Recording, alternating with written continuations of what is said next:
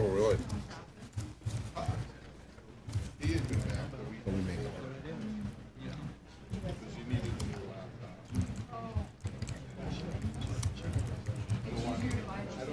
I don't want any excuses.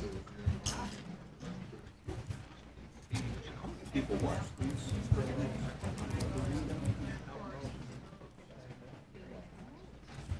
You won't be.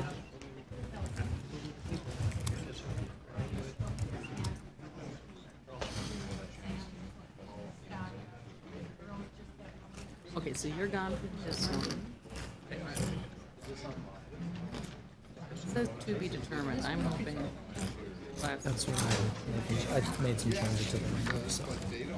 Okay. Okay. All right. Now we lost a couple more. Not really, no. Okay, bye. That's it. Okay.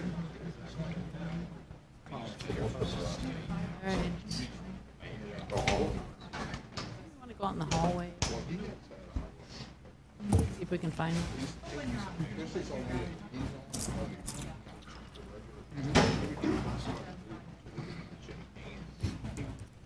All right, I thought we were ready to start, and now we're missing 2 board members. Are they standing outside? Okay. Harry with you? Yes. Yep, we're ready.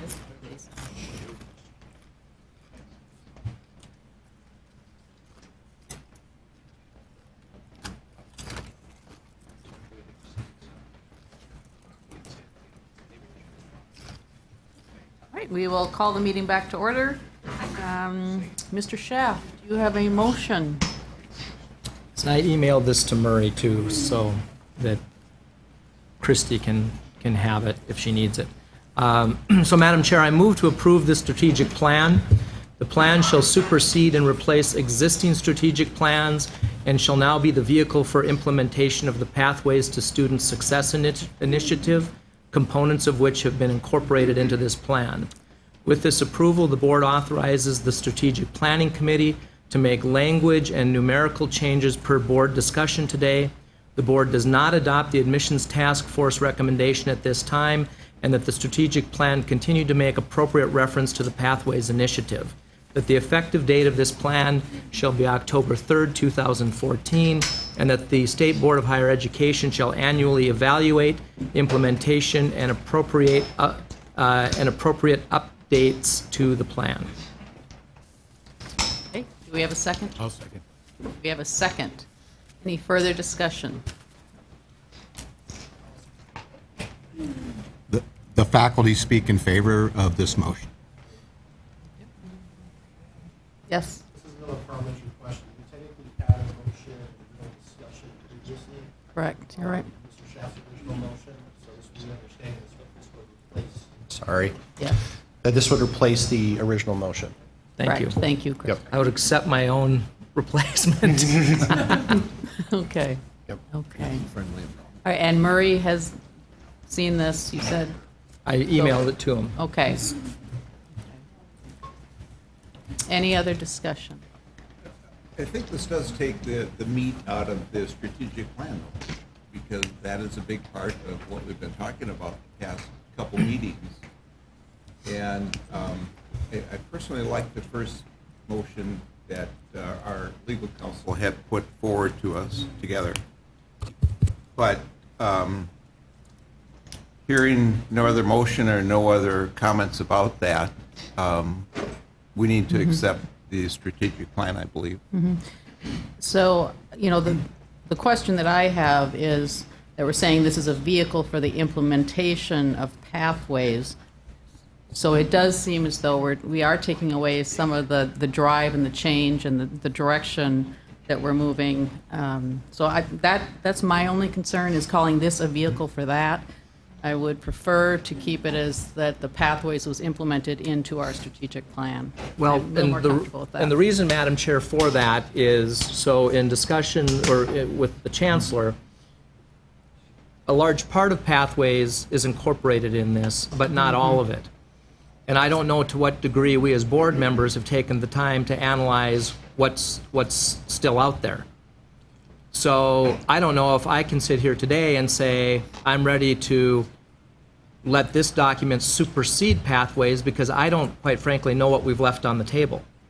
So whatever pathways is will now no longer exist independently. It will be implemented through this document. And so if we decide there are components that are no longer needed for implementation, the funding component, whatever that might be, we now just do it through this document. And that's the only difference. Is I don't think any of us are prepared at this point in time to say this supersedes pathways, because we don't know fully what hasn't been included in this document. Yeah. And maybe there's something important, maybe there isn't. I don't Yeah. know. And I am ready to do that, but because I think I know what's in pathways and I know what's in here. So what are we leaving on the table? We are leaving the funding portion of it, and we are leaving the remedial education. Those, I think, are the only two that are not incorporated into this. And the admission standards. Well, and the admission standards, we still have admission standards, but they have been edited. We have a different metric for that, or algorithm that we had before. So we still have admission standards in here. It's just that we've changed how we're going to calculate the admission standards, and probably also the cutoff points for each. So that's all that's not in the plan. And we are going to address the remediation, so that's okay. And the tuition portion just doesn't fit because we have a new funding model. So I don't know, Grant, where, Well, I'll tell you where it comes from. I can quote you several hundred times over the last 2 years, and other members of this board say we are fully committed to pathways. It has been said publicly, as part of our public record. It has been in the media consistently. And so I take this board at its face that we are fully committed to pathways, and that pathways will be implemented. And it needs a vehicle for implementation. So my view is it should not be implemented separately as a parallel initiative to the strategic plan, but it should be implemented as part of the strategic plan, which in my view doesn't shackle anything that you want to do. But we've just cleared it up to say there are no longer two separate and distinct plans. Pathways is now absorbed into and being implemented through the strategic plan. In other words, we have done nothing to deviate from the consistent positions we've taken forever on pathways. Otherwise, I think we open ourselves up to significant questions on whether we have or have not. And so, I mean, I know we're wordsmithing here, but supersede and replace is troublesome to me. and I think what you just said is implementation as part of the, implemented as part of the strategic plan. That I like. But as a vehicle to implement pathways, I think all of a sudden now we don't have a strategic plan. We've just calling pathways a different name. And a lot of work has gone into it to take pathways plus the input from the community and the faculty, the staff, the students, to change it. And I think if we're going to sell this, we need to be saying we've got something fantastic, something new, but we haven't thrown away what we acquired through the Pathways Initiative. I think that's, And I guess, quite frankly, I think that's what my motion says. well, does everybody agree that that's what his motion says? I don't think so. I agree with Kirsten more. Because I just feel we're taking the meat out of the sandwich. You know, the things that we've been talking about, the research that has been done, the meetings that I have been to that has been talking about the strategic plan. We aren't going to take away anything from today that's going to be the strength of it. Because we've stripped some of the strengths out of it, whether it was the emission standards or whether it was some of the other things. So we really haven't done much, in my opinion. The board members. I guess my interpretation of the strategic plan is that this is more so whatever strengths are derived from it, like with any other strategic plan, comes from basically, it's going to be up to us to do the follow-up regardless of what is or isn't in the motion. And my interpretation is that we're going to start building on this with the campuses to add more to it and add the meat, to use your term, to it, regardless of what we do or don't say in the specific motion today. So that's why I'm fine with Mr. Schaff's motion and passing it as is today, and then we can work on your concerns as we build along. Thank you, Chris. I think it's important to remember that this is a strategic plan, not a tactical plan. And I echo what Chris has said, in that the campuses themselves will begin to look at what are some of the mechanisms by which we'll do this, implementing the strategic plan at each campus. And I think that's important because strategic plans can't be too detailed. They have to be overarching so that those administrators can ultimately do what's needed for each of their campuses within the framework of that plan. So I concur with you that often the meat, so to speak, will be added by each individual campus, and it might be different kinds of meat depending upon what the campus ultimate mission is. All right. Else?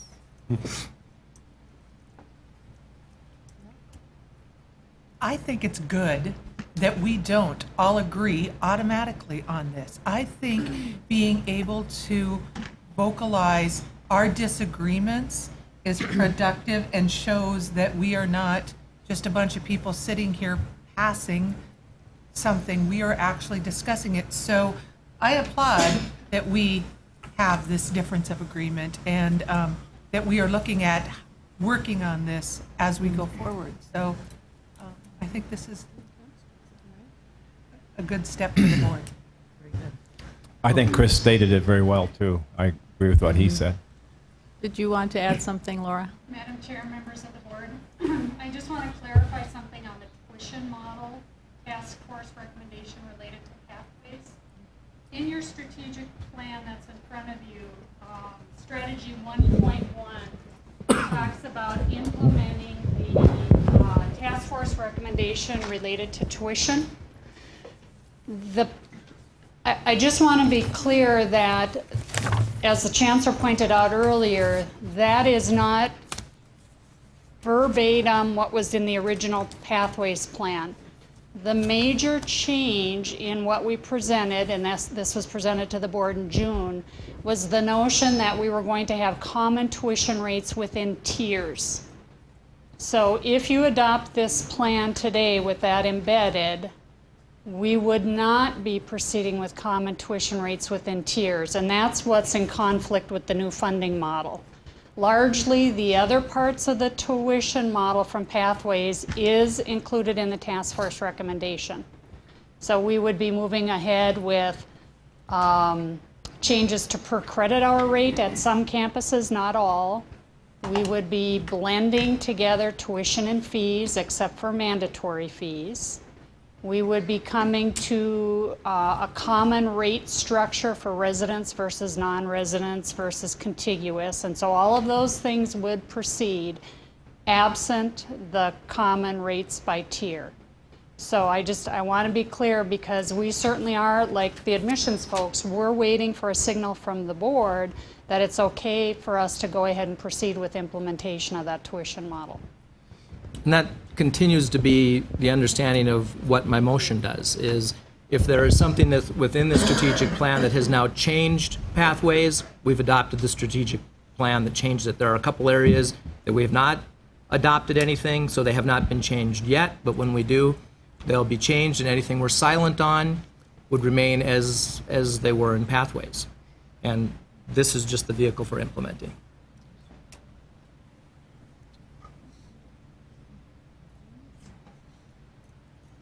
So when we do adopt our strategic plan and we're branding this, are we going to brand it as a new strategic plan, or will we be branding it as Pathways? No, we would not be branding it as Pathways.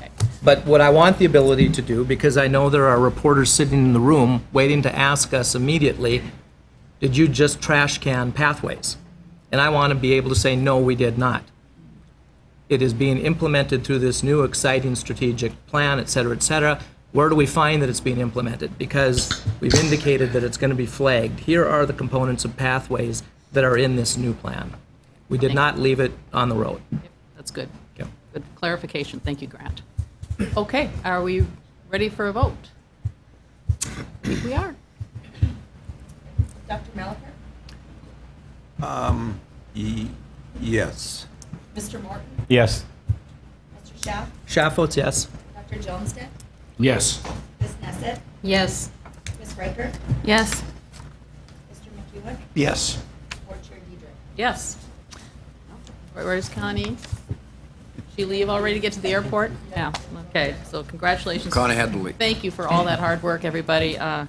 This is very exciting. And look forward to the future. All right, and we move on. Wow. The board meeting schedule, item 10. Motion to approve? Second? Second. Ms. Riker? Yes. Mr. Schaaf? Schaaf votes yes. Dr. Malacher? Yes. Mr. Morton? Yes. Ms. Nesset? Yes. Mr. McEwen? Yes. Dr. Johnstead?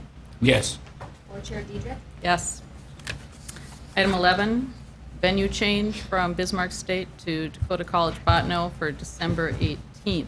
And just a clarification That's- on that, Madam Chair. Once the legislative session begins in January, all the meetings will be at Bismarck State. And so we had one already scheduled for Bismarck in December, so we're moved that to Botno. It's been a long time since we've been up to Botno. And then January, February, March, April, it'll all be at Bismarck State. So that's why we're asking for the change of venue. Just to share right up front, I will be out of the country. Will you be out of the country too? Yes. December 18th. So in the back, it says to be determined, or is that the place is to be determined? Just something to consider. Does anybody else know that they're going to be gone on December 18th? I don't want to not have a quorum of the board. Actually, I'm going to be out of the country too, believe it or not. Yeah. Okay, so there's I three just of us. realized that. My wife wouldn't have been very happy with me, yeah. Maybe we should have it in Mexico then. Yeah. Do we need to meet on a monthly basis? Well, we're trying to move away from that, but we are not there yet. Anybody else? We're better off to have them scheduled And then cancel them. Right, that's correct. Yeah, we can do it monthly and then- But we haven't canceled one. Well, he could give us a break. Okay, well, I guess we'll handle that when we come to it. So we have the motion? There's a fly in here. And a second? Second. Okay. Yes, who moved it or did? Chris did. Mr. McEwen? Yes. Dr. Malacher? Yes. Ms. Nesset? Yes. Mr. Morton? Yes. Dr. Johnstead? Yes. Mr. Schaaf? Schaaf votes yes. Ms. Riker? Yes. Board Chair Dedrick? Yes. Item 12, approve a special meeting on November 6th to initiate actions triggered by the general election. Mr. Sogsby. Members of the board, this is my suggestion because of when we started looking at the schedules for events after November 4, I began to be concerned because if Measure 3 passes, that will trigger a series of events with the Higher Learning Commission. If Measure 3 fails, then that triggers the search for a new chancellor. And when I started looking at the dates involved, I became concerned that if we delayed too long, we would create a problem for the board. So what I've done is on the screen behind you, I've kind of explained this. So let's assume on November 4 that the voters approve Measure 3, that there's a yes vote. That triggers that we must begin an application to the Higher Learning Commission for a governance change. And and it also involves the submission of transition legislation to be pre-filed no later than December 4. The legislative session begins on January 6th and it lasts 80 days through the end of April. But the Higher Learning Commission has said that the application deadline is early February. So basically, that only gives about 3 weeks to 4 weeks of legislative activity on a very important bill. And it also involves completing that application and submitting it to the Higher Learning Commission. The Higher Learning Commission has indicated that after the application is filed, they're planning visits to the campuses. The Higher Learning Commission Board of Trustees is meeting in June, and the July 1 is the implementation date. So all of that is very compressed, and I'm suggesting that if Measure 3 passes, that there should be a special meeting on November 6th to start the application process and start the review of the legislation that will be pre-filed. And there will be one more meeting in November 20 to talk about the pre-filed legislation. If the voters disapprove Measure 3 and vote no, then it starts the process for the next chancellor.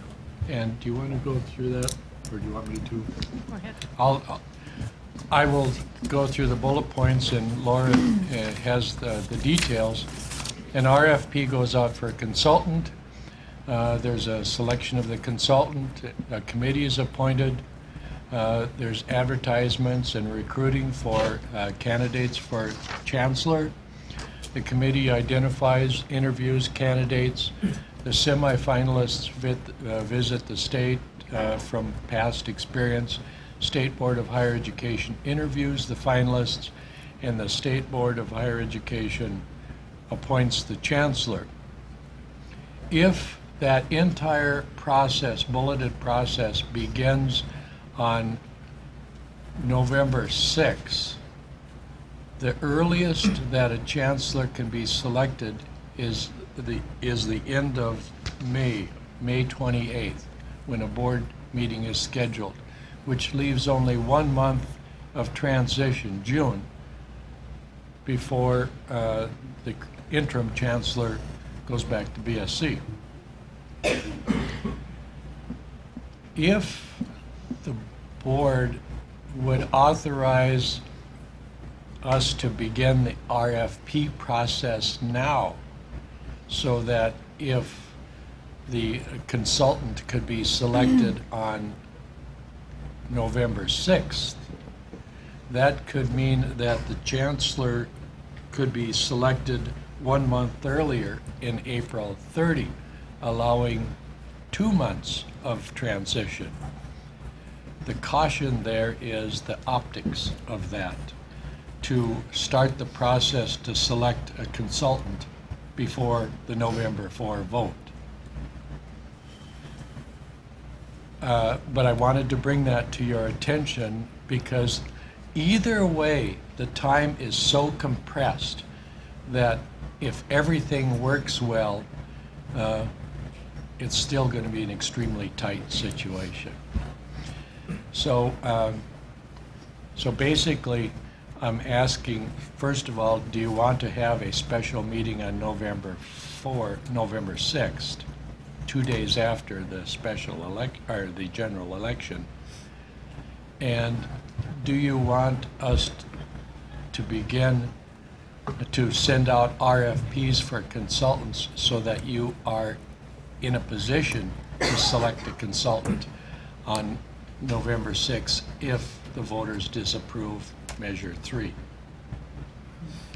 I felt obligated to put that hot potato in your lap.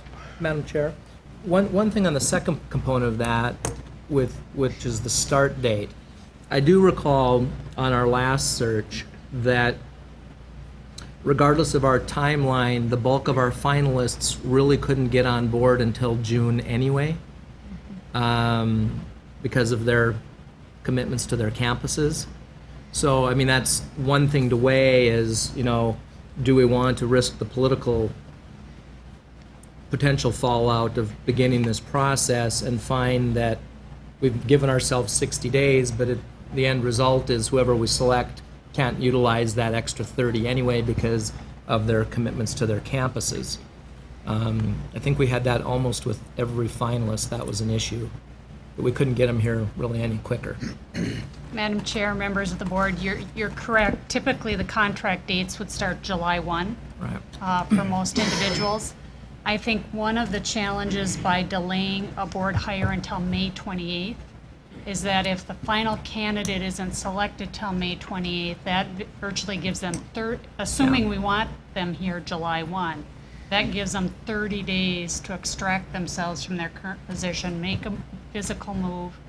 So it may just mean that physically they can't be here on July 1 either if they only have a 30-day window after selection. So that's a good the only point. risk there. The only other thing I would add to what Mr. Sagsveen said about if we want to move up the hiring date from May to April to provide a larger window, in addition to kicking off the RFP process now, not selecting the consultant until after the vote, but at least kicking off the process and allowing adequate time for proposals, we would also probably want to begin to think about and initiate conversations about search committee appointments.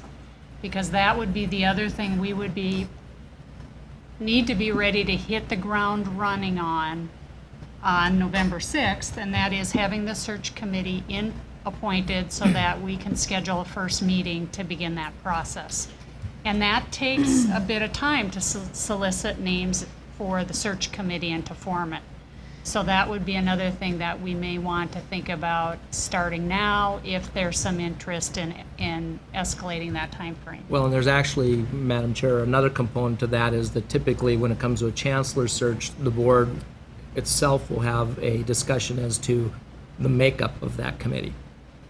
For instance, the committee I ran was an entirely different makeup than what they had with the prior chancellor, and this board might decide they do or don't want to use that structure. So that'll take a meeting in and of itself. So we don't have a cost of starting early since it would just be the RFP. You would not be hiring a consultant. We wouldn't be locked into anything if the scope changed. I don't know if I see a downside to letting you get started on this. Unless you're just saying it's political, how it appears. I am concerned of Okay. the appearance, to be quite honest with you, of acting before the vote. Okay. I know we're really on a tight timeline, but I think there is a appearance that we might not. I would agree with Kathy on that. Okay. Ultimately, I think starting early sends a message of confidence, perhaps in the electorate. I also think, though, that it shows some prudence on the board's behalf that it's looking at all the options and will be responsive to what the electorate determines is our course. And I understand the political element from the negative. There may also be positive political elements. I don't think we can worry about that as much as the prudence of a timeline. And I would like to ask the simple question, because I have not been involved in this process. When hiring a chancellor, from the time of the decision, what is the normal length of time for negotiations? Or are there negotiations? Well, we've typically negotiated that contract within a day or two, Okay. and most often within the day. So it's much, actually, less lengthy than the average faculty member or a So chair. Ms. Hoffert. So a question for Laura and Maureen. If we started the process now on the RFP, is there something we should also be starting on the process on the other side in case the vote goes the other way, so that we could show our due diligence that we are just preparing for either case? members of the board, I have already started looking at the statutes that would have to be amended, so that's being already done internally, just because wanted to see, there will be probably hundreds of statutes that will have to be amended, and this will be a very lengthy transition bill. So already looking at what that is. But over the next month, we would be doing that anyway. I've talked to the Legislative Council, and they have not yet addressed this. So I wanted to start internally, because if the vote is on November 4, and there's only one board meeting after November 4 and before the pre-filing date, that doesn't give us staff enough time to put a bill draft together, so we're already looking at that. As far as the Higher Learning Commission application, really haven't started work on that, except to look at what the basic requirements are for a governance change. And either way, we're starting to be a little bit concerned about what needs to be done in the short time frame. I think you bring up a good point, Janice. Madam Chair, I do feel pretty strongly that we should hold off until after the vote on the RFP process. The reason is that if there is a yes vote, this whole discussion's academic.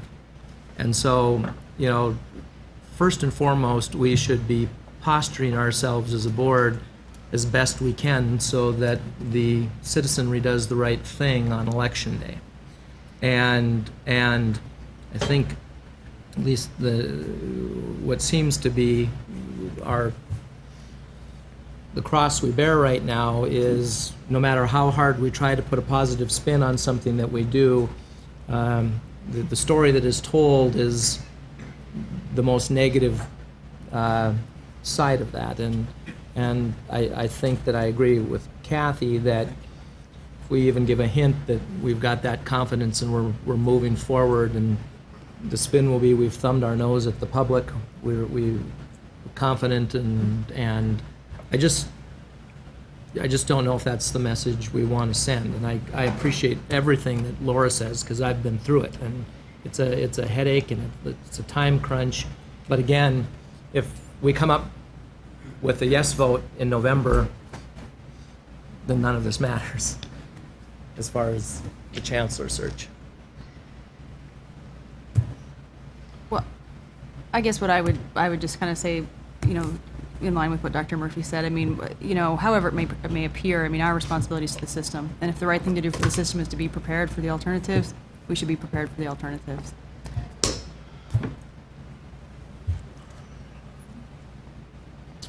But Madam Chair, I think the initial issue is, should there be a special meeting scheduled for November 6th? Okay, thank you. Bring us back to what we're actually. Would it be, so in terms of location, would it be fine to have this for a conference call, or would the preference be that we set up a special meeting at a specific on-site location? I think it's a very important issue, no matter which way it ends up, that we almost, in my opinion, I think face-to-face meetings are substantially more productive. While we're on the same subject, I want to thank Dr. Skaugen, because this does talk about some things that possibly are changing. The short time that I have been here, he has been just wonderful to me, and I respect his character and his integrity immensely. And when we're sitting around talking about job changes, that's always difficult. But I have the ultimate respect for you and what you've done. Okay, so time being, do I have a motion to I'll have make a a special motion. meeting? Second. Meet on Okay, November 6th. Okay, thank you. It was Grant. Grant or? Yeah. Ms. Riker? Yes. Mr. Schaaf? Schaaf votes yes. Dr. Melliker? Yes? Mr. Morrison? Yes. Yes. Yes. Yes. Yes. All right, we are moving on to, Should we pick a site for that Yeah, did we do that? in Bismarck? probably should. We have not picked a site for that, and I, Is it difficult to get rooms in Bismarck at time? It should. That's- Actually, my recommendation is that if you set the meeting at Bismarck, that we go ahead and do the room reservations now, because you're going to have to meet on November 6th, Yep. regardless of what the vote is, because that's going to cascade us into other decisions. So I would say so Christie, now for you to set this up, do they have to approve the location now too, or can we just do that? I mean, our regular meetings, they have to approve because we have to present those to the Secretary of State. But for a special meeting, can we just set that up? My suggestion is that you set up a location and. Have the board set Yes, this? yeah. Okay. motion to have the meeting in Bismarck. So moved. Second, Chris. Ms. Nesset? Yes. Ms. Riker? Yes. Dr. Johnstead? Yes. Mr. Schaaf? Schaaf votes yes. Mr. Morton? Yes. Mr. McEwen? Yes. Dr. Miller? Yes. Board Chair Deidre? Board Chair Deidre? I'm sorry, yes.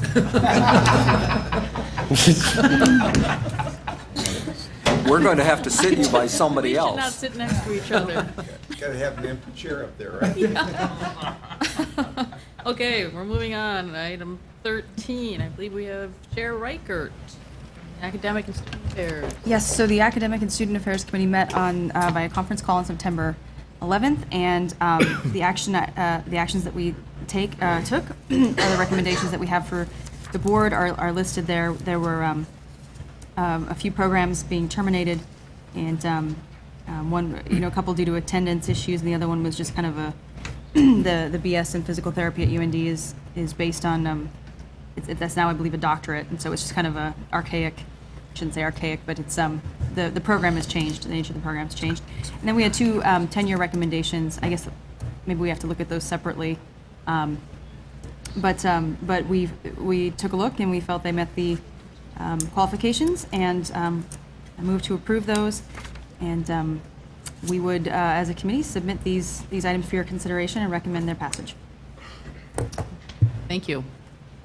Does anybody want to pull anything from the academic agenda? Okay. Do we have a motion to approve? So moved. So moved. Second? Second. Mr. McEwen? Yes. Mr. Schaaf? Schaaf votes yes. Ms. Nesset? Yes. Mr. Morton? Yes. Dr. Johnstead? Yes. Ms. Riker? Yes. Dr. Miller? Yes. Board Chair Deidre? Yes. And moving on to the Budget and Finance Committee recommendations, we have a lot Ma'am, in this. number 14. Oh, so I thought that was part of the academic. Is that, no, it's not? Nope. Okay, so that's separate. Just need a motion. Okay, just a motion for the tenure. So moved. Second? Second? Ms. Nesset? Yes. Dr. Johnstead? Yes. Ms. Riker? Yes. Mr. Morton? Yes. Dr. Miller? Yes. Mr. Schaaf? Schaaf votes yes. Mr. McEwen? Yeah.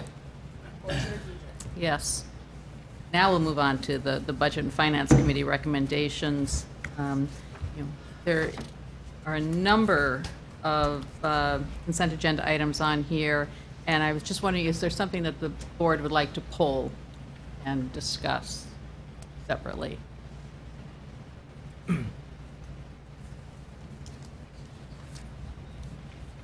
Okay. So we have items 15 and 16 as consent.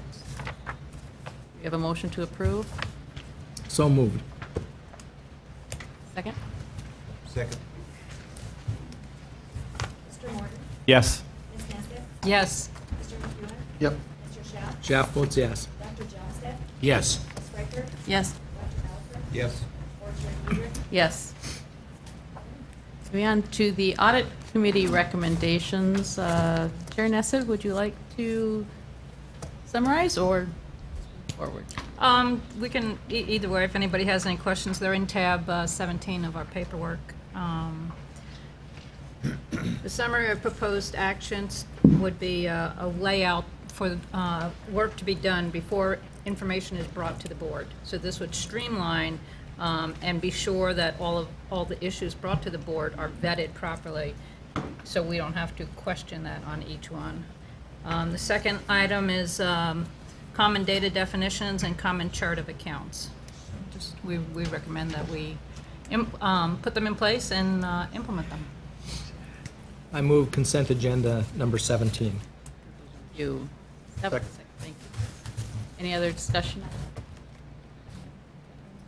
Mr. Shaft? Shaft votes yes. Ms. Nesset? Yes. Mr. McEwen? Yes. Mr. Morton? Yes. Dr. Johnstead? Yes. Ms. Striker? Yes. Dr. Malacher? Yes. Board Chair Huger? Yes. Moving on to other business, item 18. I believe we have the NDSU president here and the North Dakota State College of Science president. It says informational only, but it's a memorandum of agreement between the two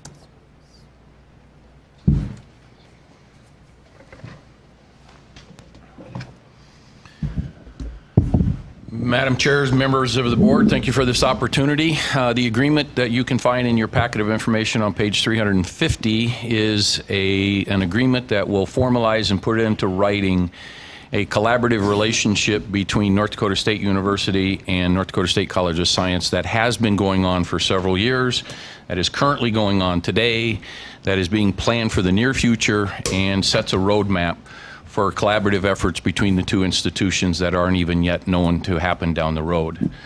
We felt it was important to do this as our exposure and our educational opportunities are expanding here in Fargo. We wanted our faculty, staff, and administration, as well as our other key stakeholders, to understand that the administration on each campuses know that by collaborating, we can each better serve and complete our mission. And in doing that, we are serving our students, we're serving business and industry, and most importantly, we're better preparing the citizens of North Dakota for a social economic future. And we just felt it was important to get it into writing and to get it signed, and we wanted to be in full disclosure with you today and have you understand what we are trying to do moving forward. President Brashani, anything? I would just want to echo President Richmond's notion of what we're trying to accomplish. This doesn't bind any institution into a permanent relationship. It's more of a memorandum of shared philosophy going forward. Obviously, the Fargo-Moorhead area represents a relatively unique higher education market in the region, both as we hover around a 250,000 person population for the area. That's going to continue to grow. We already are in a market area with a number of 4-year and 2-year schools, and rather than deny that reality of looking for a relationship that has some formality to it, that the two institutions will look at this market and servicing this area of the state in a collaborative, planful manner. In fact, we're already doing everything that's in here. This is more just having the board recognize that philosophy and that approach has taken place and seeking your support for doing so. You. I think you could almost add to that, doesn't bind or exclude other people from, I mean, you might have relationships down the road with other institutions within the system also, so it's... And we both do currently. Yeah, absolutely. Absolutely. Any questions for our presidents?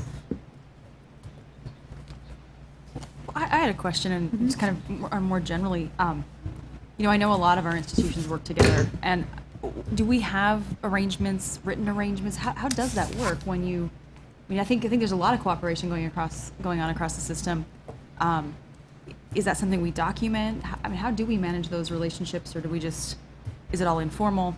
Are there other? I guess what I'm saying is, are there other, MOUs around the system like this?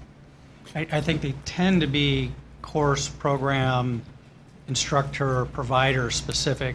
What's unique about our relationship is that we're cohabitating in one location, so to speak. And that's unusual within the system, and that's why I think we were looking for a little more formality to it.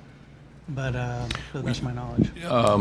We currently have the Pathways program. That is a collaborative student effort between the two institutions. That is an agreement that is pretty specific to that program, and that's reviewed and signed off every year.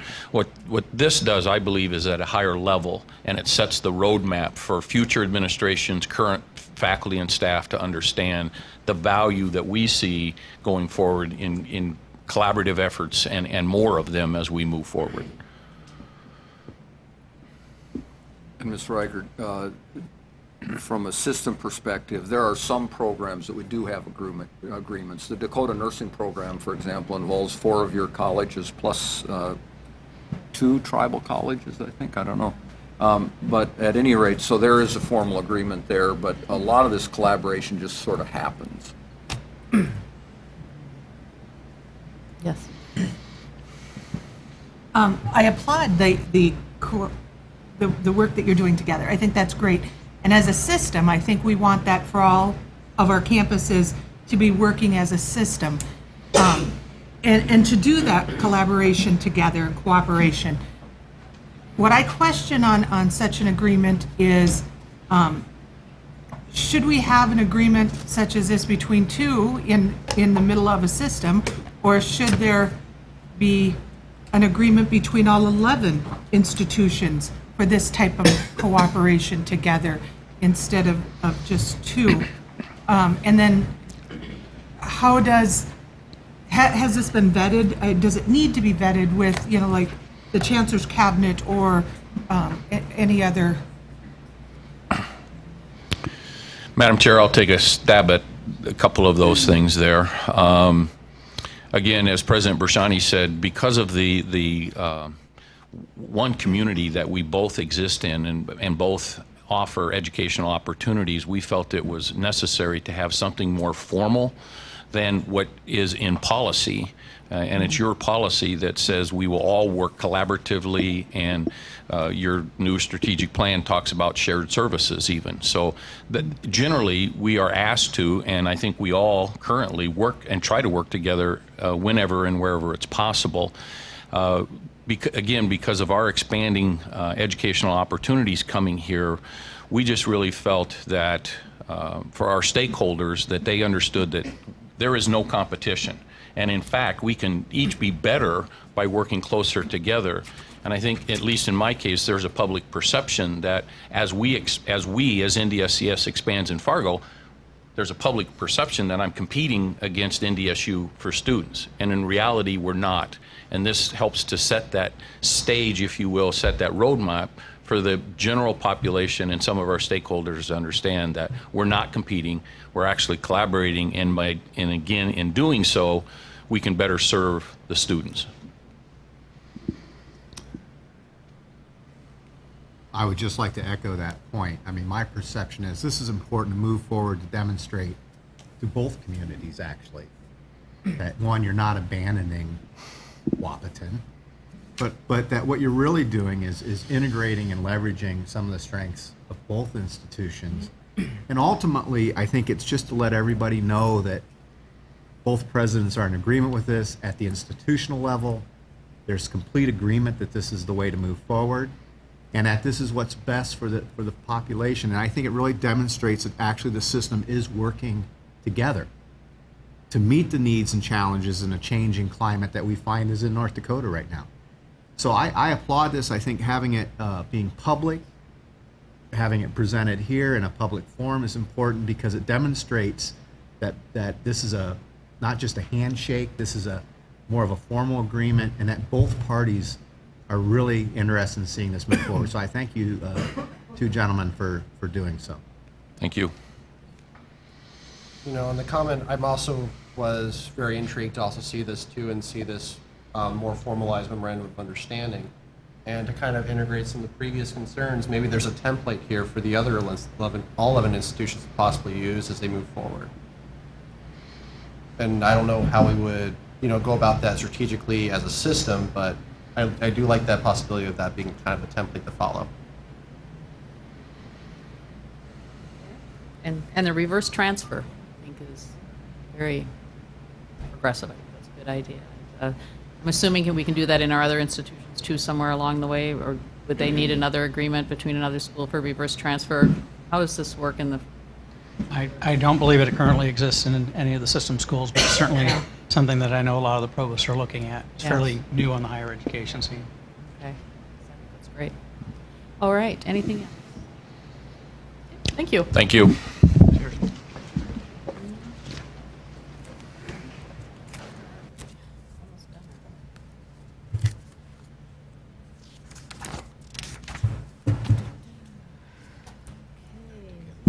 Item 19, increase project construction authorization for UND, Harrington Hall Lab. Members of the board, this is a fairly straightforward request for an increase in authorization for spending on a construction project. The amount is $19,500. This is in addition to laboratories, or actually a renovation of laboratories in UND's Harrington Hall facility. The reason for the request for authorization is the construction markets in Grand Forks are just running away from us, and this is going to cost more to complete. Okay. So moved. Thank you. Second? Any more discussion? Okay. Dr. Johnstead? Yes. Mr. McEwen? Yes. Ms. Reichert? Yes. Ms. Nesbit? Yes. Dr. Melliker? Yes. Mr. Morton? Yes. Mr. Schaaf? Schaaf votes yes. Board Chair Deidre? Yes. Dr. Kelly, it looks like you're still on. Yes, thank you. Number 20 has to do with a safety issue that has just recently surfaced, and it's a partnership between UND's aerospace program and the Grand Forks International Airport for repairs to the runway ramps. Bruce Smith, the Dean of the Aerospace School, is with us. I'd like to ask Bruce to come up and explain some of the nuts and bolts of this to this board, so that you would understand why we had to bring this forward late and the opportunities that exist for shared funding within this program. And Madam Chair, while Dean Smith's coming up, just so you know, this is different from the other things you have approved, because this would be an addendum to the capital projects list that we've already submitted to the governor's office. And so we would, and we can do that, we still have time, but we would be catching up with that to add that to that list. And that's how it's unique from the other things that you've approved today. Madam Chair, members of the board, just on. Okay, that's good. Essentially what happened is that when the Grand Forks Airport moved its terminal from the north end of the airport to the south end, it left us as the sole tenant on the north end. And when that happened, it put us in a situation where the FAA viewed us as being exclusive use of the north end. So in spite of the fact that we certainly are a public entity and we are a state university, is in the eyes of the FAA, we were no longer eligible for funding for that portion of the ramp, which is really encompasses most of the north end. And it goes all the way back almost 50 years when the school started. And so we appealed at every level you could imagine. And the condition of the ramp, as the president indicated, is deteriorating. And when it does that, it leaves bits and pieces of concrete that are easily picked up by the propellers and causes prop damage. It also could hurt people as far as flying rocks and things are concerned. So it is a safety issue. And normally our funding comes through the North Dakota State Aeronautics Commission. And because of the FAA mandate, the Aeronautics Commission felt that it would be difficult for them to manage this particular request. And so they felt that it would be better if it went through the university system or through the University of North Dakota. So that really is our request to do that. It is additive. It doesn't take anything away from what's already in the budgets. And the reason really for the delay was that the message from the State Aeronautics Commission came after the president had submitted the budgets and submitted the original priority lists. So that's our special request. So we are actually taking 16 millions of state appropriate funds, but it's not our land or our airport or our runway, but it's something that you're using all the time, the ramp. So, because we don't own this, or right, it's yeah. state appropriated funding for the airport, but it's everything that we use on the north end of the airport. So I'm just wondering if that's an issue, if we're asking for money for something that is not part of our control. Madam Chair, I think the issue here is that we do share the responsibilities for maintaining Okay. all of the ramp facilities between the UND Aerospace Program and the International Okay. Airport. We use the same runways, Okay. the same ramp areas. All right, that's So we're perfect. trying to find a way to award the dollars coming through transportation that would help us improve the overall airport ramp system. Okay, thank you. That clarifies it. If perhaps, Dean Smith, if you could give the board a little indication of the other physical property, for instance, hangars, repair facilities that are university-owned, that are there, that may be, that are all connected by these ramps. I think that is an important element in this. I mean, it's no different than on a campus, perhaps.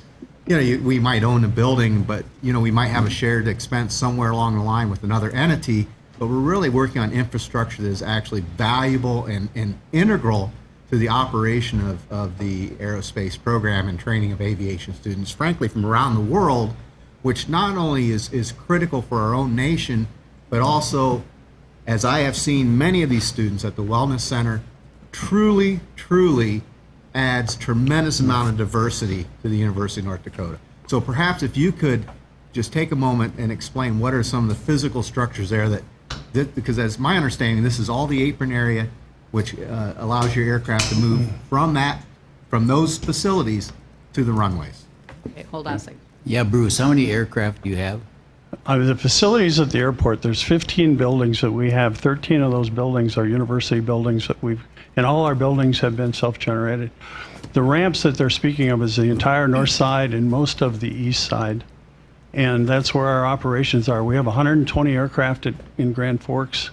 We have 1,200 students in the aviation program that are flying on a regular basis, and we fly an average of 116,000 flight hours a year out of Grand Forks alone. It makes Grand Forks the 21st busiest airport in the country. Thank you. I think we're good.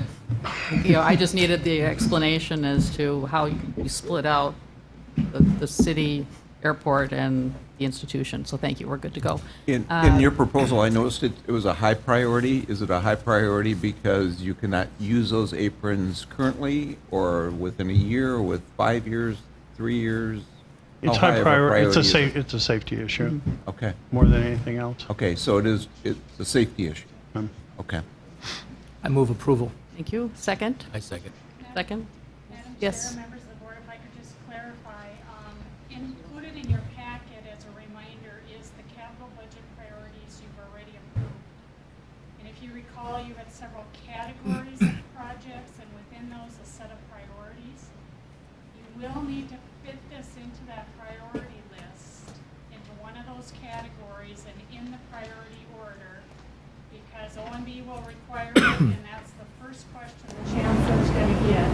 And that is, how does this fit into all the other capital project priorities that have already been submitted? So if you might recall, they start on page 366 of your PDF file, and one of the categories was life safety. So if you believe this to fit into that category, you might want to think about placing it in that category, which already has, I think, we're looking at it sideways, but it looks like 3 projects in it.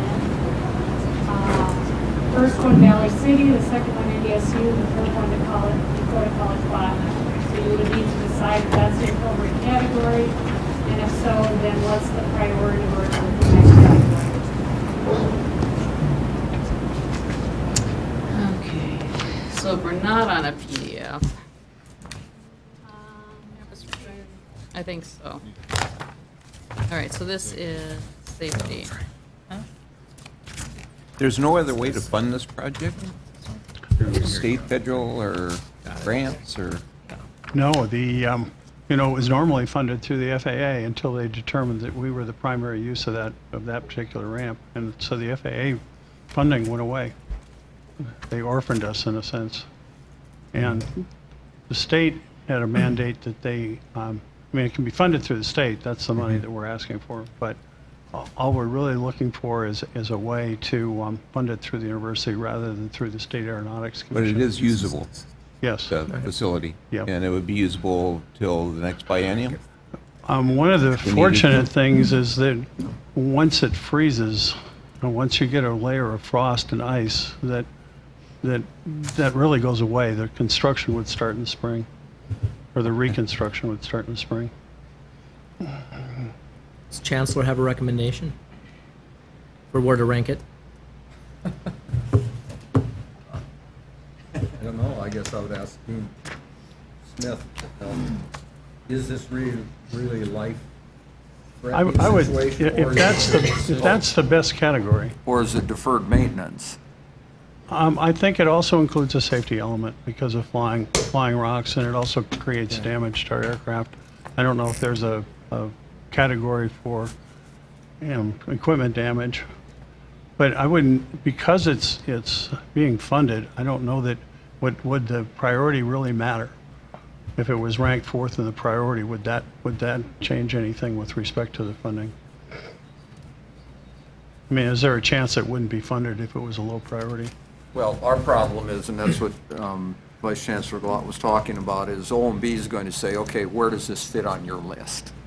And we've got a list, and we've got areas: life safety, deferred maintenance, program accreditation. It probably doesn't have anything to do with program accreditation.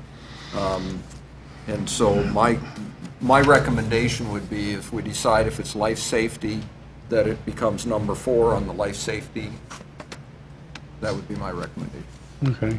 I would amend my motion then to include it as item number 4 on the life safety and approval. Second.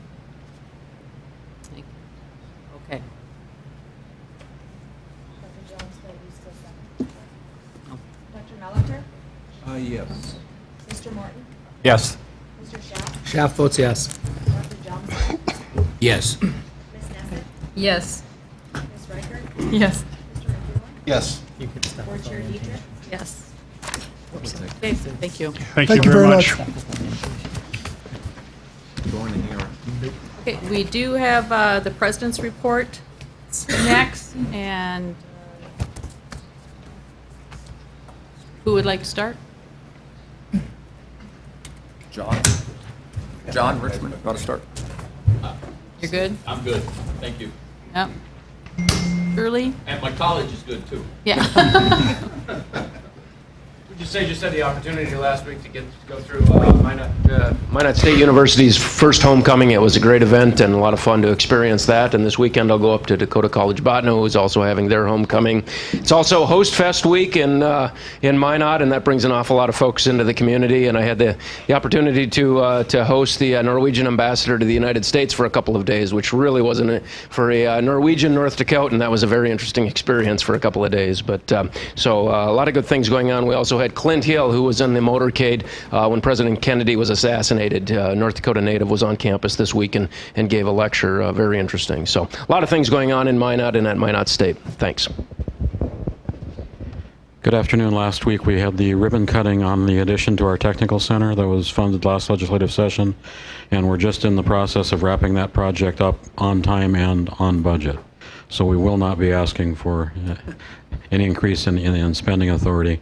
We also had our first female golfer qualify for the National NJCAA tournament by winning the regional tournament this past week. So we're excited about that. She'll be traveling to Arizona this spring to compete at the national level. I think I'll just say that everything at the University of North Dakota is progressing very well. Strategic planning is moving forward, master planning is in place, and look forward to the possibility this afternoon of providing some education to our new board members about UND. Nothing additional to report. We'll hang on for the orientation. And nothing additional. Well, thank you. I'm on. Okay. For the fourth consecutive year in a row, we have an all-time record high enrollment. That's the good news. Bad news is 95% plus residency occupancy is killing us. It's fun to grow, but now we're booked.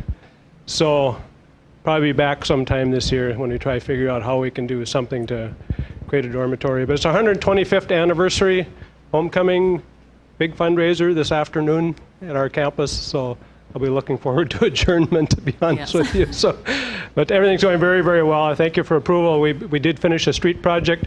If you ever tried to drive around our campus without a four-wheel drive, it was hazardous to your health. The swamp has been drained. New parking, it looks tremendous, so I thank you for the support. Thanks. Thank you. Just a couple of things. This past weekend, we had our annual Evergreen Dinner Auction to raise money for scholarships. We had about 325 people in attendance. I think that was a record number of people for the event, and also raised a record number of dollars for scholarships. One other thing, the last go-around for the exams for licensure for LPNs and RNs, our students passed the licensure exams 100%. All, I think, about 18 to 20 of them. Thank you. We're starting our 125th celebration at Valley City State, and our enrollment is looking pretty good this year, so things are going well at Valley City. Okay, well, we were extremely pleased to receive notice earlier this week regarding the Department of Labor TAC grant proposal. We've been identified for a $9.9 million grant. We partner with Williston State College, Sitting Bull College, and Turtle Mountain, so 2 tribal and 2 university system campuses. We're really pleased and look forward to implementing that grant. Okay. All right, so I think we're moving on to the new board orientation. Anything else, Chancellor? No, ma'am, I think the regular meeting can be adjourned, and those that aren't staying for the orientation can be heading home, and then we will start with the, we're an hour and a half behind, and I think we can catch some of that up with the legal stuff, which some of it was going to be a review from what we did this summer. So how many of the board members are going to stay for the orientation? Oh, I supported it. Okay, I got 3 for sure. 4? Okay. Might be here for part of it. I have to. Okay, 5. Okay, good.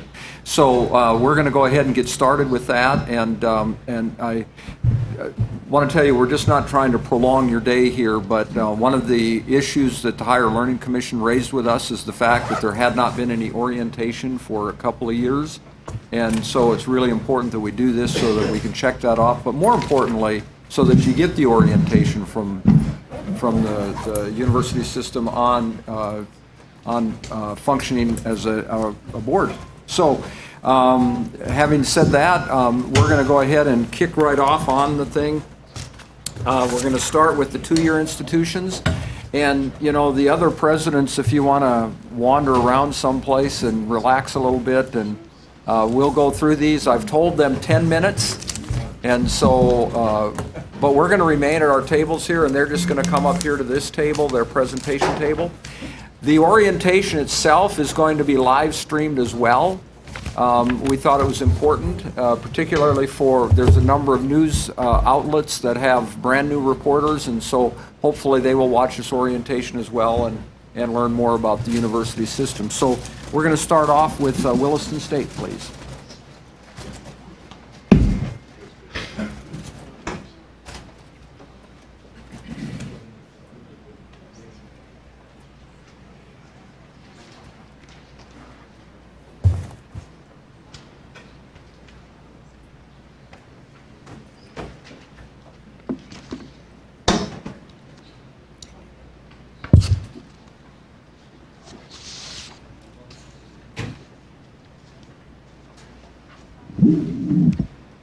Okay, we're handing out the snapshot, the campus snapshot from Williston State, and I'll just let you look through that. If you have any questions, you can ask me.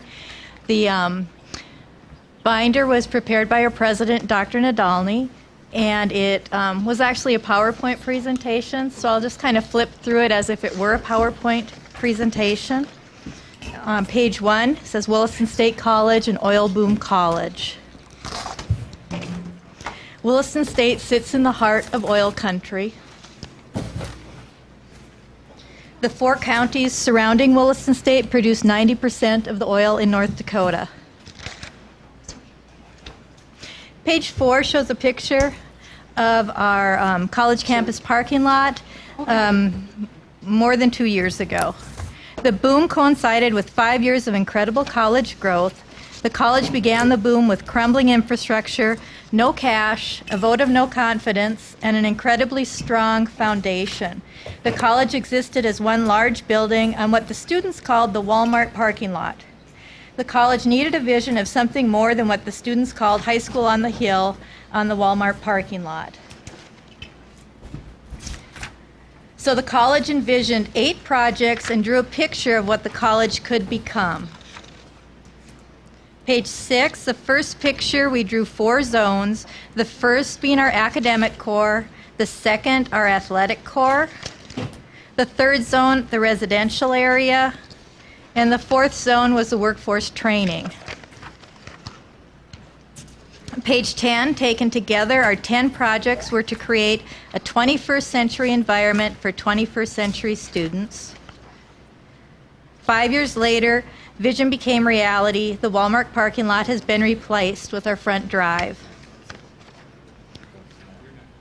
A $10 million residence hall was completed. A $5 million tech center was added. A $3.6 million science wing opened just over 2 years ago.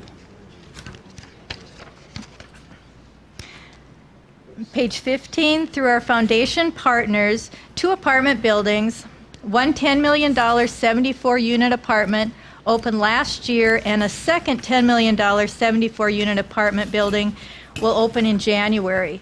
The apartments provide housing to staff and critical state, county, city, and school district employees. The second apartment building will also provide additional housing for older than average students. A $77 million recreation center through a partnership with Williston Parks and Recreation opened last spring on the northeast corner of the Williston State College campus. A 20,000 square foot addition to the college's Petroleum Safety and Technology Center will open in March. This $7.5 million expansion is funded through multiple sources. A $12 million renovation of our main academic buildings will be completed the end of next month.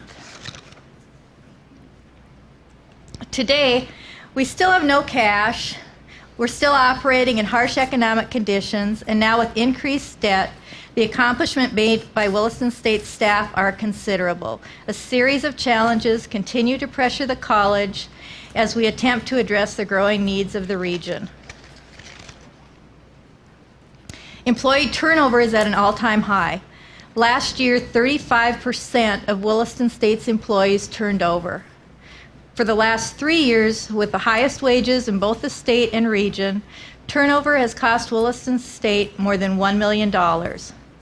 In the first month of this fiscal year, turnover hit a 1-month high of 15%. The baby boom is the most recent development in explaining Williston's ascent as the fastest growing micropolitan city in the country. But the baby boom's impact extends beyond population growth. The baby boom is impacting our workplace. At Williston State, the baby boom is redefining the workplace.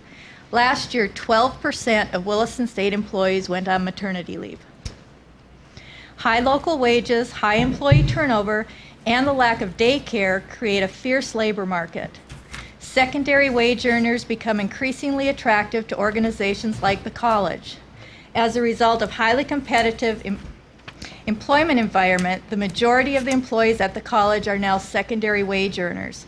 This majority shift in employee status comes at a cost. When a child is sick, it is not normally the primary wage earner that typically misses work to take care of the child.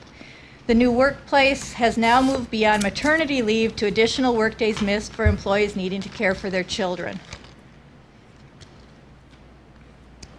Page 22, the college continues to adapt. As an example, nowhere has turnover been more dramatic than the finance area. The college has had to think outside of the box. Our operations would not be sustainable without considerable assistance from UND via shared services. UND has taken over the back end of our financial aid office, and now houses one of our finance employees on the Grand Forks campus. Additionally, UND is addressing a healthcare crisis in Northwest North Dakota by bringing together university assets to work side by side with local healthcare providers. Williston State struggles to keep up with hypergrowth in contract training. TrainND contracted with 381 businesses last year, providing training to 12,000 employees. The number of employees trained last year was 4 times the number trained just 4 years earlier. The average Williston State trainer's salary is more than $105,000. Turnover, hypergrowth, cash balances has not impacted the college's ability to serve students in a seamless manner. Williston State ranked 18th in a survey by Washington Monthly last year, and the college's hockey team won back-to-back national championships. In 5 years, we have moved from a large building on a large parking lot. In conclusion, regardless of the multiple challenges the college faces, the college and the university system must be even more creative in dealing with booming populations outside the city of Williston. With the state's assistance and the university system's support, the college will continue to be a major voice and point of action in Northwest North Dakota. Thank you. Are there any questions? Any questions at all? Well, we need the mics on or off. Yeah, we're still streamed. We're still live. So my question is out of curiosity. Faculty with terminal degrees, you list 0. And I realize there are many faculty you may have, and in certain areas that terminal degree is not really required, so to speak. But perhaps in some of your liberal arts programs, for faculty teaching in those areas, the lack of a terminal degree seems to me to be a bit of a concern. Yeah. That's not a question I can answer. I can get you that information, but I'm not sure. Because on your fact sheet it lists I see that, 0. Yeah. And I mean, if it's all in like, you know, certain areas that are vocational training, of course that's perfectly fine. But I'm questioning about with regards to some of your other areas and that are where college credits are transferring to other institutions. You know, the number of terminal degrees of faculty in those areas. So we'll get an answer for you on I will that. get an answer for you. Yeah, but. And just before we let Williston leave here and start the long drive back, know that no institution is undergoing the type of employee turnover that has been going on. This has been challenging Williston. It's been challenging the university system. We're very thankful UND has stepped up and taken over, for example, as was mentioned, the financial aid program, and there will be more. One of the capital projects that you've approved is for an allied health education center at Williston that will be part of Dean Wynn's operation in trying to meet healthcare worker needs in western part of the state. So we're going to see a lot of that sort of turmoil continuing, and creatively Ray Nadaldi is working with the other presidents to try to figure out ways to address that. Okay, thank you. Thank you. thanks. Drive safely. Dakota College.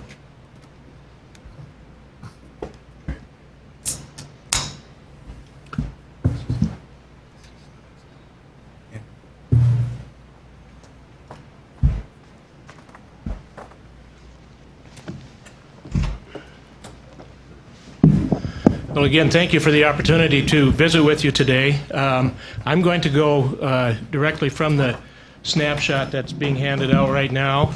And first of all, I'll start with just a very brief history of Dakota College at Bottineau. As many of you may know, we started out as the North Dakota School of Forestry in 1906. As such, we're the 5th oldest school in the system. We were the School of Forestry, and the state forester was located, or was also the president of the college up until 1969, when we became a branch campus of North Dakota State University, and thusly we're known as NDSU Bottineau. And then in 1996, the board switched our affiliation to Minot State University, so we were known as Minot State University Bottineau. Our affiliation with NDSU was very good. I think the reason for switching our allegiance to Minot State was because of proximity. We're 65 miles from Minot, perhaps 265 miles from Fargo. So the relationship with both four-year schools has been very good. In 2009, because we thought we needed our own identity, there was a lot of confusion about MSU Bottineau and MSU in Minot. We changed the name of the school to Dakota College at Bottineau with the consent of the Board of Higher Education and the legislature. At the top, you can read our mission statement. I think our mission statement conveys a personal touch that we try to apply to our students as a very small school. Also, it points out that we have 1- and 2-year career and technical education programs as well as transfer programs for students that want to be with us for 1 and 2 years and then move on to a senior university. And then also talks about the unique programming that we have and unique mission that we have in natural resources. We were asked to highlight our signature programs, and I chose health professions as our first signature program because of the growth that we've shown in that area, particularly in the nursing program. We have nurses on our campus at Dakota College and Bottineau, both those who are being prepared to take the LPN exam as well as the RN exam. We also run a program in Rugby, North Dakota, and then also in Valley City at Valley City State University with a very mutually beneficial memorandum of agreement with them for conducting the nursing program at Valley City State University and in Valley City. A lot of this you can read on your own. I'm not going to highlight every bulleted point. Just one more thing under health professions. Our newest thrust in something called community ambulance. And there was a good feature article about community ambulance personnel in the Grand Forks Herald probably a month ago. And what those folks do is try to be proactive to folks who are at home and are using the ambulance service on many frequent occasions to send them out to the homes instead of having to send the ambulance to the home and then back to the hospital. So we're working on that. It's a good program, and we have some collaborative initiatives in that area as well. The next area that I highlight is natural resources. Now that falls in line with our unique mission to provide, as it says, I think, in our first catalog, to provide a special programming in agriculture, horticulture, and forestry. We continue to do that, and you can see how we've expanded over the years, over the last 100+ years, to expand in the natural resource area.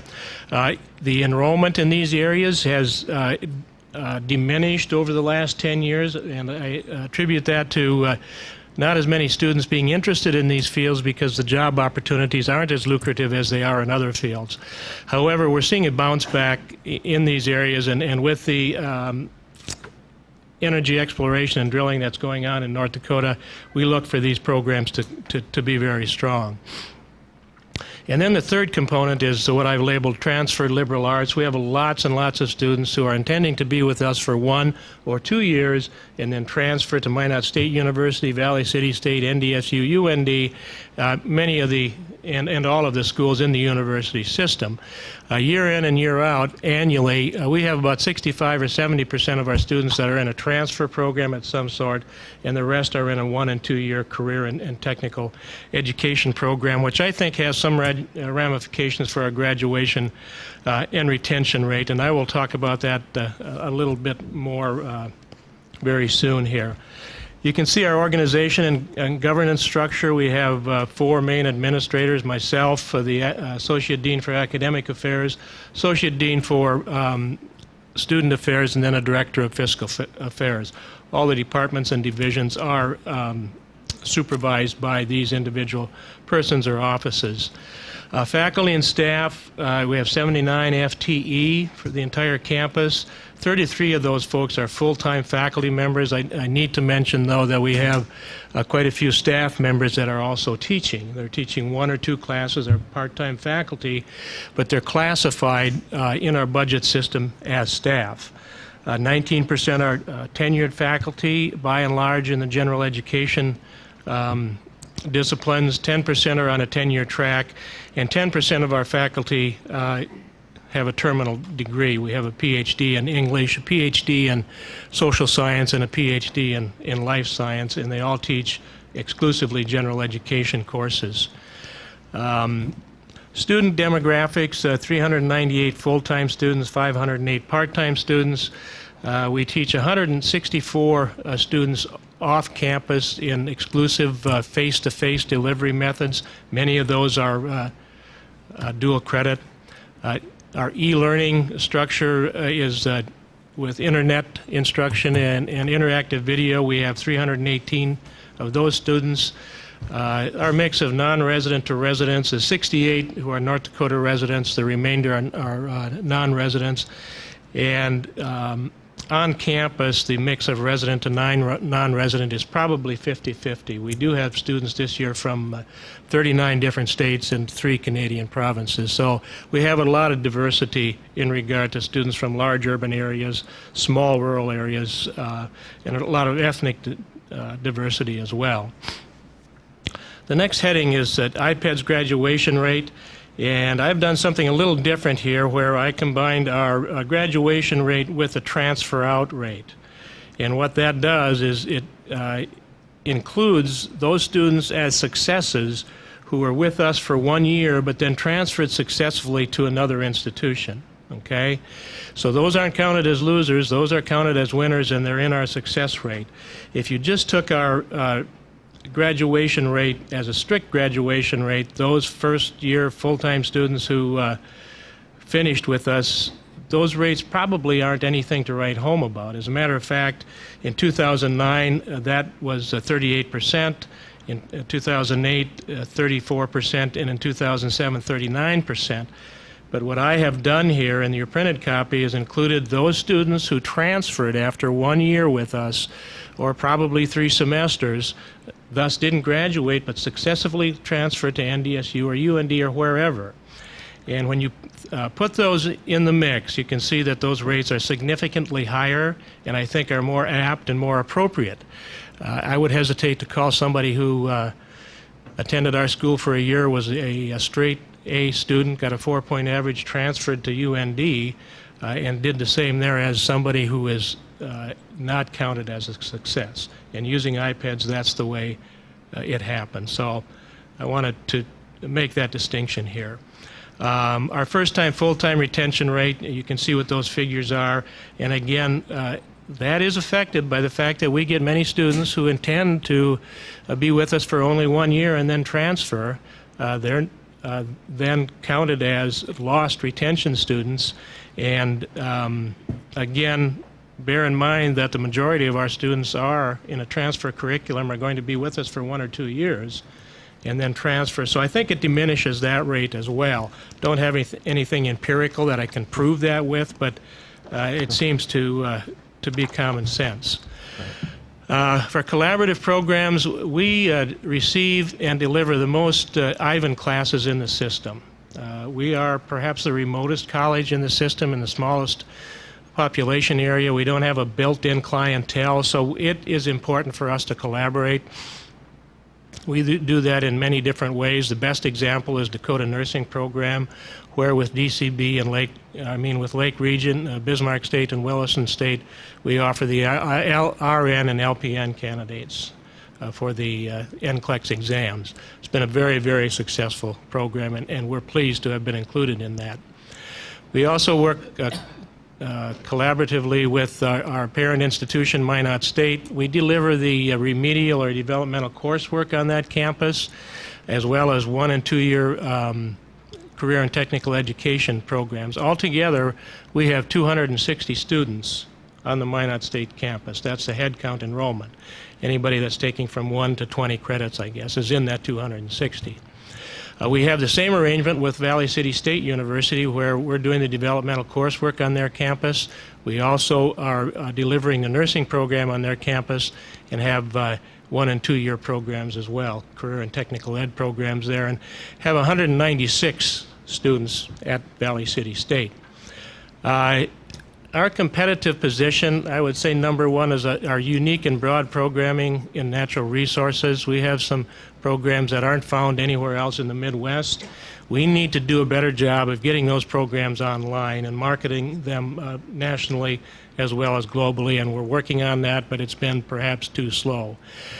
We have specialized programming efforts for an open admissions learning environment, and by that I mean we get a lot of students who are underprepared. So we have the appropriate developmental coursework, we have the retention programs, we have the early warning programs, second chance programs, and all of that. So I think it's just a wonderful place for those students who didn't apply themselves in high school. I mentioned our affiliation with Minot State University. We have a wonderful, I think, affiliation with them. They lend us expertise in payroll and human resources. We use their campus for delivering coursework. And with the new president of Minot State, have some other exciting initiatives in the works as well. And then the last bullet there, you know, most of us say that our colleges provide a personal touch for students, that you're not a name, that you're not a number. I believe that that's true. I think in North Dakota that's what we're all about. The last three words there, though, I think encompass what I'm trying to say, and that anonymity is not possible at Dakota College in Bottineau. Everybody knows who you are. If you're not in class, they're going to ask why. So it's just, you will become familiar there in just a couple of weeks. Strengths and challenges, needs and priorities perhaps are not that much different than other schools in the system. Strengths, you know, we're in the Turtle Mountain area. It's a natural setting for our environmental programs. Outstanding community support. I just mentioned our Evergreen Dinner Auction, where the citizens of Bottineau stood up again for Dakota College at Bottineau. We have dedicated faculty and staff, as evidenced, I think, by their longevity. We have folks who have been there 35, 40 years. Challenges is competing in a smaller market in the Bottineau area. There's only 2,500 people in town, perhaps 6,000 people in the county, so it's important for us to collaborate and to try to attract students throughout the Midwest. Like the other institutions, we have difficulty attracting quality applicants for our vacant positions. It seems like we just cannot pay them enough to decide that they want to become part of our family. Our residence halls are out of date. They desperately need updating. We're working hard on trying to get that accomplished. We would certainly like to do something with our faculty and staff salaries. I think we are in the North Dakota University system certainly towards the bottom when you calculate that based on averages. And then priorities, the only one that I'll mention here is that as we collaborate more, as we offer more distance education, as we offer more services for students, we are really cramped for classroom and office space. At a small college like ours, one would not suspect that, I guess, but we are converting closets into offices and really need more space in that regard. Our budget, I guess, is pretty straightforward. Again, our special budget considerations are pretty straightforward in that I've covered that territory under a different heading. So that completes my snapshot. If there's any questions, I'd be pleased to try and answer them. Any questions? Still have your evergreen. It's that tall now. Tall as the table that you gave. Oh. Bottineau is your only branch campus affiliated with Minot State. Last year, Dave Fuller thought that they would separate the two campuses, so I went up there, and Dave and Ken and I had a number of community meetings and a number of campus meetings, and found out that the folks in Bottineau were not enamored of that idea. Not at all. They wanted to remain part of Minot State. They are very concerned about if there was a relationship cut, that anybody talk about closing schools, they figure like they are the first on the exactly on the list, and so there's a lot of concern up there about keeping Bottineau open, and they decided in those meetings that as long as they maintain their affiliation with Minot. So,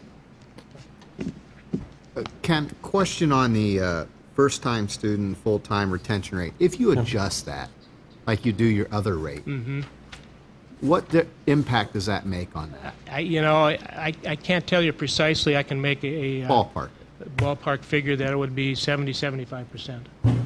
So, I mean, I think the reality is 65% of your students are coming in for transfer, and if they successfully transfer, You know, isn't that what you expect them to leave? And if That's they why the leave in their SAM first year, but they Yeah. enter another institution that's a 4-year school, and that's what their target is. Exactly.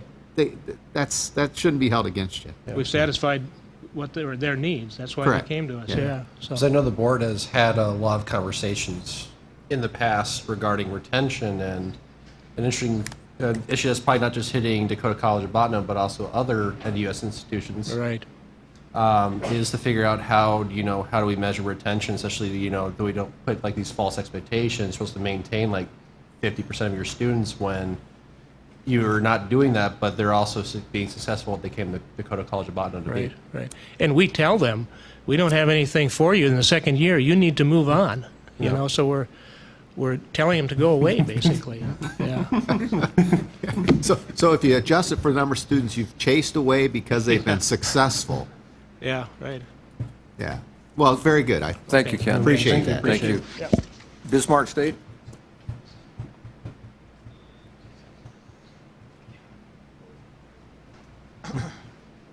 Okay.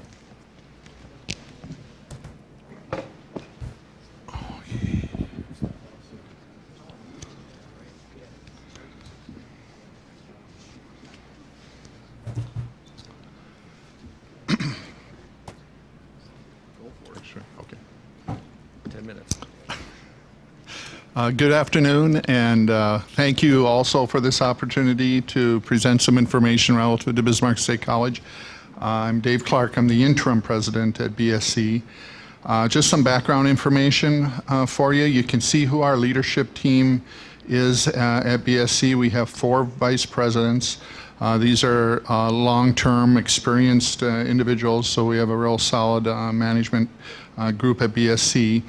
Some of the faculty and staff statistics you see there, we have 337 FTE between faculty and staff. 128 of those are faculty and 210 of those approximately are staff. 54% of our faculty are tenured, and you see about 14% of our faculty have terminal degrees. Our fall enrollment numbers, we were just over 4,000. We were at 4,002. That was down 60 students from the previous fall. We do have enrollment from every county in the state, so all 53 counties are represented at BSC. And when you look on a national scale, and this will get into a little bit of some of our niche signature programs, we have students from every state except 3, so 47 of the 50 states. We have students primarily as a result of our energy programs. You can see the breakdown between full-time students and part-time students there. We are the 3rd largest school in the university system. 42% of our students are strictly online. Those online numbers continue to grow for us. It's been an important initiative for us since we got into that market, and there is demand for online education. And the thing you need to know about that 42% is that 65% of those students are North Dakota residents. So this is not a phenomena where you're just dealing with non-resident students in our online markets. The overall percentage of North Dakota residents for our students is 77.6%. You can see in FY14 we had 1,052 associate or certificate degree awards. And we do have 1 BAS program. We have 80 programs approximately split evenly between career and technical and liberal art transfer. And we do have 1 bachelor level program, a BAS in energy management, and we had 52 graduates last year from that particular program. You can see our graduation rate. The 100% rate was 33%. Our 150% rate was 45%. And our overall retention rate are 66%. And all that data, those are good performance measures for a 2-year college. Our overall operating budget for FY15 is $59.6 million. That's all funds. So that includes auxiliary grant funds and then the state money and the tuition dollars. So getting into signature programs, and I did give you a couple handouts specifically related to our energy programs. We think we have the best energy technology programs in the country, dealing with technical and certificate offerings in those areas. One of those documents describes all the programming that we do both on campus and online in that area.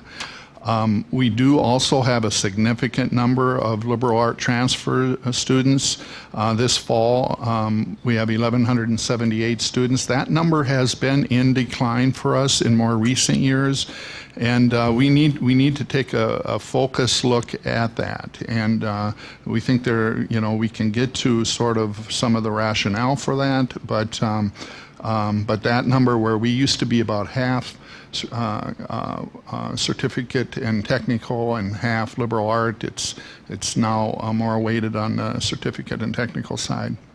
We also are part of the Train ND consortium in the state. That's an important program for us. You can see some information. We serve 270 businesses and 3,175 unduplicated and 5,705 duplicated individuals with 840 training events in FY14.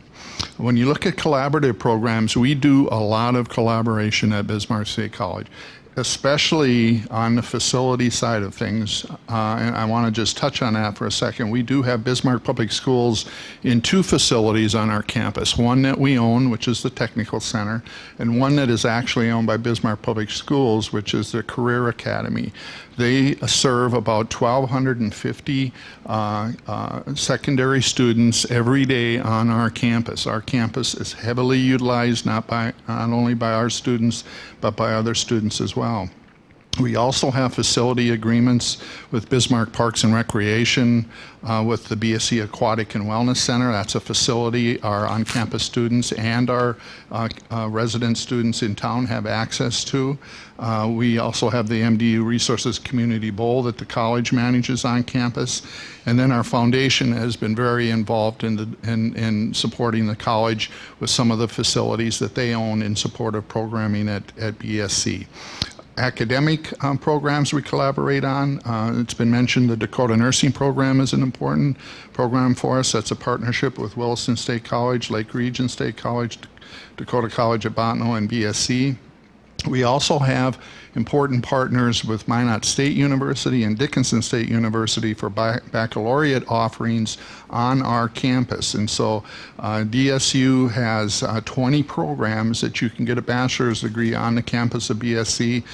They had this in the fall of 215 students.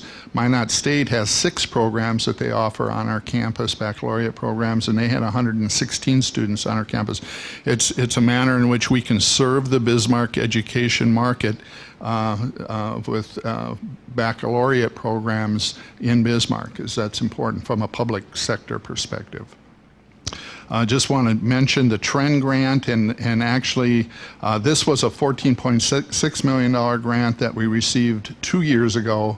The partner colleges were Fort Berthold, Sitting Bull, and Turtle Mountain, so 3 tribal, and then Williston State College. This $9.9 million grant I mentioned just a few minutes ago is a follow-up to that. Again, the focus of those grants is the workforce in the Bakken area. It's dealing with the huge need for labor, and it's just allowed us to do some things we wouldn't be able to do, all the schools, especially the tribal schools, if not for the support of the Department of Labor. When you look at our competitive positions, one of the things that really brought us into the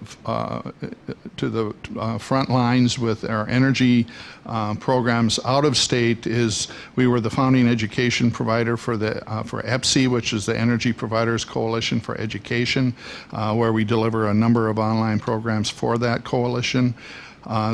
Another thing is we've recently been ranked 5th for associate degrees in energy technologies and energy-related fields.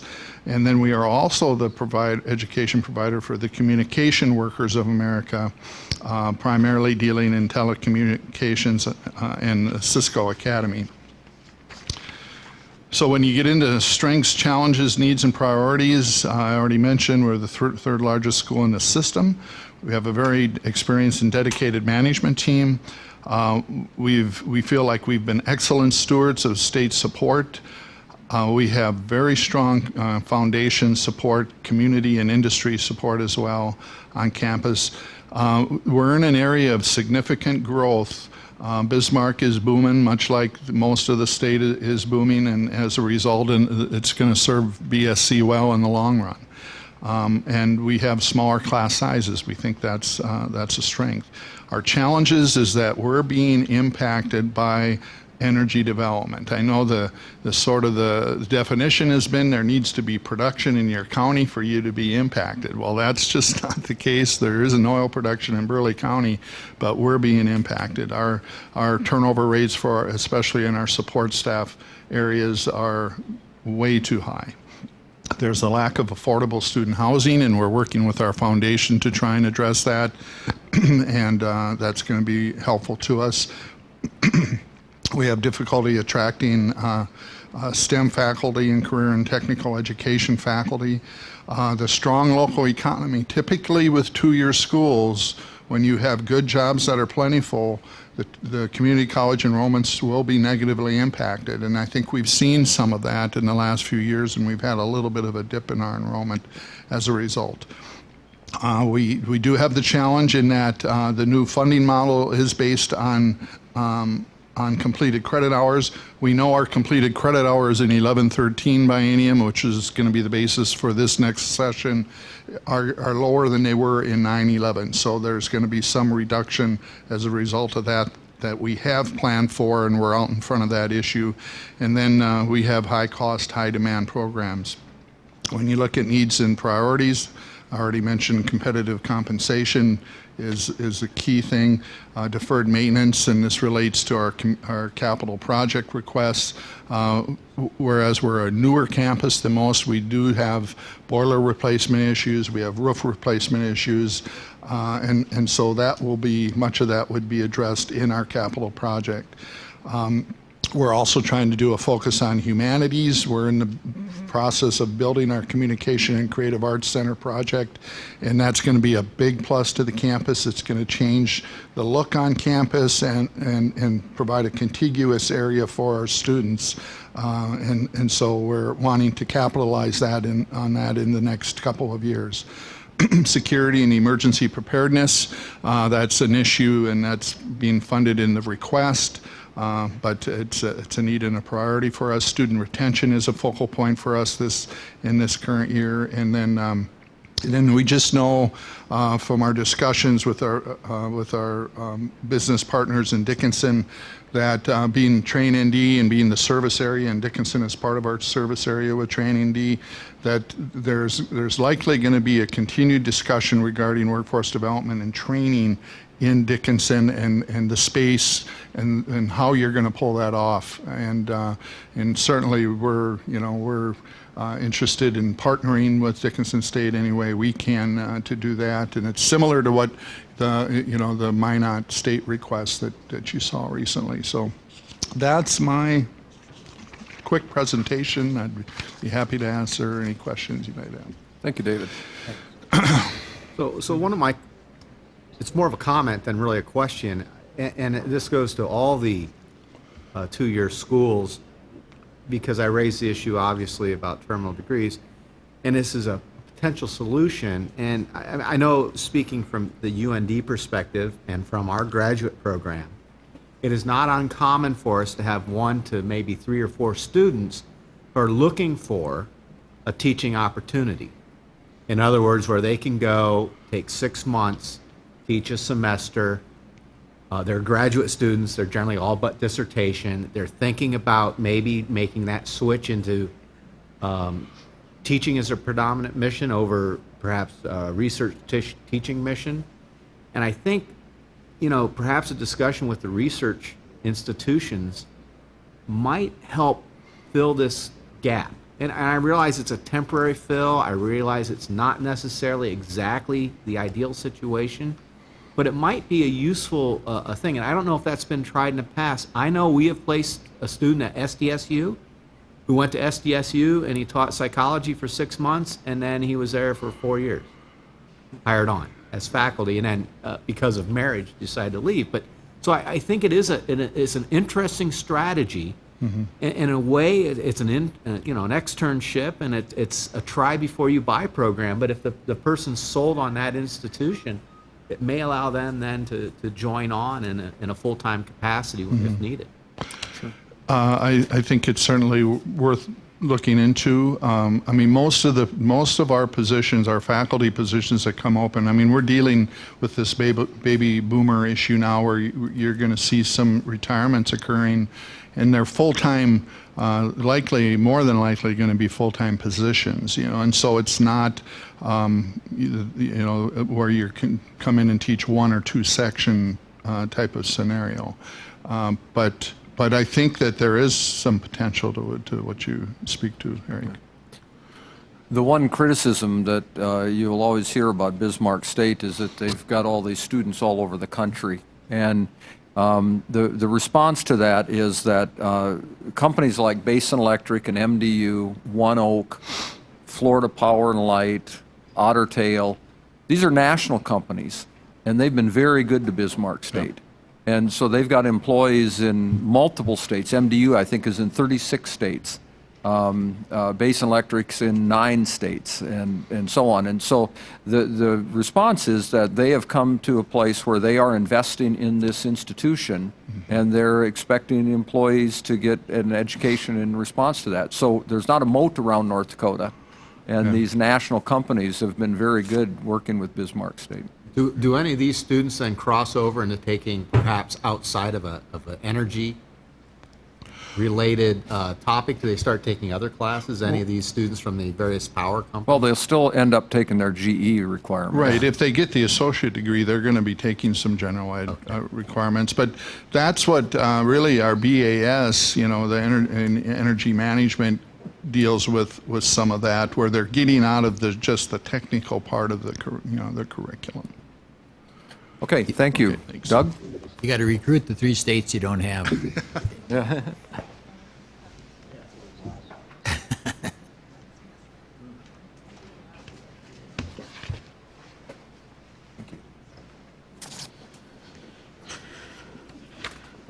Good afternoon. I'm Doug Darling, president at Lake Region State College, and either fortunately for you or unfortunately, I'm a rule follower, and they said 1 page, so that's all you're going to get from me is 1 page with no additional handouts. I want to start with a little bit of context that I think will help you understand a couple of the unique things about our institution. We're not quite as old as Dakota College at Bottineau, but we began in 1941 as a part of the local school district and did not enter the state university system until 1984-85 after the referendum, along with Williston State College and Bismarck State College. So we're the 3 campuses that are not currently in the North Dakota Constitution already. As a result of that, our entire campus was actually built by our local community. The only state-funded building we've ever had was the one I just told you we did a ribbon cutting on last week. So our community is very vested in our campus, and we've transformed from a business school, which it started as a junior college business school in 1941, into a true community college. And we work really hard to fulfill the mission of a community college, and what we view as the primary mission for community colleges is to provide access to education for students. Now, and access has multiple definitions. A geographic access, B, an educational access for those that aren't prepared for a university, and C, a low-cost entry point for those students to get started on a college education. And we take that mission seriously. And so we've got liberal arts transfer programs. When I came to the college back in 1984 and 1988 on a permanent basis, we had about 60% of our students were liberal arts transfer and 40% were career and technical education students. In the intervening decades, that's flip-flopped. So now we're about 60% career and technical education and 40% transfer. Okay.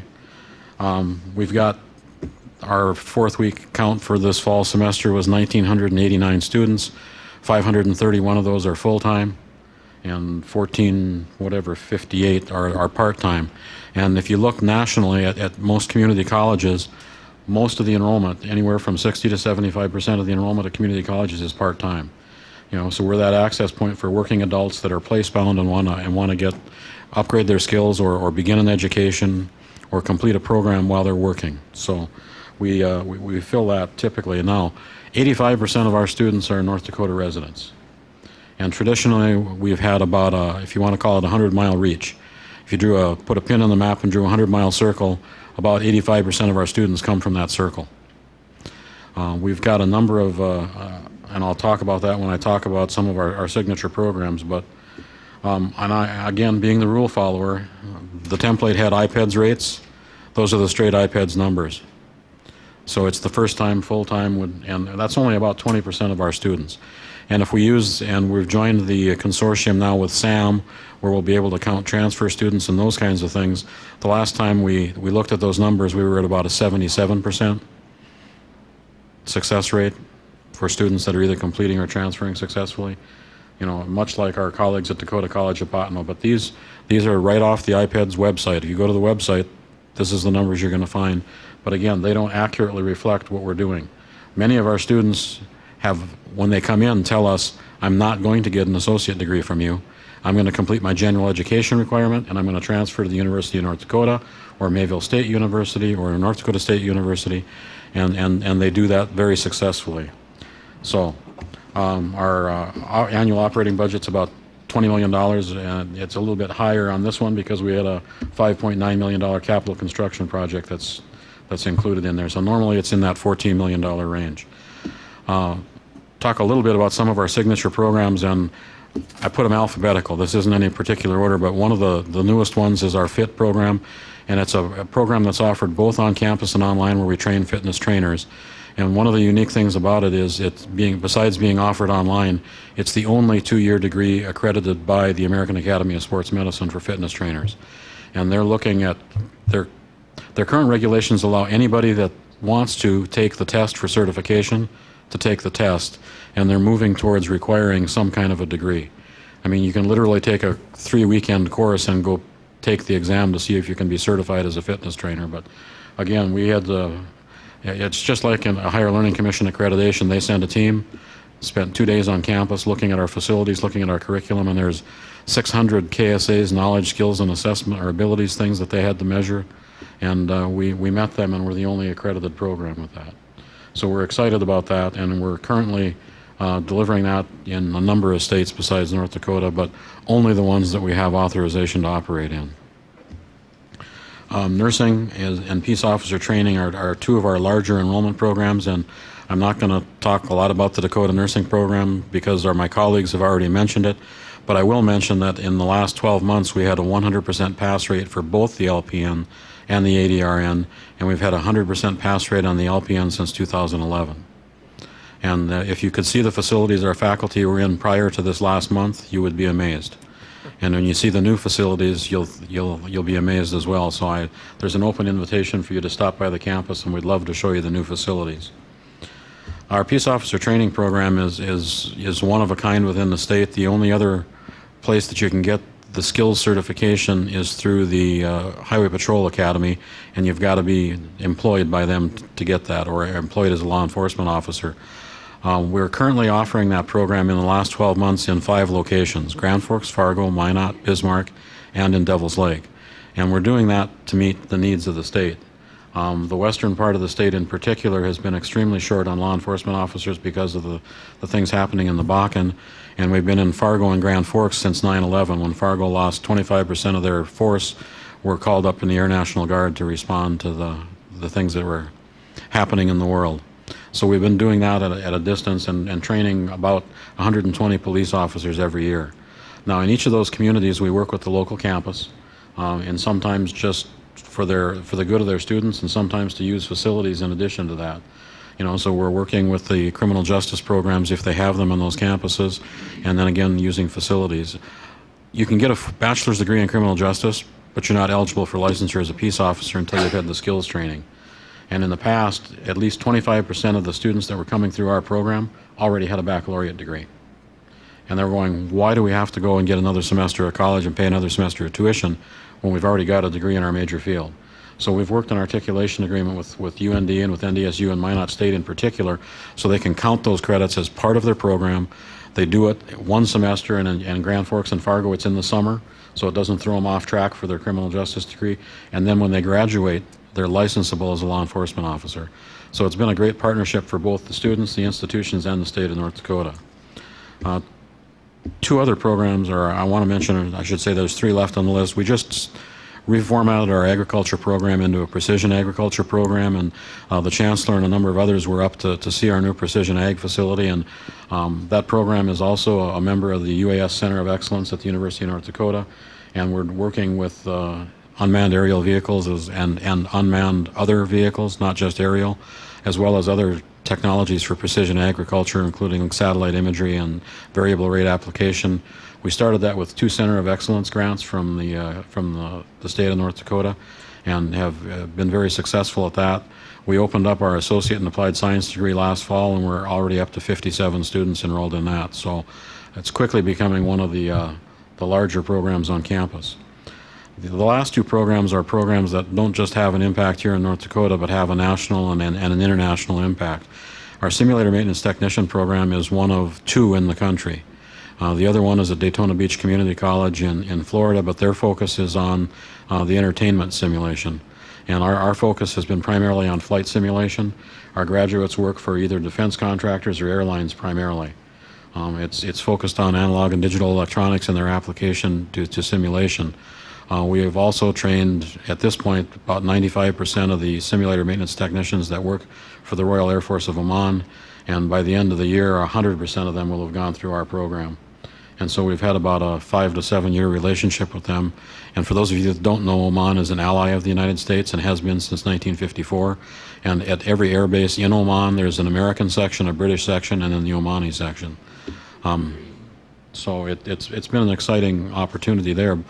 And I'll mention that in our challenges. The last one is our wind energy technician program, one of about a dozen programs across the country. One of only 7 that was certified by the American Wind Energy Association as meeting all their skills, for standard skills for wind energy turbine technicians. And our entire campus is powered by a commercial wind turbine. It produces 1.69 megawatts of power, and when it's operating full tilt, we only use about 1/3 of the power it's generating. So we use the excess power is sold to Otter Tail Power and used to pay off the cost of the turbine. One of the things that we do, I think, well is collaborate, and we've got a lot of collaborative programs, and I would have had to break the rule and use another sheet of paper to list them all, but have a number of programs and other institutions on our campus, and we deliver to a number of institutional sites. Mayville State University has been one of our major partners for many years. They deliver a bachelor's degree in business administration on our campus, as well as bachelor's degrees in elementary education and, I believe, English. So we've got a number of residents in the community that are place-bound that come to us to access those baccalaureate programs. University of North Dakota also has offices on our campus serving TRIO students and others. We've got offices at Mayville State, and our nursing program we're currently delivering to Mayville and to Grand Forks.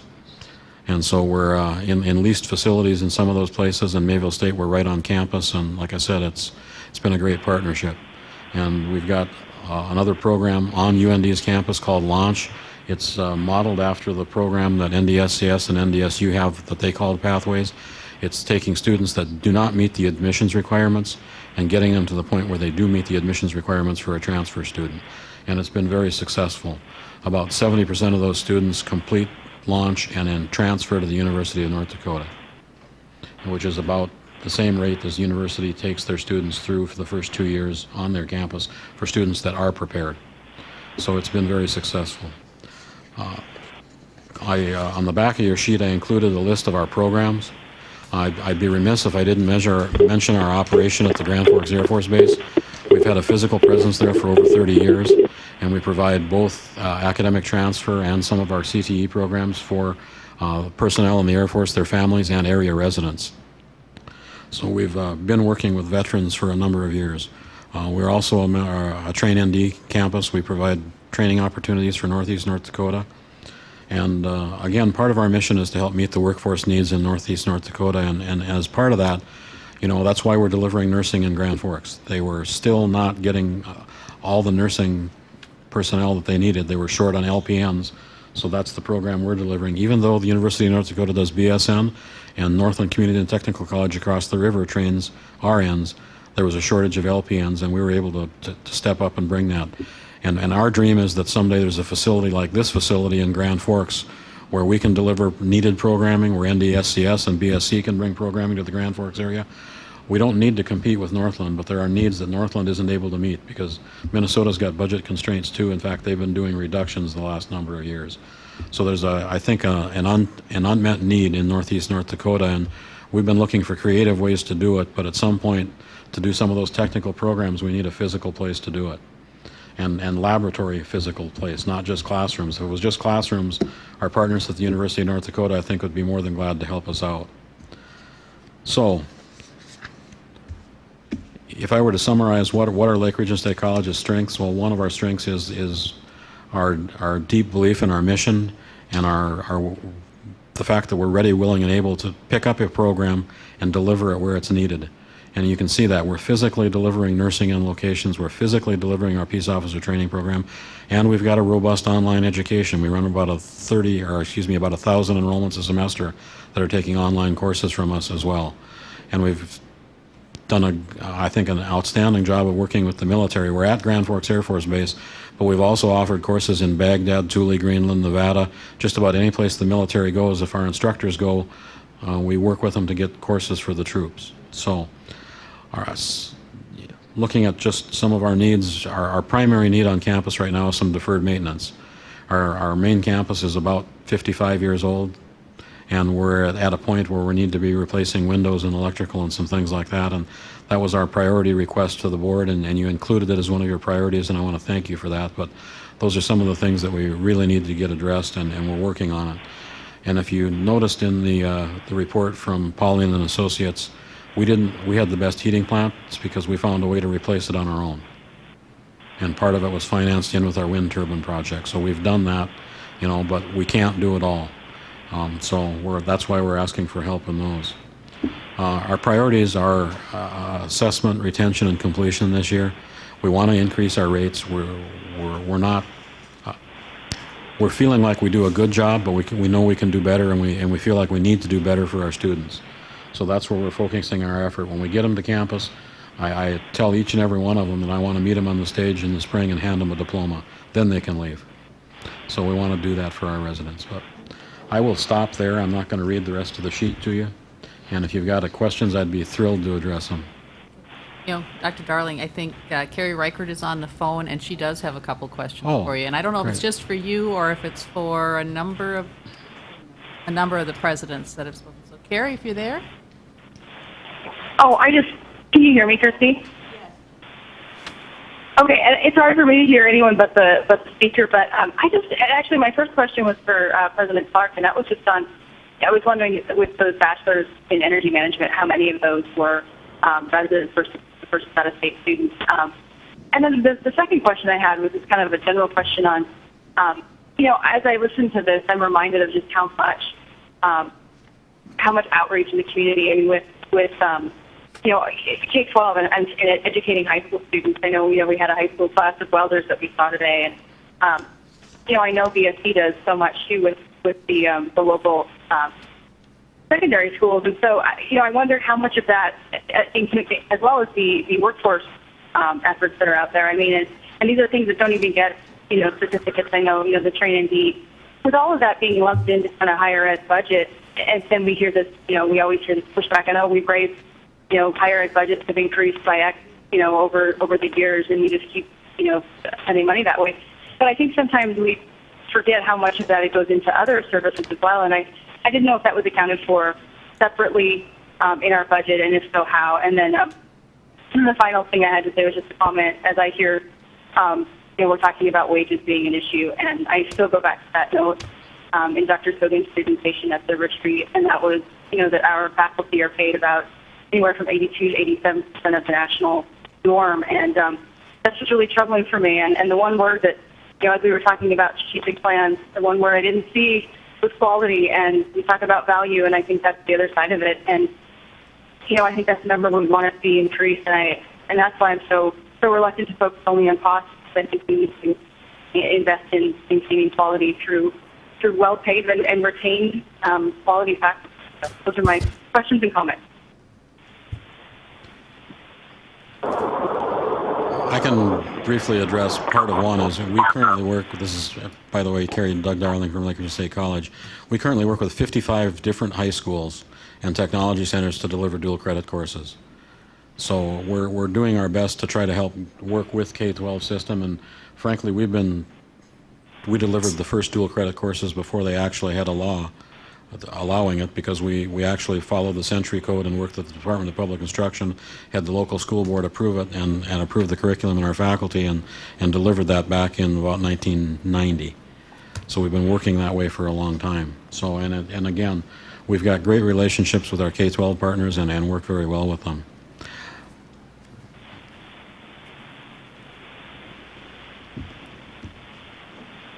Okay. Any more questions for Doug? Anybody? Okay, John Richmond, Wahpeton, or I should say NDSCS appropriately.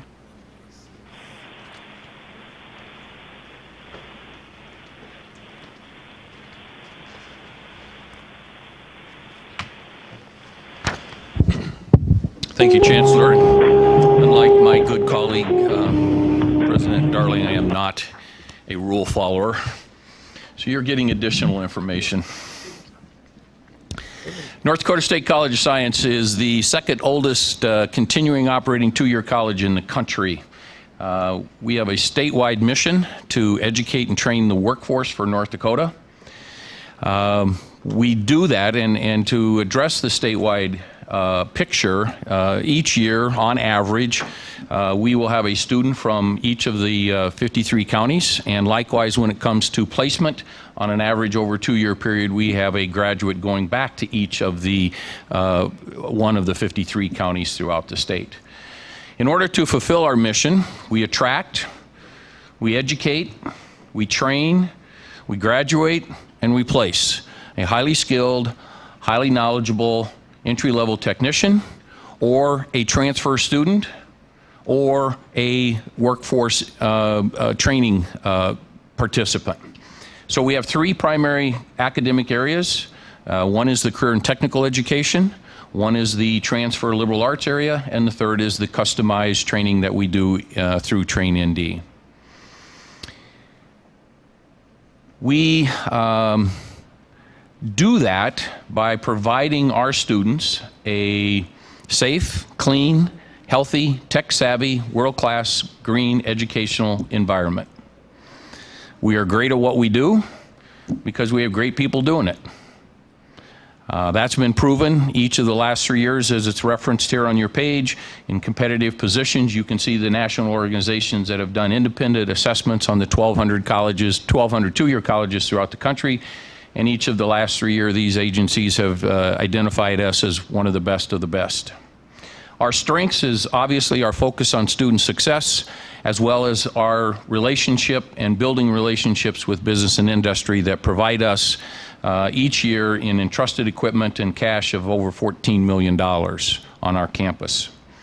Our biggest challenge still is the awareness piece. The awareness of the viable careers that exist today in North Dakota and the educational path to get that. When you look at the current 28,000 jobs that are available in North Dakota, a large significant piece require an associate degree or less.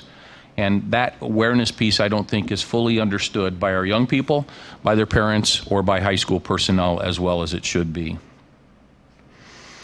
Our priorities, our top priority is a fully equalized, fully funded funding formula for higher education.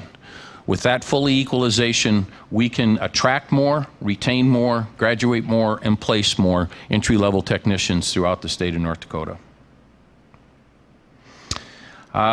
We've provided you a jump drive. The jump drive has about 33-minute videos on each of our academic areas.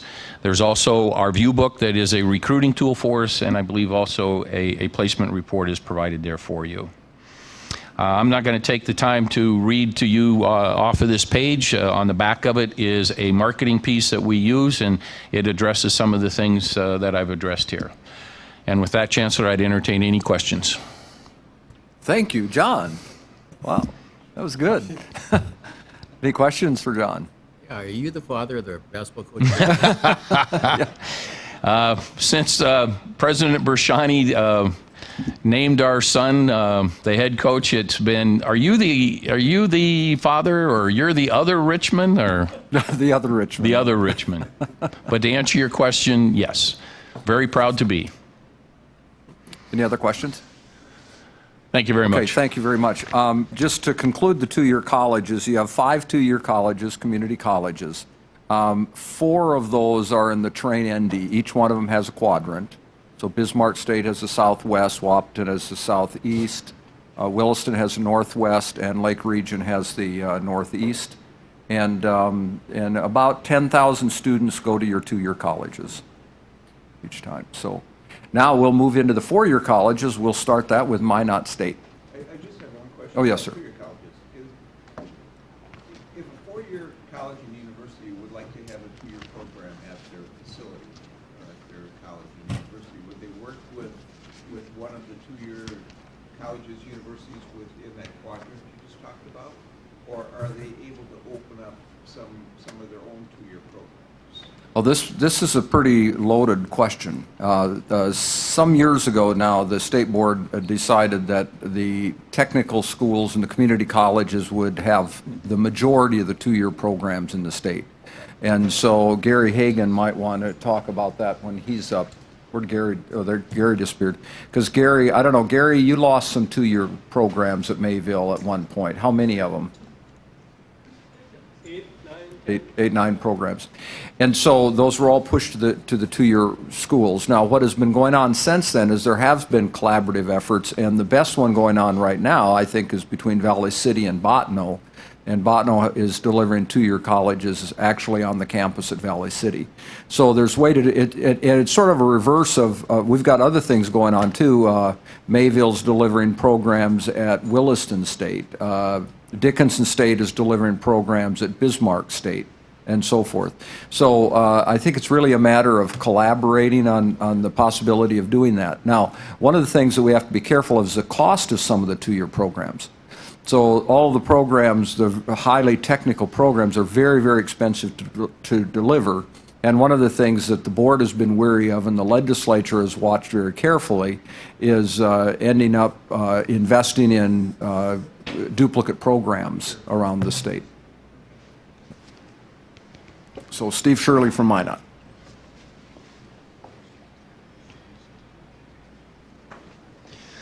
Thank you. I will try to be as concise as my colleague, Dr. Richmond, and part of that is having just started my 4th month. I probably don't know all that much yet about Minot State still. I could do Dr. Dahlberg's probably better than I can do this one. But no, I've got just a marketing piece there for you, and with a little information, and then the one-page snapshot front and back.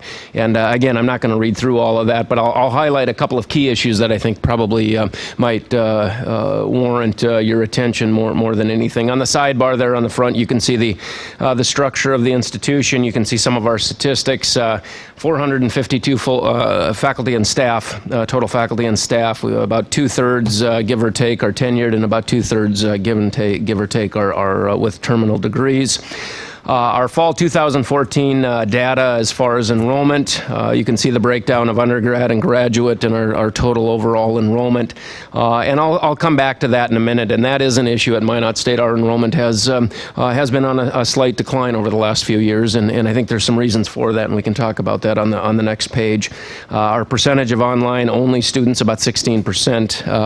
Again, fulfilling, I think, our mission. The bulk of our students certainly do come from within North Dakota. the number of degrees conferred this past year. Obviously, the bulk of those at the undergraduate level, but about 126 masters, and we do have one education specialist degree as well, so at the graduate level. You can see our IPEDS graduation rate from the last year. We have the full formal IPEDS data, and this is an area as well where we need to make some improvement. Our IPEDS graduation rates are not where they should be, and that is certainly one of the areas on my priority.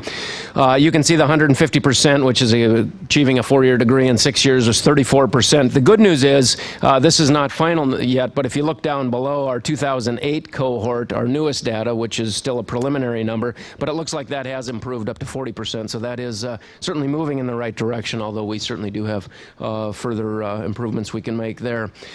You can see some of our signature programs, just a couple in particular. Certainly communication disorders. We have a very, really a fantastic bachelor's and master's degrees in communication disorders. Our nursing program is very strong, long history of nursing at Minot State. Teacher education, certainly the founding fabric of the institution when the institution was founded 100 years ago, certainly as a normal school, as a teacher education institution. We have the North Dakota Center for Persons with Disabilities. Every state in the union has at least one essentially a center for persons with disabilities at a university in the United States. Every single state has at least one. In North Dakota, Minot State University is designated as that institution. And then we have what's called the Severson Entrepreneurship Academy in our College of Business, which really is a pretty unique program donated by benefactor Mr. Clint Severson. Some real hands-on, real-world type experience that students in that program get. Collaborative programs, you've heard about some of those already. We do offer, as Dave Clark said, programs down at Bismarck State. They're listed there. We offer the Bachelor of Social Work program at NDSU. That's a collaborative program. Minot State offers that on the NDSU campus. We have our RN to BSN program through the Dakota Nursing Program. The Peace Officer Training Program, which Dr. Darling mentioned a couple of minutes ago with Lake Region State College. That's offered at Minot. A lot of our criminal justice students at Minot State go through that program. We have a wildlife management program in cooperation with Dakota College Botno and Turtle Mountain Community College, and then the Passport program where students who may not quite meet the academic standards to get into Minot State will start as a DCB student on the Minot State campus. And again, there's a couple of other similar such initiatives in the state of North Dakota like that as well. On the back page, you can see our financials there on the sidebar. Again, total operating budget this year just a shade over $60 million. One special budget consideration. Currently, Minot State University does not have non-resident tuition. Minot State simply has one rate of tuition, and certainly that has come up in conversations here over the last year or so as we've been reviewing a number of some of these issues related to pathways and so forth that you all have been discussing. The 2014-15 cost to attend is listed there. Just a couple of points on competitive position. Certainly having Dakota College Botno as a branch campus is very unique. I think that gives us a competitive position. It's the only branch campus, as was mentioned, in North Dakota. It's the only there's none in South Dakota either. So it is fairly unique in the upper Midwest to have that branch campus, sort of main campus type partnership that we do have. The second bullet, Minot State is the only public North Dakota institution to participate at the NCAA Division II level. The University of Mary, a private school in Bismarck, is NCAA Division II as well, but that's obviously a private institution. And then the North Dakota Center for Persons with Disabilities is that university center of excellence and really the designated place in North Dakota. Those are a few competitive positions. Strengths, challenges, needs, and priorities. I'll read through those with you. Strengths, Minot State, I think certainly with our comprehensive nature of the institution, the master's granting authority that we have, our relationship with Botno, I think geographically our strategic position next to the Bakken region and where we're at in north central North Dakota and serving that part of the state certainly is a strength for us. We have about a 50-year relationship with the Minot Air Force Base. We have full-time employees at the Minot Air Force Base. We deliver at any given point in time, we have several hundred students who are at Minot Air Force Base.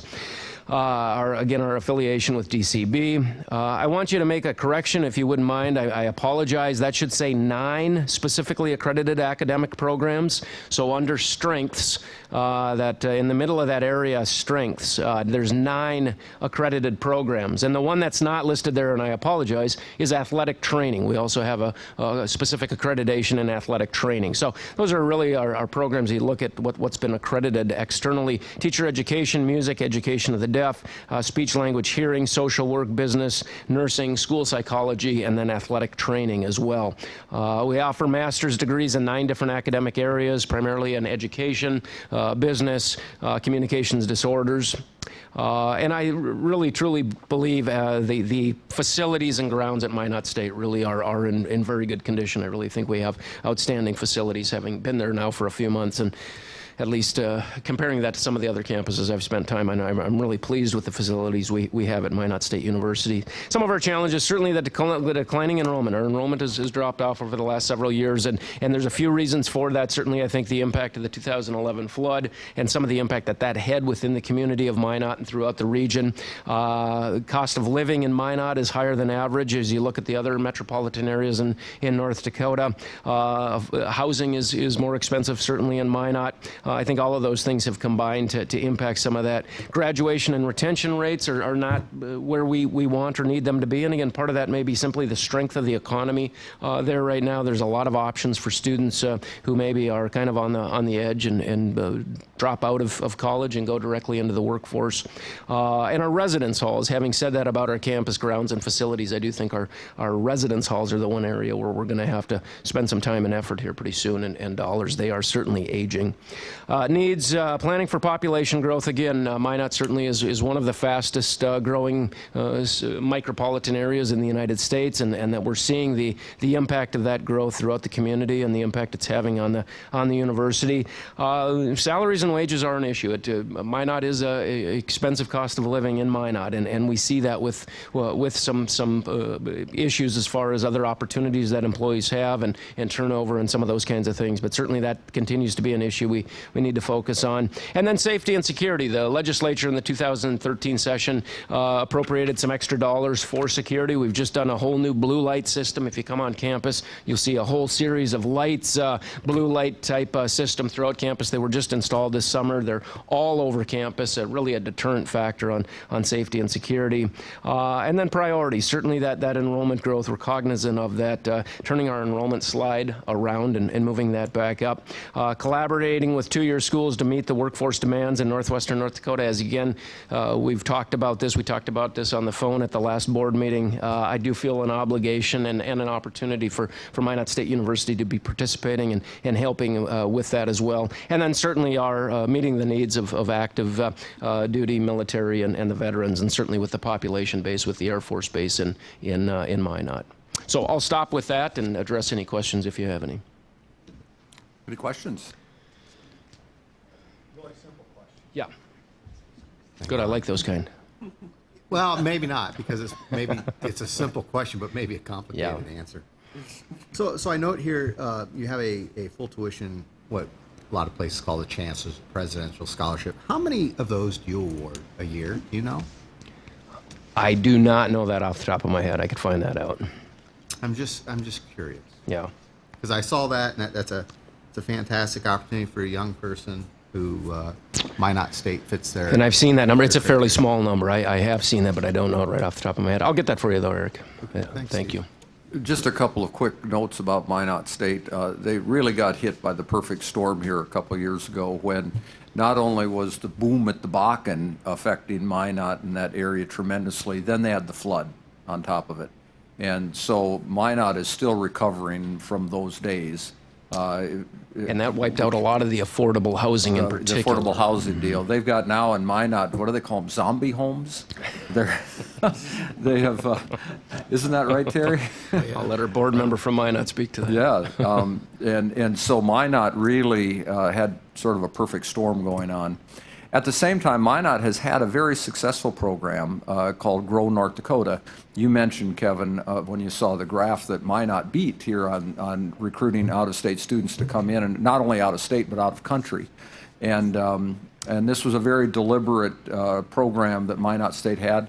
The board has backed away from that program as we move forward in this new strategic plan where we talk about recruiting workforce for the state. It may be something that President Shirley wants to address again, and that is to make going to Minot State more affordable for all students, regardless of their residency. The historical basis behind this. It might be flood related, but why is it that you have one tuition rate? I'm just curious because I think it's the only. And that came in prior. I think that was approved by the board. Correct me if I'm wrong. I think 2009 or 10, probably 2009. The flood was 11. So it was a couple of years before that, and it was a strategic, deliberate point on the part of the administration at that time at Minot State to grow the campus. And I think part of that was simply the physical proximity to Canada. We do get a lot of Saskatchewan and Manitoba students in particular. So I think that's maybe where it started, but then it grew as a broader concept of, hey, let's just have one rate, never mind just across the border, but just look at one rate. Interesting. Thank you. Do you feel that that's been beneficial?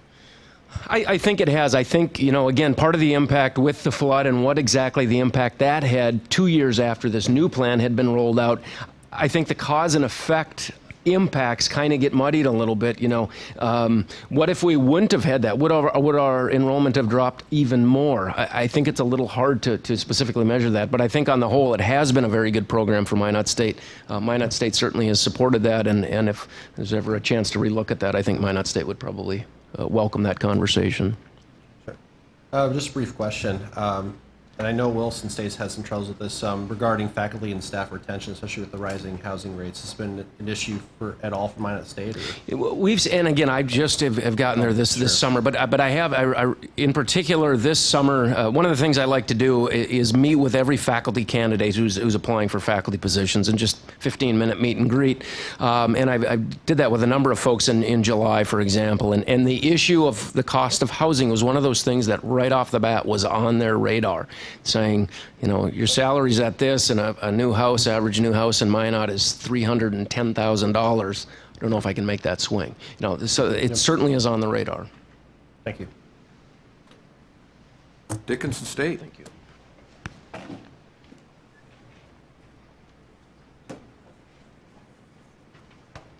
Should be one for you.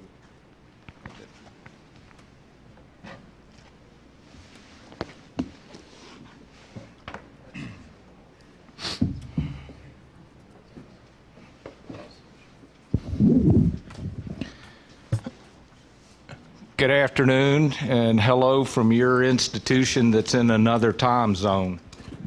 That's something that I ask you to keep in mind, that it does create a different culture and a feeling. And something I want to ask this year, particularly for the board's support. As you have gone through issues related to the Higher Learning Commission, it has been reaffirmed that a highly significant part of accreditation of an institution is its governance, in that there is a board that provides advocacy and support for an institution. There is one of your 11 institutions undergoing its 10-year accreditation this year, and that is Dickinson State. I often joke on campus, we've got our 10-year accreditation, we just got a little extra attention in the interim. We have certainly gotten to know them. Day before yesterday, we submitted our self-study report, and having gone through it several times, I think it's quite strong, and I think it's an institution you should feel good about providing your advocacy and support. What you've got in your folder, you've got the snapshot as my colleagues have presented to you. Just behind that is a piece that includes data related to with more detail regarding our current student body. The student body we've got this fall, I can report that enrollment is up for the first time since 2009. Behind that is a special request for special salary consideration. I will not go through that in great detail.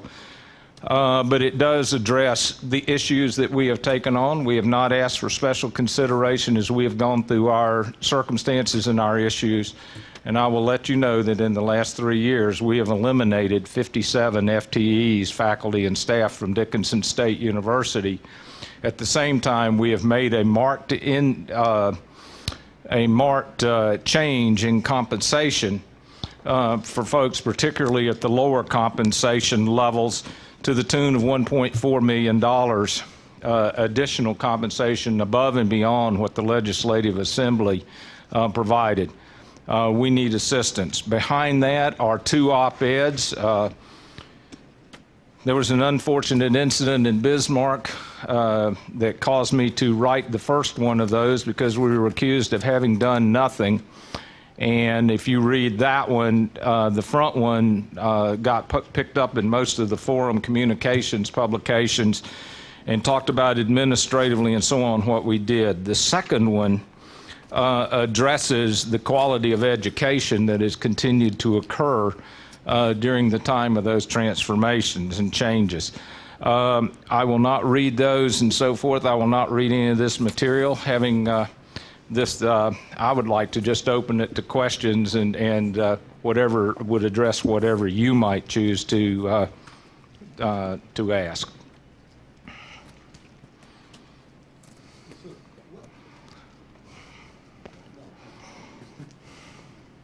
So what are some of the challenges? I mean, we heard from President Shirley, Steve, that certainly housing is a challenge. Because I note that the faculty with terminal degrees is 27%, which seems a bit on the low side for a 4-year school. Where would you like to see that number move to, and what's your strategy to move that? We would like to see it increased. We have taken a very diligent effort. While many of them may not have terminal degrees, all of our faculty have at least a minimum of a master's degree, and since the maximum we're allowed to offer is a bachelor's, we have done that. Frankly, that was part of the 57 FTEs we've worked on. We certainly would like to see that increase. Regarding challenges, they're fairly well outlined, and I refer you to that longer document that talks about the salary piece. It talks in there that even though we have, for example, increased the compensation for custodial and maintenance staff by over 40% over a 2-year period,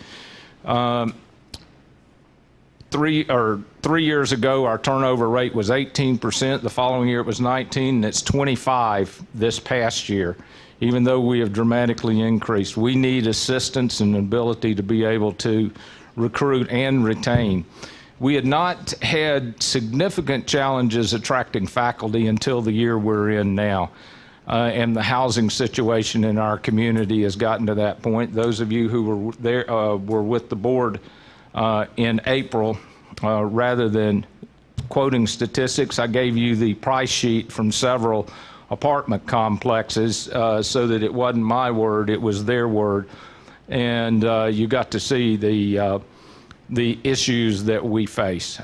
When we're looking at hiring faculty and it's 60 to 65% of the gross compensation to rent a 2-bedroom apartment, it becomes a very difficult challenge. That's just one, and just the overall cost of living. The one I enjoy talking about most, or I use often, is Little Caesars Hot and Ready Pizzas. If you watch the national ads, you will see that that is $5. Little Caesars Hot and Ready Pizzas, $5, the ad. In Dickinson, North Dakota, it's $5.99. It's a 20% increase. Now, everybody laughs, but it's not one damn bit funny. It's a real challenge, and it is, when you're in the Bakken, it is on everything. I didn't put it in here, but we have an ad from Menards. There's a Menards in Dickinson now that had an identical ad from Columbia, Missouri, and Dickinson, North Dakota on the same Sunday in July. Pictures are identical. Everything on the front's identical except the prices, and they're 25 to 50% higher per item in Dickinson than they are in Columbia, Missouri. And Columbia, Missouri is the hometown of the University of Missouri main campus as well as their system. So it's a very serious challenge, and that's why we're trying to get some assistance. We have stretched things as far as we can. Last Thursday night, I was at Dickinson, had a wonderful dinner at the president's house. I appreciate that very much, DC. And sat with a faculty member who was telling me that when he accepted the job at Dickinson, they moved to Dickinson and rented a place, and the next year his rent doubled. So they went and they found another house in Dickinson to rent, and before they could even move into it, the rent doubled. And so he finally came to Bismarck, found an apartment in Bismarck, and now his wife lives in Bismarck, and he lives in Dickinson with a colleague of his and teaches 5 days a week and then spends the weekends back in Bismarck because he can't make enough working at the college to afford rent in the city of Dickinson. So, you know, at some point, I don't know, 6 years from now, this may calm down. But right now, you know, Dickinson's, just like Williston and Minot, are really feeling the effects of that. Yeah, and we did not feel until we had our house in order that it was appropriate to ask for special assistance. And I feel that we have worked diligently and have gotten our house in order both academically as well as fiscally and so on. So we're now at the point of asking for consideration. It's no secret that Dickinson State went through a very rough patch, and my hat's off to DC and his team.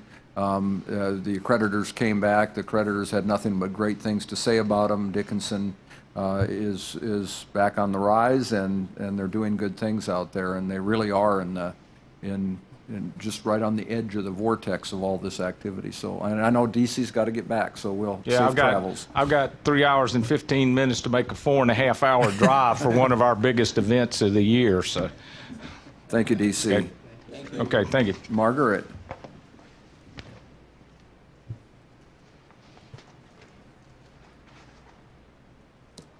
Margaret agreed to be the interim president at Valley City State as we're going through the process currently, and Chair Diedrich actually is chairing the search committee at Valley City to find a permanent president there. So we thank Margaret for taking on this challenge. Well, thank you for the opportunity to talk a little bit about Valley City State. At the end of this month, I hope that you will be interviewing candidates for the president at Valley City State. So I'm hoping that this snapshot will provide some information that you might need in order to help select the right person for our campus. Excuse me. About 125 years ago, plus a little bit, on the 1st of October, actually in 1889, the voters of North Dakota ratified the state constitution. And one of the things in that constitution was the establishment of a normal school in 2 places in North Dakota, at Mayville and at Valley City. So our roots are very much in that core normal school environment, and you can see that in the programs that we offer and in the ways in which our enrollment lays out across campus. So I think that's a really important aspect of understanding Valley City State. We're leadership in the uses of technology for education and in teacher training. The signature program that I'd like to bring to your attention that really is a major part of our campus is our education program, in particular our elementary education program. I put the enrollment, the number of majors that have declared at Valley City State there for our elementary ed program. I believe that it is the largest program in the state, but I'm not quite sure. I know that many years we graduate more elementary ed majors than the other campuses. That is partly because we have a very solid relationship with our NDSU faculty. We offer the elementary education program on the NDSU campus for NDSU students who are double majoring it's described in the second column here. They're majoring in a human development and family science program, and then they double major in elementary ed from us, and then they receive both degrees. one from Valley City State and one from NDSU when they graduate. We have about 100 students in that program annually, and then we have over 100 on our own campus, and then we have a sizable online program of about 100 elementary ed students who are either taking the program as students in western North Dakota or in Wyoming. So we have a number of articulations with two-year schools that allow students to continue to use their two-year school as a campus home while they complete a four-year degree with us. We are a laptop campus, so we and Mayville both have laptops for every student on our campus, which we believe really helps our students become experts in the use of technology. And since about 60% of our students are in education programs at Valley City State, that means that they're getting a 24/7 experience with the technology that we hope they will be able to use effectively when they teach someday. Aside from the education programs, I've listed three here of our programs that are getting a lot of attention on our campus right now. The Fisheries and Wildlife program was started in 2004, and it has about 70 students enrolled in it. We have a collaboration with Dakota College Botno to bring their students to campus for the third and fourth year, in addition to the students who come directly to Valley City State.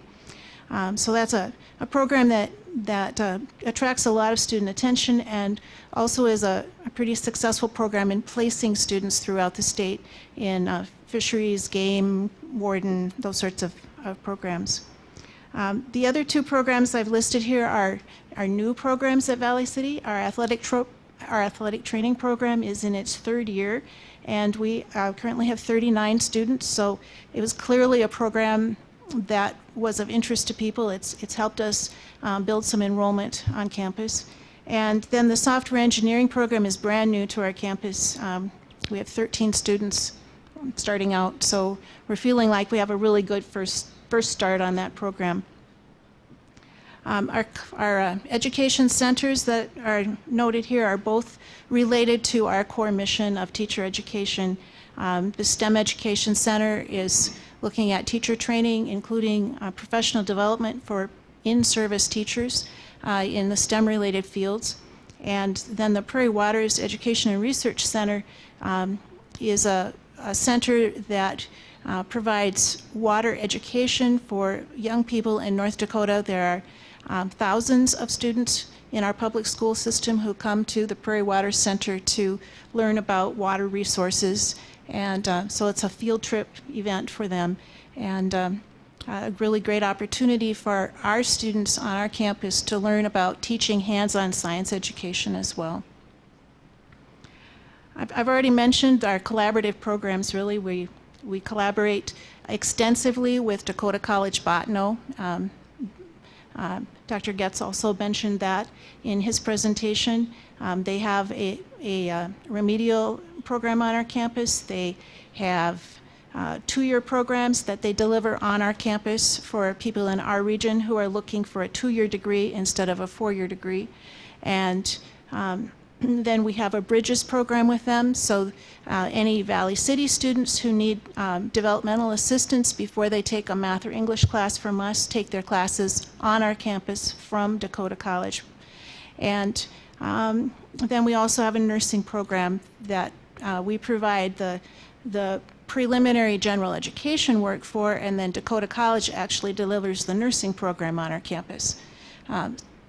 Excuse me. So those relationships with Dakota College have been extremely productive. Then our relationship with North Dakota State University has been ongoing since 1990, and I think is serving both campuses very well. We're very pleased with the relationship. There are several other partnerships noted there and articulations. One of the really important aspects of drawing enrollment in a small campus is having solid articulation agreements with other campuses and being able to identify where those students are going to be coming from when they come to your campus and transfer. And so we work very hard to make sure that we have those collaborations and articulations in place. I've listed some strengths, challenges, and so on as the template asked us to. We have very strong technology and teaching programs on our campus, and we are growing enrollment on our campus, not by huge leaps and bounds, but we have a steady, solid feel that students are coming to Valley City, and we're building on our campus, which is a good sense for us. We have a long-term history of fiscal stability on our campus. We're in, as you can see in some of the notes on the very right-hand column, we're in pretty good fiscal situation at Valley City State. Our biggest challenge, though, at Valley City is the age of the campus. We have the oldest average aged building in the system on our campus, so some of the requests that the board has moved forward to the governor's budget will help take care of those really serious deferred maintenance problems.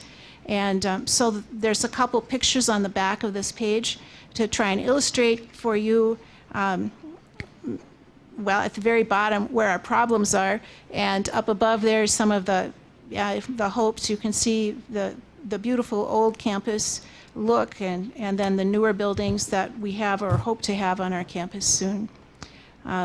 The top picture shows the campus reach, shows our hometowns for Valley City. You can see that we draw from a number of places, although certainly not from every state in the nation. We draw from a pretty broad area in the United States. That bottom right picture is the foundation of the main building that would be McFarland Hall. So this is an area of deferred maintenance where we're working on a sort of month-by-month basis to try and use deferred maintenance dollars to get our crumbling foundation back in order, so that the walls are secure and the upstairs doesn't sag any more than it has already. So on the very right-hand column, you can see the governance structure. I will return to being the Vice President for Academic Affairs as soon as you find a replacement for me. Thank you. I'm looking forward to that, although I have learned a lot from this opportunity as interim president. And you see that we have the usual, the 3 vice presidents for various areas, and then the Chief Information Officer is part of our leadership team. Because we are a laptop campus, that area plays a very important part in the decision-making and planning on our campus. So he is involved as a member of the leadership team. We have full-time faculty of 67. These are last year's numbers. And of those 67, 42 have terminal degrees. And you can see some of the rest of those statistics. In response to a couple of comments I've heard today, I guess one of the issues that we have is that we typically bring in faculty who don't have the terminal degree yet. They come ABD, or they come with some graduate work towards the doctorate, but they don't have the doctorate yet. So they spend a certain amount of their first couple of years on our campus finishing that degree. Quite frankly, that's the kind of person we can afford. When they have their doctorate, they have a broader range for look. And so we have more of a bring them here and help them grow attitude towards our campus. Of course, the danger of doing something like that is that as soon as they get their doctorate, they will leave. But typically that does not happen.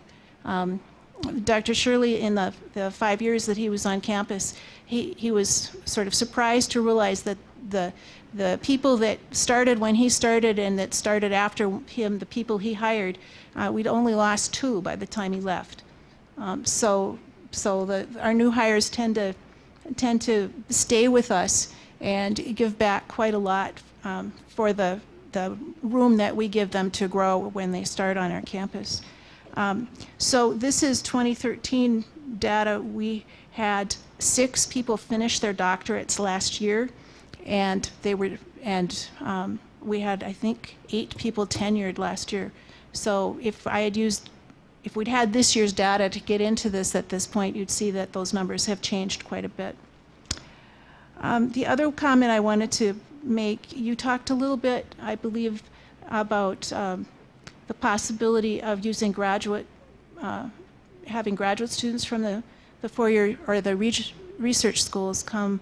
We did have a program like that in our history program for a couple of years, and it was back in the 90s, and it was part of the DA program with UND. And we did have some good people come and work at VCSU, and I'd be interested in trying to figure out something like that again. We ended up with one person who came and stayed and is now a department chair in social science. So I would be interested if there were opportunities to look for ways we might do that as we have to replace faculty. We know we're going to hire people who are finishing their doctorates anyway, so we might as well have a nice relationship so we can help the university system grow people.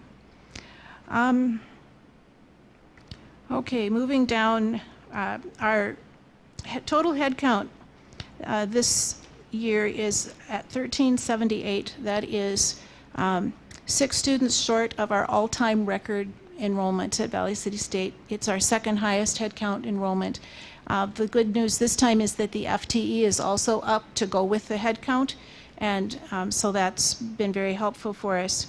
Our dorms are fuller than they have ever been in the 18 years I've been at VCSU.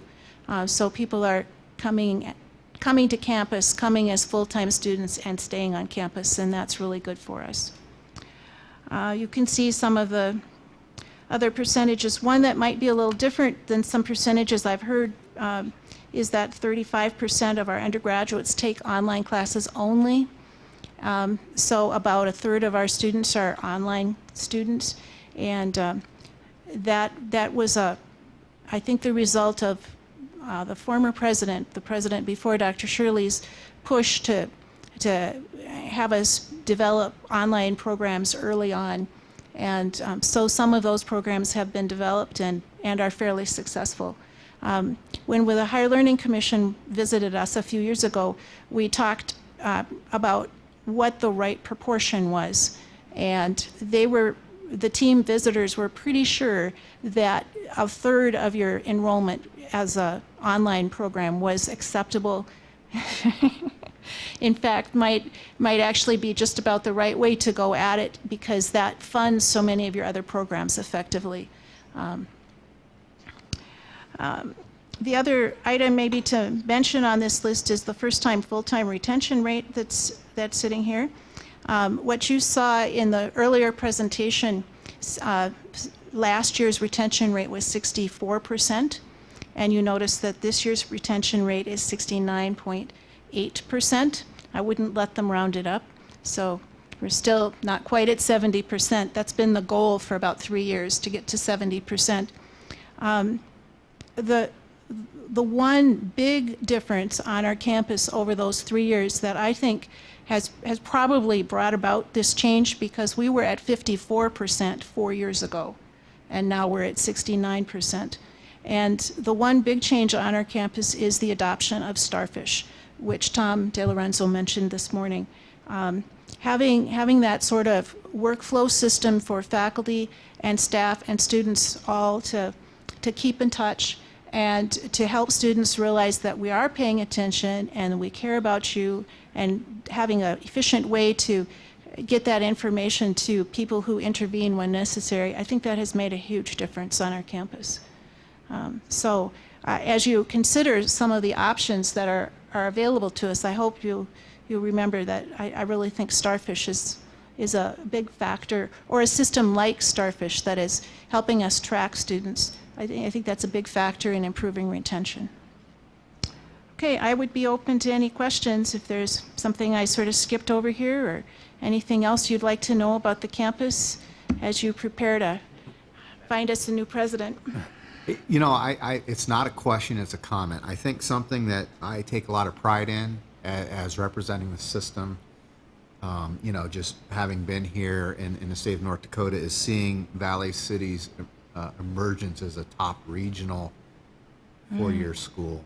I think the ranking there, and then similarly, you know, Bismarck and some of our two-year schools having really high rankings says that we're doing a lot of things right. Yeah. And so I think, Yeah, thank you. I think what will follow on with that is it's like Minnesota, I guess University of Minnesota Morris is sort of a unique institution within their system. And I hope that what we find is that this unique position of Valley City, perhaps its proximity halfway between Bismarck and Fargo, and perhaps it'll allow it to continue to grow and retain students. So I really just want to make that comment because I think that's really an interesting number that seems to just keep holding. And it's a really high number, so it's hard to increase it. But what I'm Right. getting at is I think the fact that it's not slipping is a significant testament to the work that certainly Dr. Shirley as well as yourself have done. Thank and you. I just want to offer that congratulations. Thank you very much. And just one quick note on Valley City, if you look on the financials on the right-hand side of the page down there under capital projects, those on the proposed, on the request that you sent forward to the governor, the heat plant replacement is number 1, and the Communications and Fine Arts building is number 1 on the second list, and that has to do with flood protection, because currently the Fine Arts building would be inside of the dike. So when they get flood protection in, they have to have this new building, and they'll tear down the old building. So the issues of being a very, very old campus, this year you've addressed some of those at any rate in the budget, and I know Valley City appreciates that very much. Yes, we certainly do. Thank you.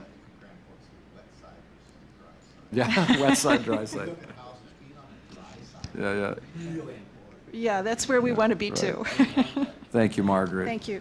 Gary, and I know Gary's got to be someplace tonight, so he'll be quick, huh?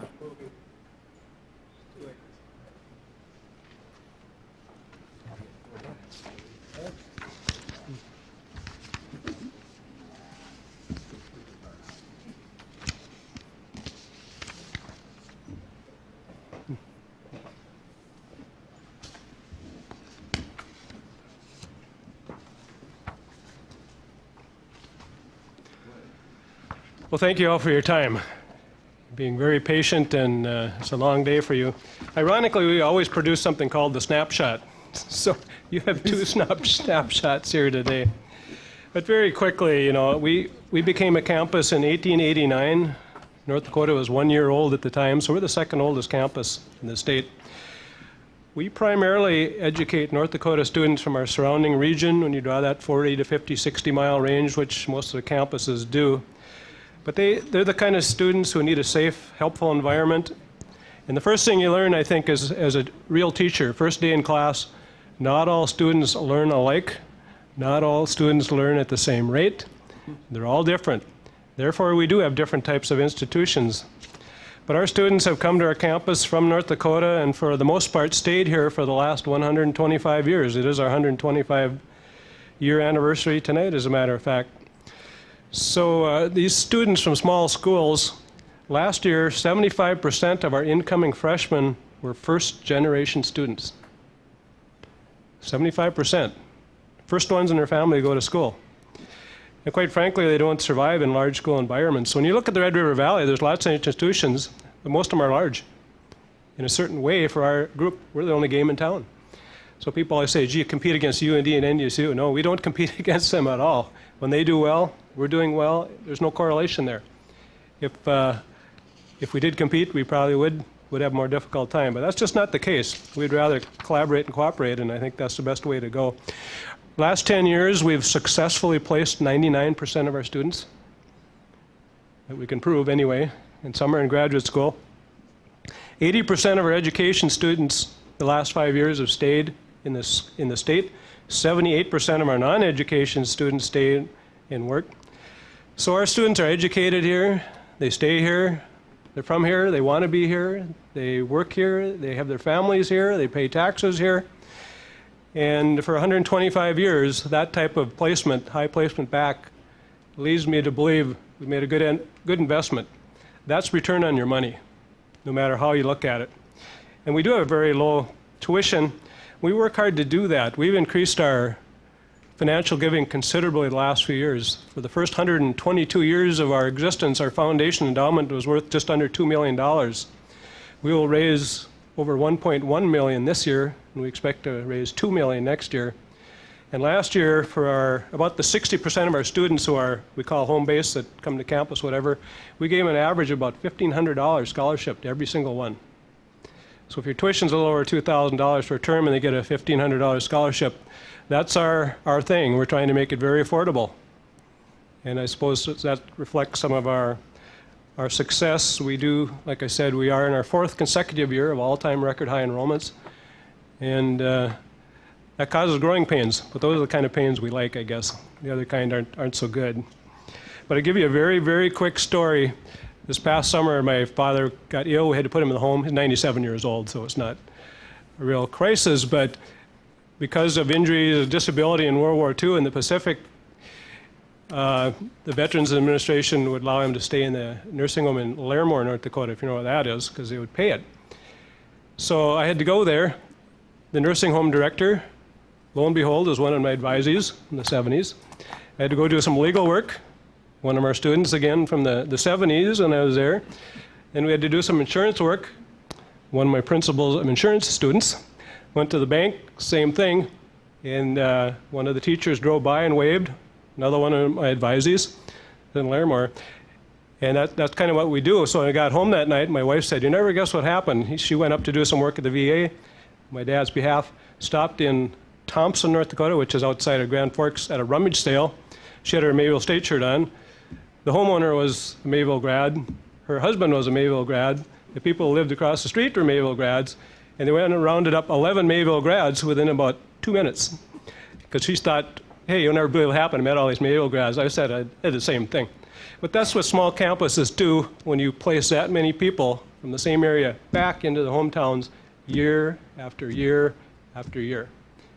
And at my age, I'd been in Mayville State for a long time. It's kind of fun because I know all of them. So as we look at the sheet that was given to you, signature programs, teacher education, of course, we're like Valley City State, we're cut out of that normal school mode. And the fastest growing area, fitness, wellness, sports management, and those types of things. That's what we do well.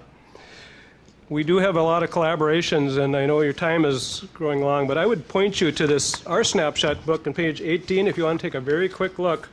I tried to do it graphically.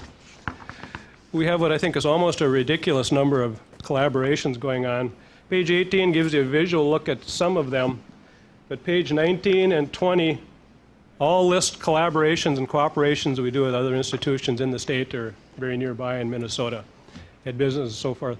So people always ask, do you collaborate with anyone? So I pull this out, and all I say is, oh, I guess you do. Teachers as well. There's a map in here on page 12. It's a map of all the counties in North Dakota, and you'll see the number of practicing teachers we have in each county in the state of North Dakota. It's over 800 active teachers at this very moment. Again, they come from North Dakota, they stay in North Dakota. Our competitive positions are affordability, personal service. We help our students a lot. We have lots of desks and chairs in the hallways, and after class continues. Teachers talk to students. We do have advanced technology. We have a ubiquitous computer system, as you heard from Valley City State. Our students can compete. We try to get them to be involved in activities, sports, whatever. And one is a formal leadership program. We call it integrated leadership. It's built on a vocational educational model where freshmen, they all have to become aware of leadership activities, and they progress up. And we've had about, so far, $120,000 worth of private money donated for that program, $340,000 of private money to build a leadership center. So every student is expected to become a leader in their own right. We bring in national speakers, and we found that very helpful. It's good for citizenship. On the right, we've talked about faculty, for example. Right now we're down. We have 43% of our faculty with terminal degrees. We just, I say graduated. A lot of our professional staff, our teaching staff, retired. You go through periods where all of a sudden you get a bunch together. That just happened. So 25% more are working on them. everybody in education, for example, must have a terminal degree, and most of these that don't are working on their papers. But if they don't, there's no possibility of tenure, and they're dismissed. So if we look at the same statistic a couple years from now, the 43 will be significantly higher. But we got a good crop, tremendous. One's a Fulbright scholar. We've done very well. Our challenge is basically, because we're an old campus, we still have some deferred maintenance. In the last 5 years, we've eliminated about 67% of it. So we've come a long way, but we have some old buildings. Our old main, where a third of our activity takes place, is 124 years old. And that's old. We have growing problems. We're out of capacity. Our dorms are full. And we fixed up some dorms through this growth process, so we used up our bonding authority. So this year we're going to be real creative and see what we can do. Because we would like to grow. The state wants us to bring in a workforce, but you have to have a place for students to live. It's as simple as that. So that's our big problem.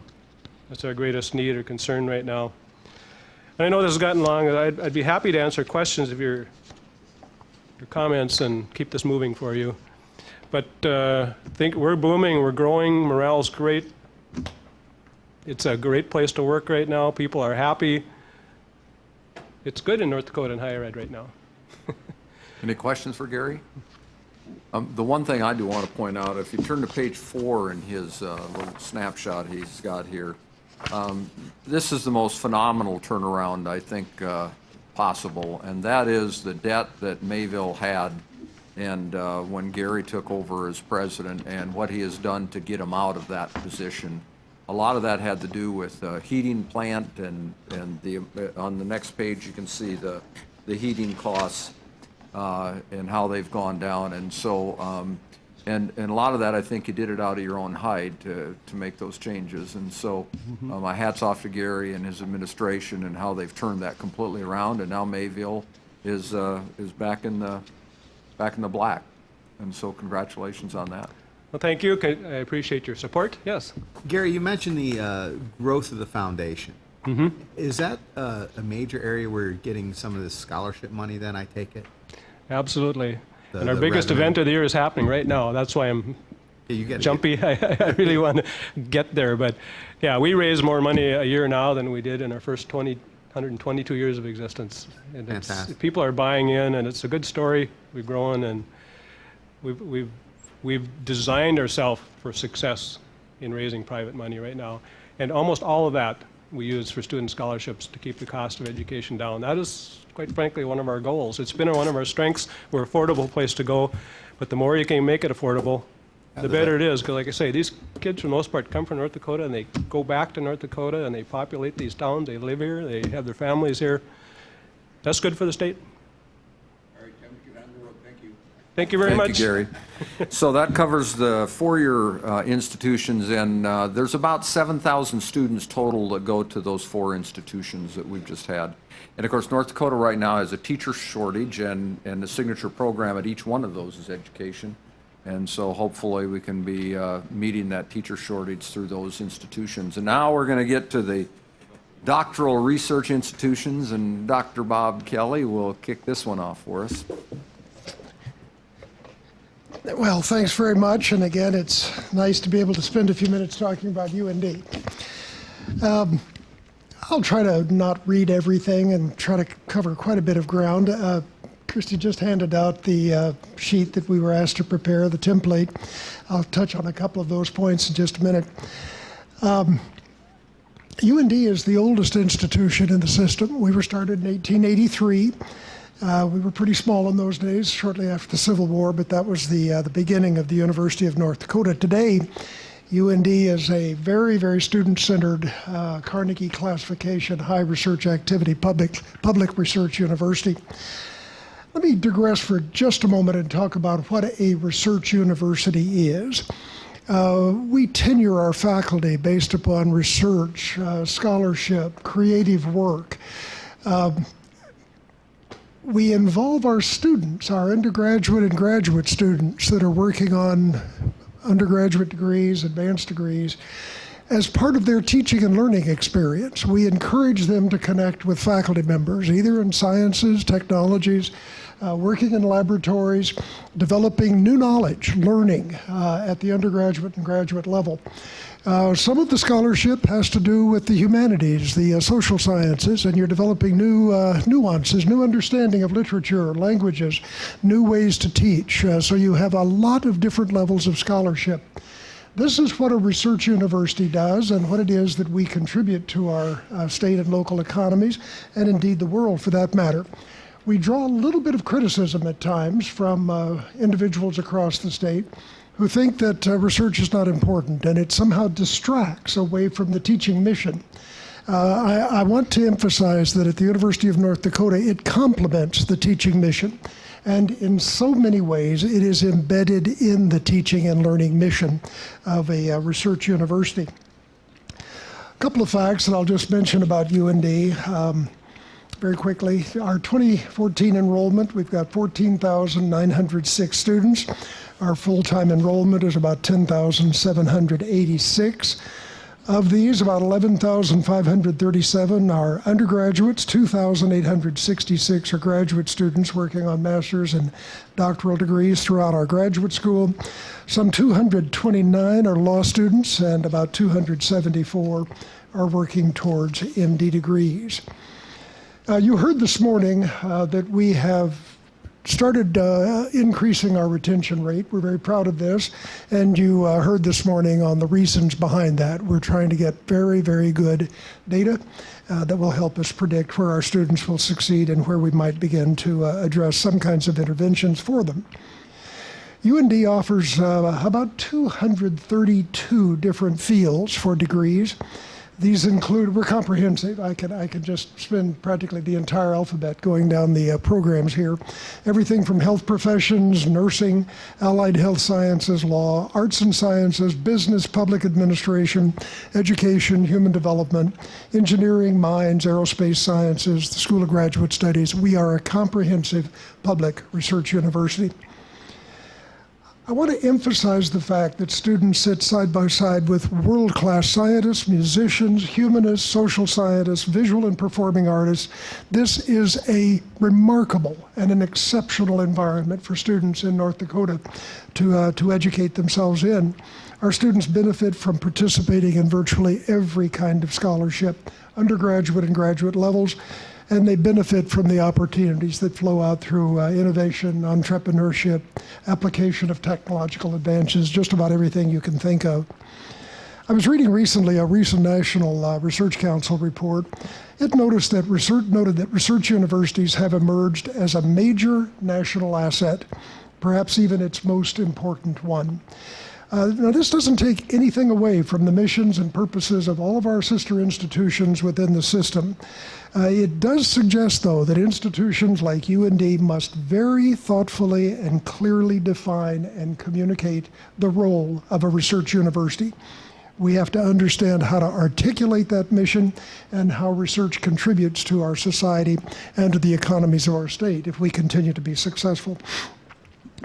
UND does this in a number of different ways. I'll just talk about how we support teaching methods, how we engage our faculty in creating new classroom and experiential learning opportunities for our students. Research University cultivates interdisciplinary scholarly research, publication, and other activity by primarily disseminating new knowledge, these nuances that we gain better understanding of all it is that we do. We must disseminate that through peer-reviewed publication, and then by increasing the economic and workforce development opportunities through the formation of startup companies. And I'll give you an example here in just a second. Let me just give you 3 or 4 examples of the kind of research that is taking place at UND and why this is important to the state and why this fits into what it is that the mission of the University of North Dakota is. One of our faculty members, David Bradley, over in the School of Medicine and Health Sciences, he's an immunologist. He studies the immune system, how we combat diseases. Right now, you've been following the news. You'll know that we've got a number of viral infections in the United States affecting children with respiratory issues. And a day or so ago, we found out that we've got Ebola, another virus. Immunologists study how the body combats viral infections. He recently got a Center of Research Excellence grant, $700,000 from the North Dakota Department of Commerce to continue research on avian flu viruses, the antibodies that combat those viruses, trying to help poultry farmers effectively combat outbreaks in their flocks. That particular lab also is working on a project with a local company called Avionics, develops antibodies for human diseases such as West Nile, animal diseases such as an avian flu virus. They're investigating the properties of antibodies made in geese and how they can use these antibodies to treat viral diseases. So some very sophisticated immunology that's being coupled with a small startup business that at the moment in our tech park is being very successful.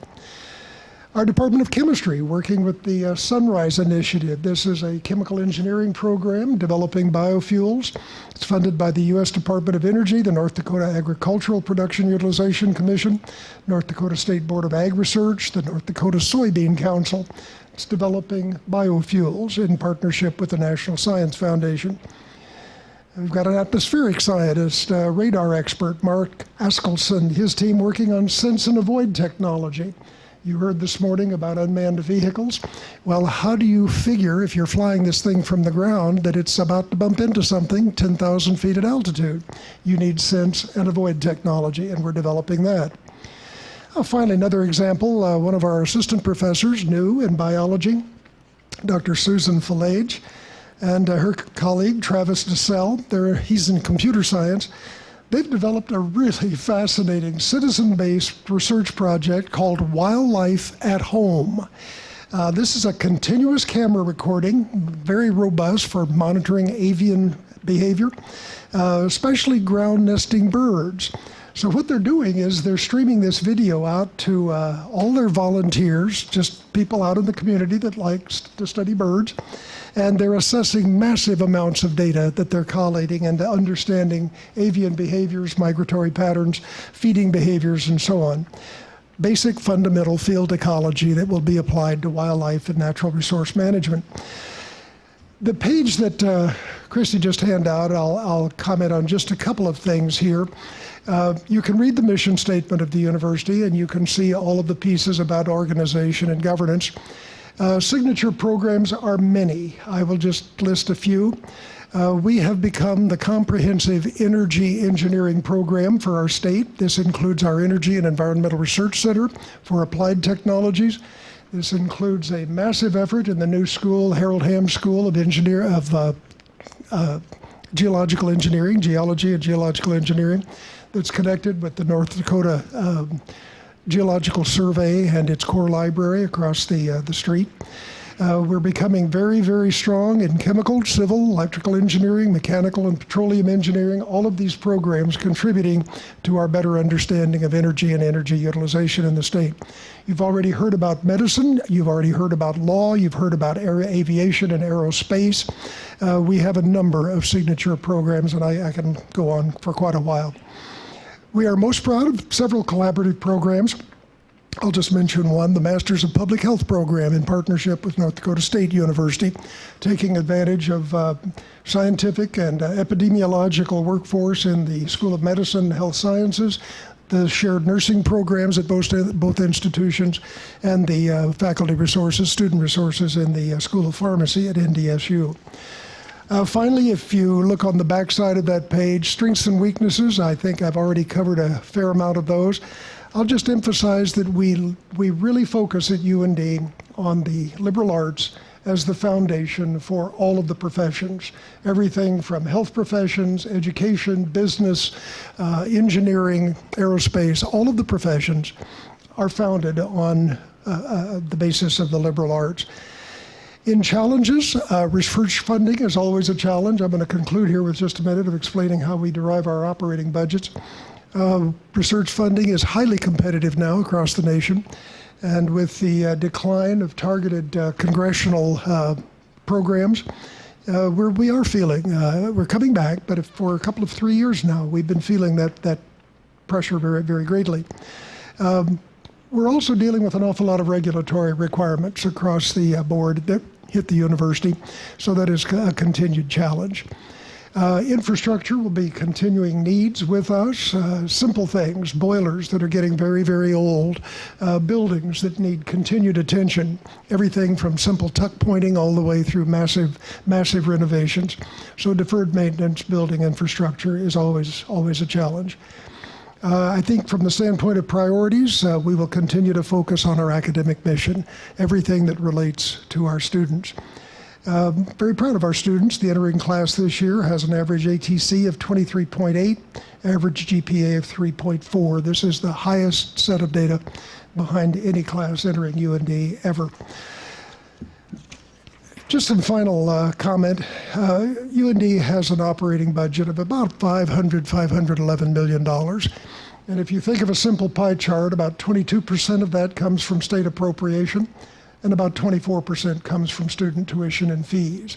The university has to generate the rest, which is slightly more than half of our entire operating budget. A quarter of that half comes from grants and contracts, very, very important activities for a research university because it's at least a fourth of our operating revenues for our operating budget.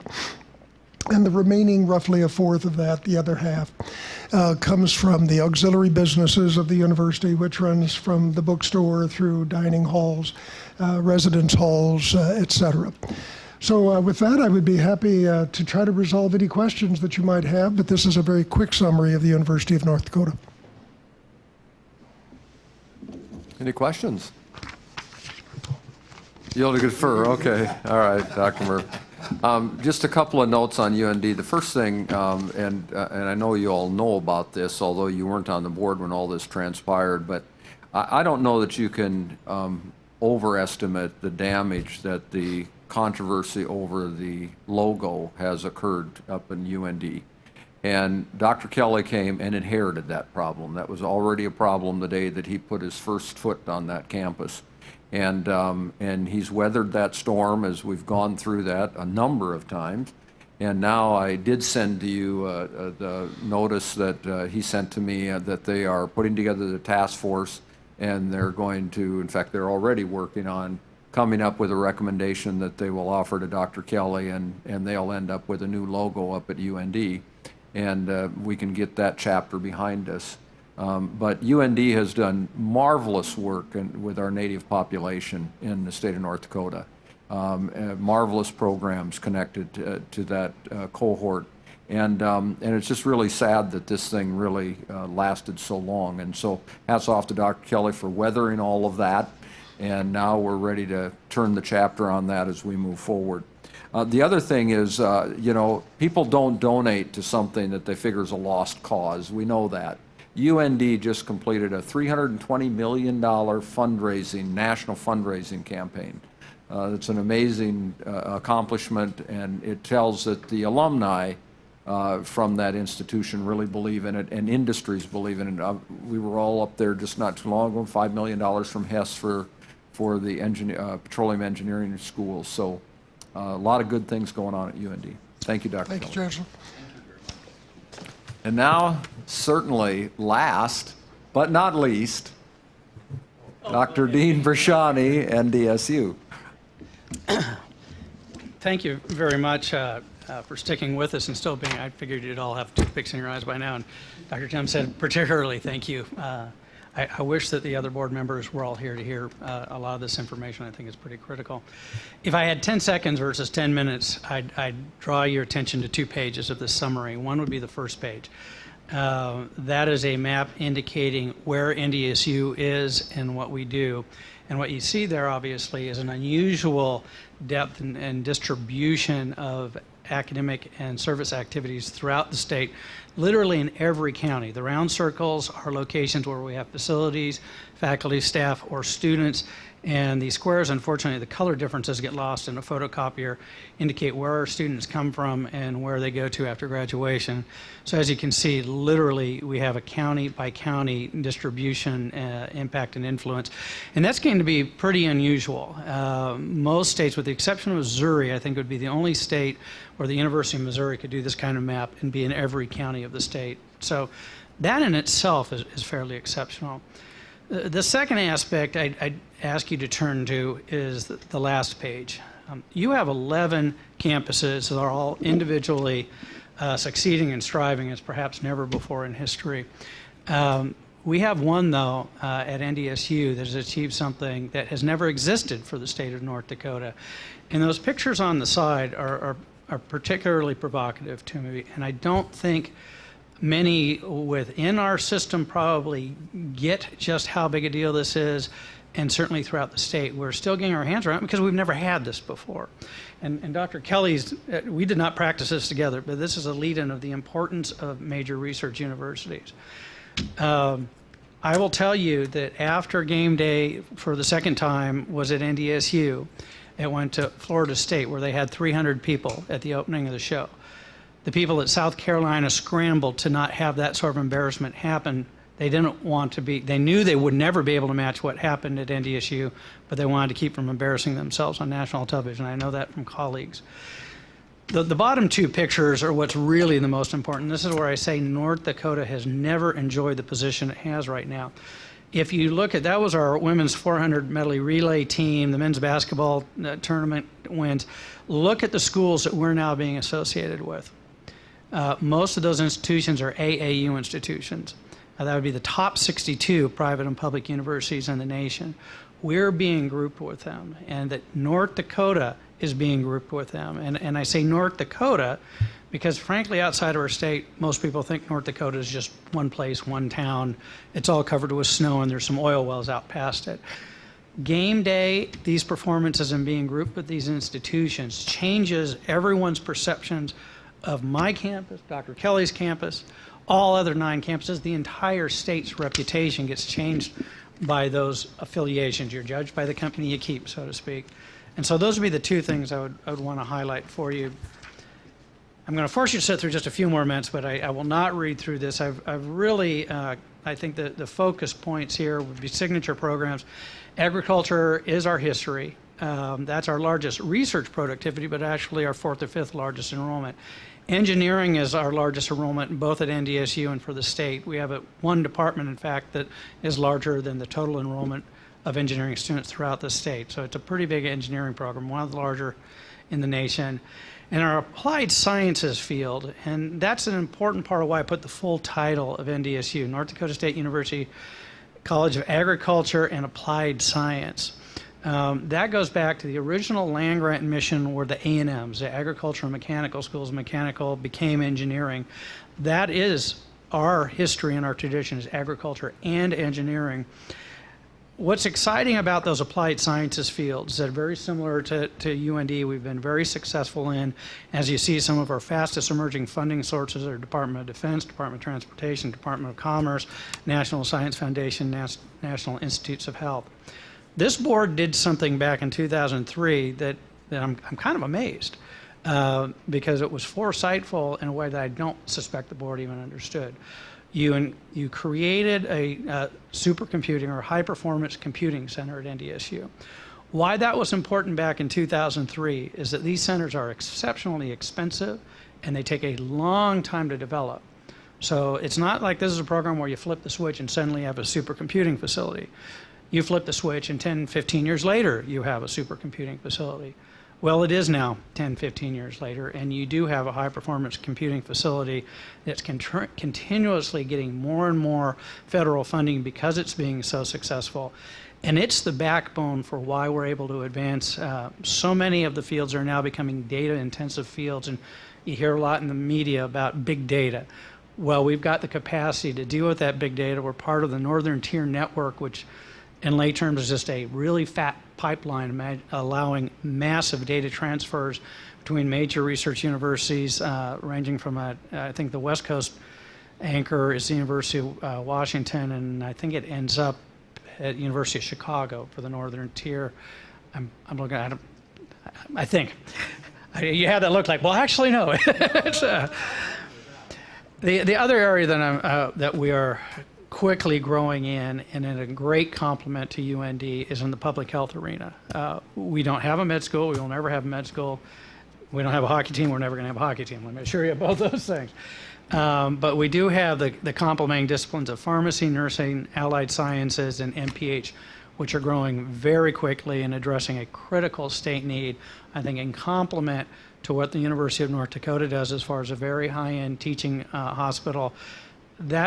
It's going to take a combination of those fields to address healthcare needs in the state, and no singular discipline, no singular school is going to do it, but it's the blending of those, and the MPH program is probably a prime example of that.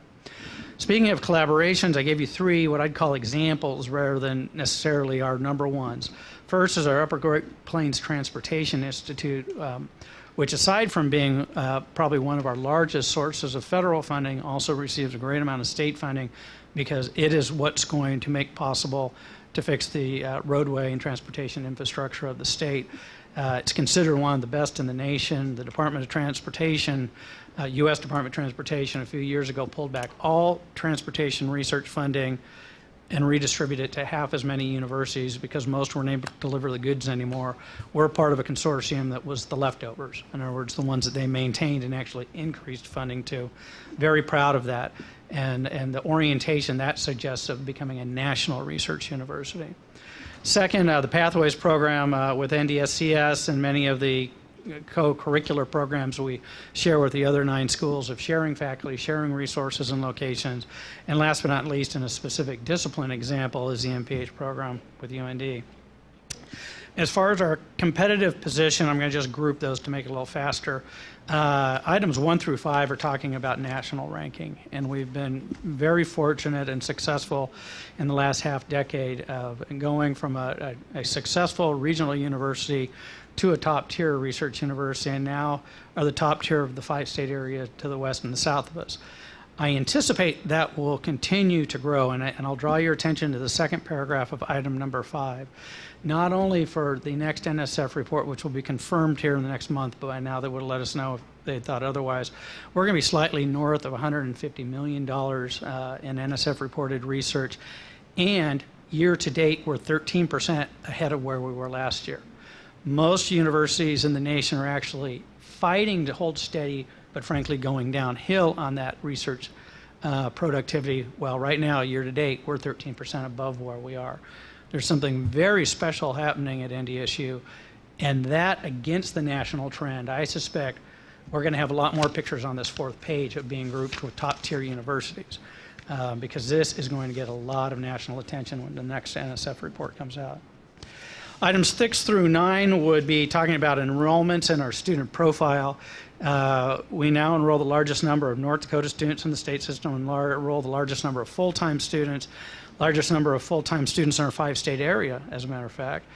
We've increased our GPA averages, our ACT averages, and the ACT is now the highest in the state system. Graduate degrees to continue to climb. Most of our students are very niche student. They're full-time face-to-face instruction. They use distance ed as a complement to a traditional residential experience, and most of them are residential or traditional in terms of age. You're 18 to 22-year-olds when we're talking about undergraduates.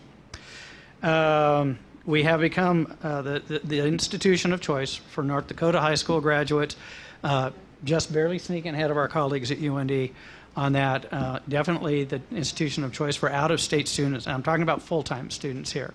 UND, I believe, does beat us in part-time out-of-state enrollments. The good news is that both universities are succeeding very well on that front. 7 through 9, well, oh, I'm sorry, 7's part of this. Our STEM fields is definitely where most of our majors are at. Well over half of our students are in STEM fields. Enrollments in the other colleges are very balanced, and what's particularly provocative is we have the largest enrollment of fine and performing arts students in the state. And I bring that up because a lot of STEM-oriented institutions don't have a good balance. I think the best universities in the nation do have that balance. Regardless of what their orientation is, it's balanced by other fields, and we think that provides a much richer learning environment.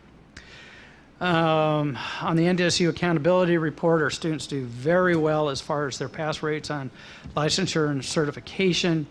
You know about our athletic program. I'm not going to rattle on about that. What I'm most proud about is the academic performance of our athletes. 13 of our 14 teams posted over 3.0s. The laggard was football at 2.96. So essentially, all of our teams posted 3.0s or better. They, on average, exceeded the GPA of our students overall. In the last 3 years, we've had 2 NCAA Women of the Year finalists.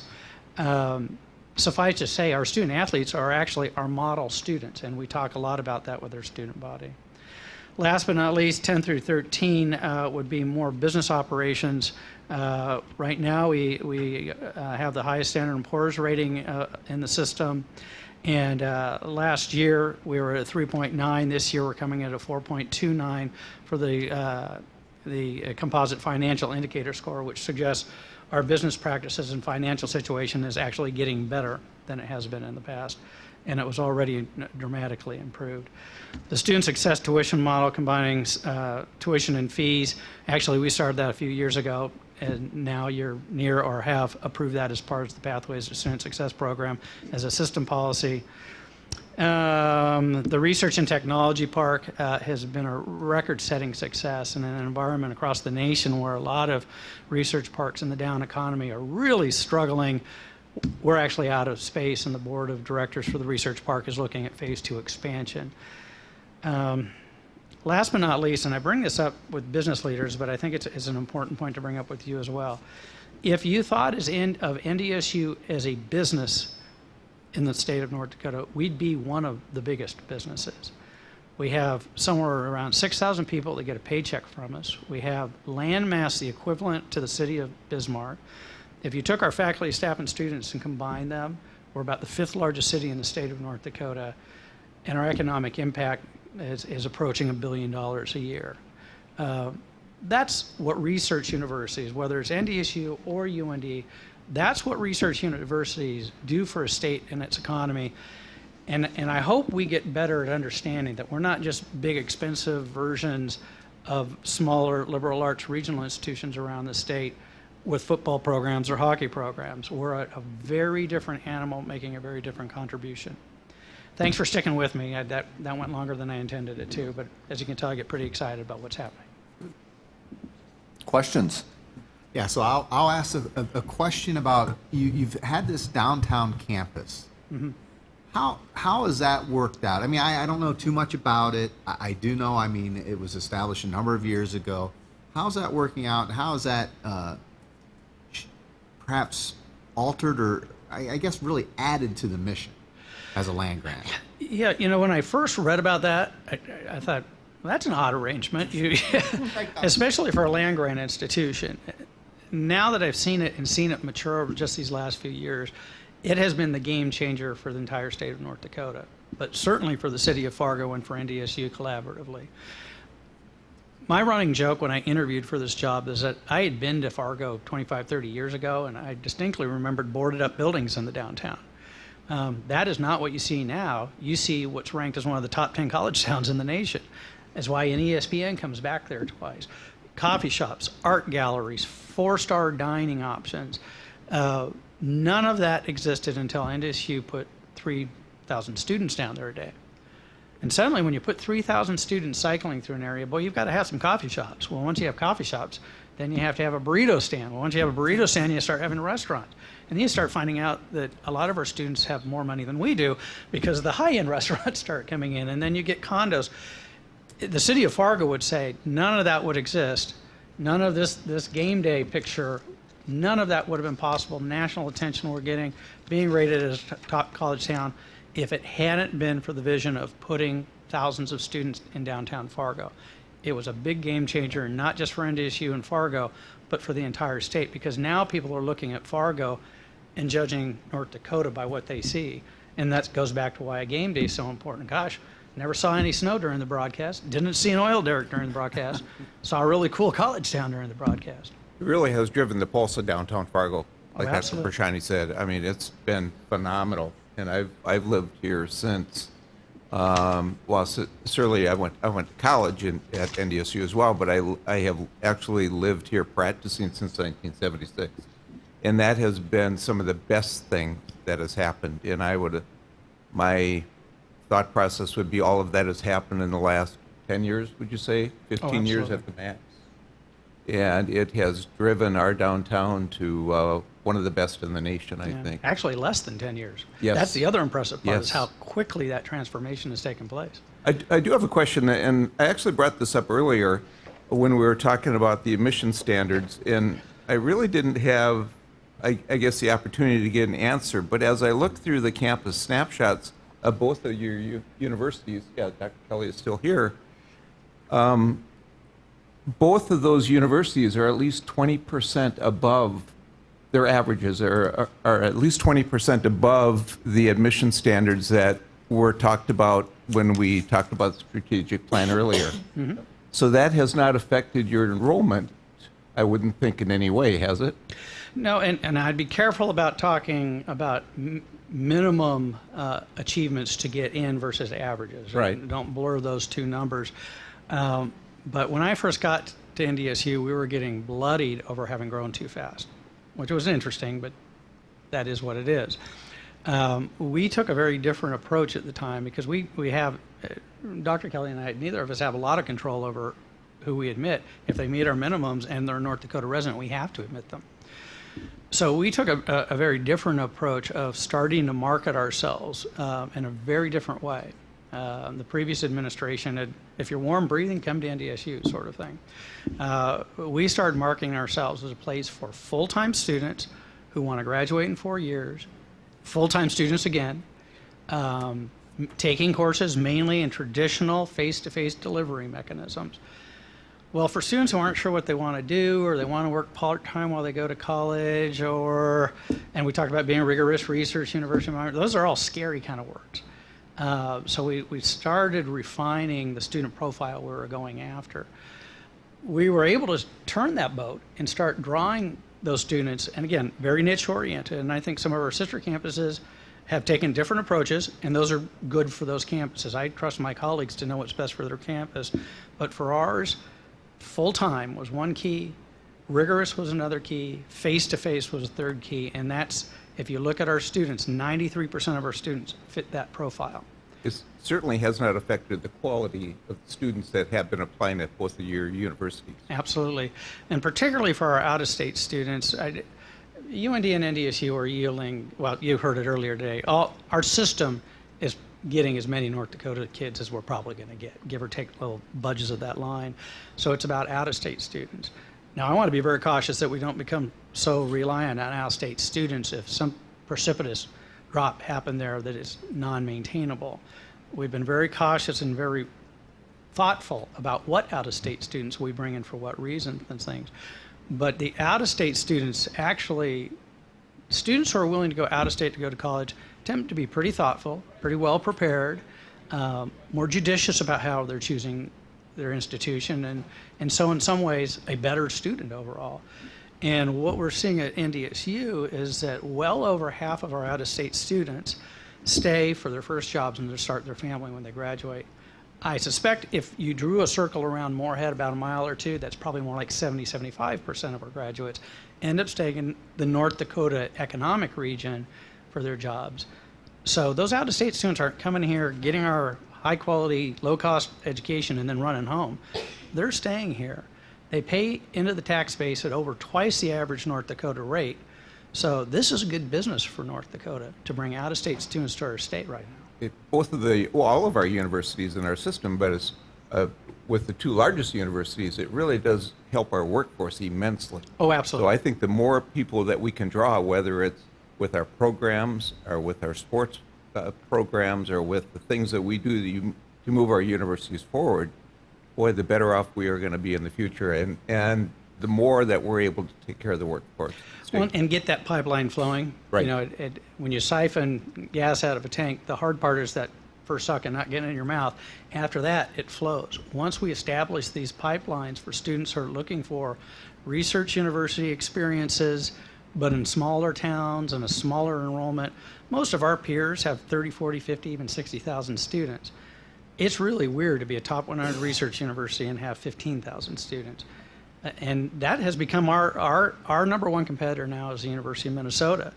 And students either want to go there because of the city life, or they come to us because it's a more comfortable, safe setting.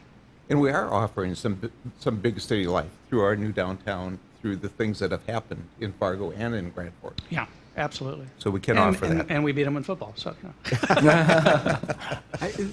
I have a question really for both research presidents, because there was a trend, certainly in the Cal system and in the Cal State system, as well as in the SUNY system, a couple other large systems around the country, where there's a really big impact of budgetary issues on the ability for students in state to attend those home state institutions. And of course, both institutions have been noted in national, I think it was the Wall Street Journal, New York Times, these type of papers, because of the affordability of our out-of-state tuition. And I think a lot of times certain elements within the state like to beat up this idea of our lower costs for the out-of-state students. But for a lot of students, for instance, coming out of the SUNY system, I think UND or NDSU's out-of-state tuition rate is as affordable as their in-state tuition rates. Mm-hmm. So what I want to ask both presidents to address, because I think it's important for us as new board members, but also perhaps for other board members to understand what is the strategy that's been utilized by both campuses in going after this student population. Yeah. Because certainly I see a lot of California plates up at UND. Well, and you've made two good points in one, particularly for the two coasts, West Coast and East Coast. Your cost of attendance has been inflated by the fact you can't graduate in 4 years. The University of California now tells entering students, you'll be here 5 years, and you better be flexible about what classes and when you take them, or you'll lapse into a 6th year. New York is the other prime example of that. So your economic return on investment, you start with a higher tuition rate, you start with a higher cost of living, and then throw in you're going to be there for 5, maybe 6 years. Whereas a UND, NDSU, which are competitive with the University of California type institutions academically, at least, I won't speak for UND, but you can graduate in any major in 4 years unless it's designed to be a 5-year major like pharmacy or some of those. So you've got a much sharper and widening gap on return on investment. And then frankly, this is where athletics come in. Some of the states in the worst condition as far as their economies involved with higher education are on the two coasts, where you have huge population bases, and I'll throw in Texas because that's 3 of the 10 biggest cities in the nation are in one state. When you start being visible on athletic venues, then they look at your academic opportunities and go, boy, I never thought of that.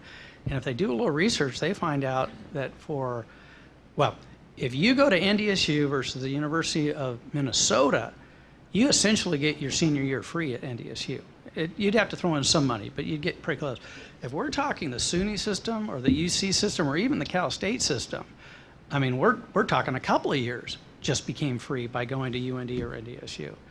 And again, those out-of-state students, once they get here, they're finding, wow, you can tell the kids to go play out on the street until the street lights come on. You don't have to lock your house or your car. I don't advise that, but once they get here and live in this environment, it's like, Mayberry RFD is pretty cool. So what they would have joked about before suddenly becomes a really neat place to stay and start their families. I think you have to consider, too, just the simple economics of what's going on in some of these states on the coast. I'll speak for California. When you look at the drastic reduction in state appropriation for the University of California system, dropping well below 10% of the total appropriation operating budgets of that system. That's the reason I mentioned a moment ago that for UND, even though we do have some political discussions in the state about support for higher education, at the end of the day, we're in very, very good shape comparatively, and you can't underestimate that piece. So when you look at the market competition, if a student in California is literally being driven out of the state by the increasingly high cost of attending UCLA or Berkeley, and they know that they can get a very solid undergraduate education at NDSU or UND, we have a tremendous attraction to those individuals. So you can't underestimate the simple fact of what the states are doing in support of their higher educational systems. I'll look to Colorado as a very, very drastic example. I think they're down below 5% in state appropriation right now, and they are basically functioning as private institutions. If you want to go to a private institution, you're working in an entirely different market, because there you're dealing with everything from Caltech to MIT, all of the elites, and then the small elite liberal arts, which we do not compete in because of the state support that we get. So I just think you're asking a great question. It's got a lot of complex moving parts, but I do think that in addition to what President Brashani said, we have to simply look at the economics of the whole situation. Okay, thank you very much. Just a couple of NDSU notes here. I have to say, before President Brashani runs off, what I've really appreciated is his business knowledge in the business of higher education, which has been phenomenal. And he had challenges when he got here relative to the financial situation at NDSU, has completely turned that around and has introduced concepts that we have now incorporated in state policy for our accreditation on the financial front. So I really appreciate that, and thank you very much for making those contributions. And life is good at NDSU, they tell me. So, okay. Now, we're 2 hours behind time. So I really appreciate you hanging with us. I thought it was really important we got the president's presentations. I think that's really important. Number 4 on here, you were introduced to all of that in July during the board training, so we're going to skip that, and we're going to move to number 5, and we may revisit number 4 at some later date with some training as well. But we're going to move to number 5, but let's take like a 5-minute break, and then we'll get the vice chancellors going through here and get their presentations and keep them down, and appreciate it.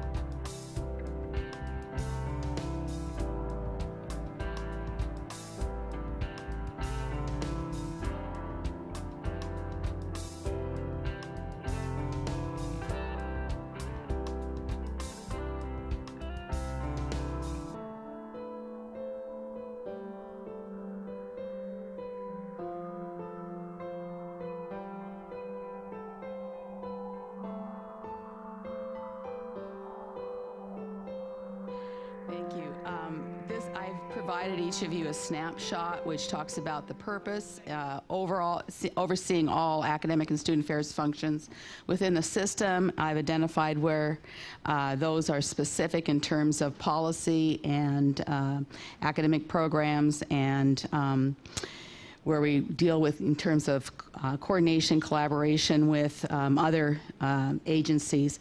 We currently oversee functions the North Dakota State Approving Agency for Veterans Affairs. That will move over the North Dakota Veterans Affairs by the end of this fiscal year. We also share signatory authority for Title II, Part A of Teacher and Principal Training Recruiting Fund, which is a little over $1 million for fiscal year 13 to 15, and that's working with the North Dakota Department of Public Instruction. I have listed on the right side of this snapshot organizational structure. I put it at your table, I'm sorry. Someone must have picked it up. You pass those out. You have one? And does, he has one, okay, thank you.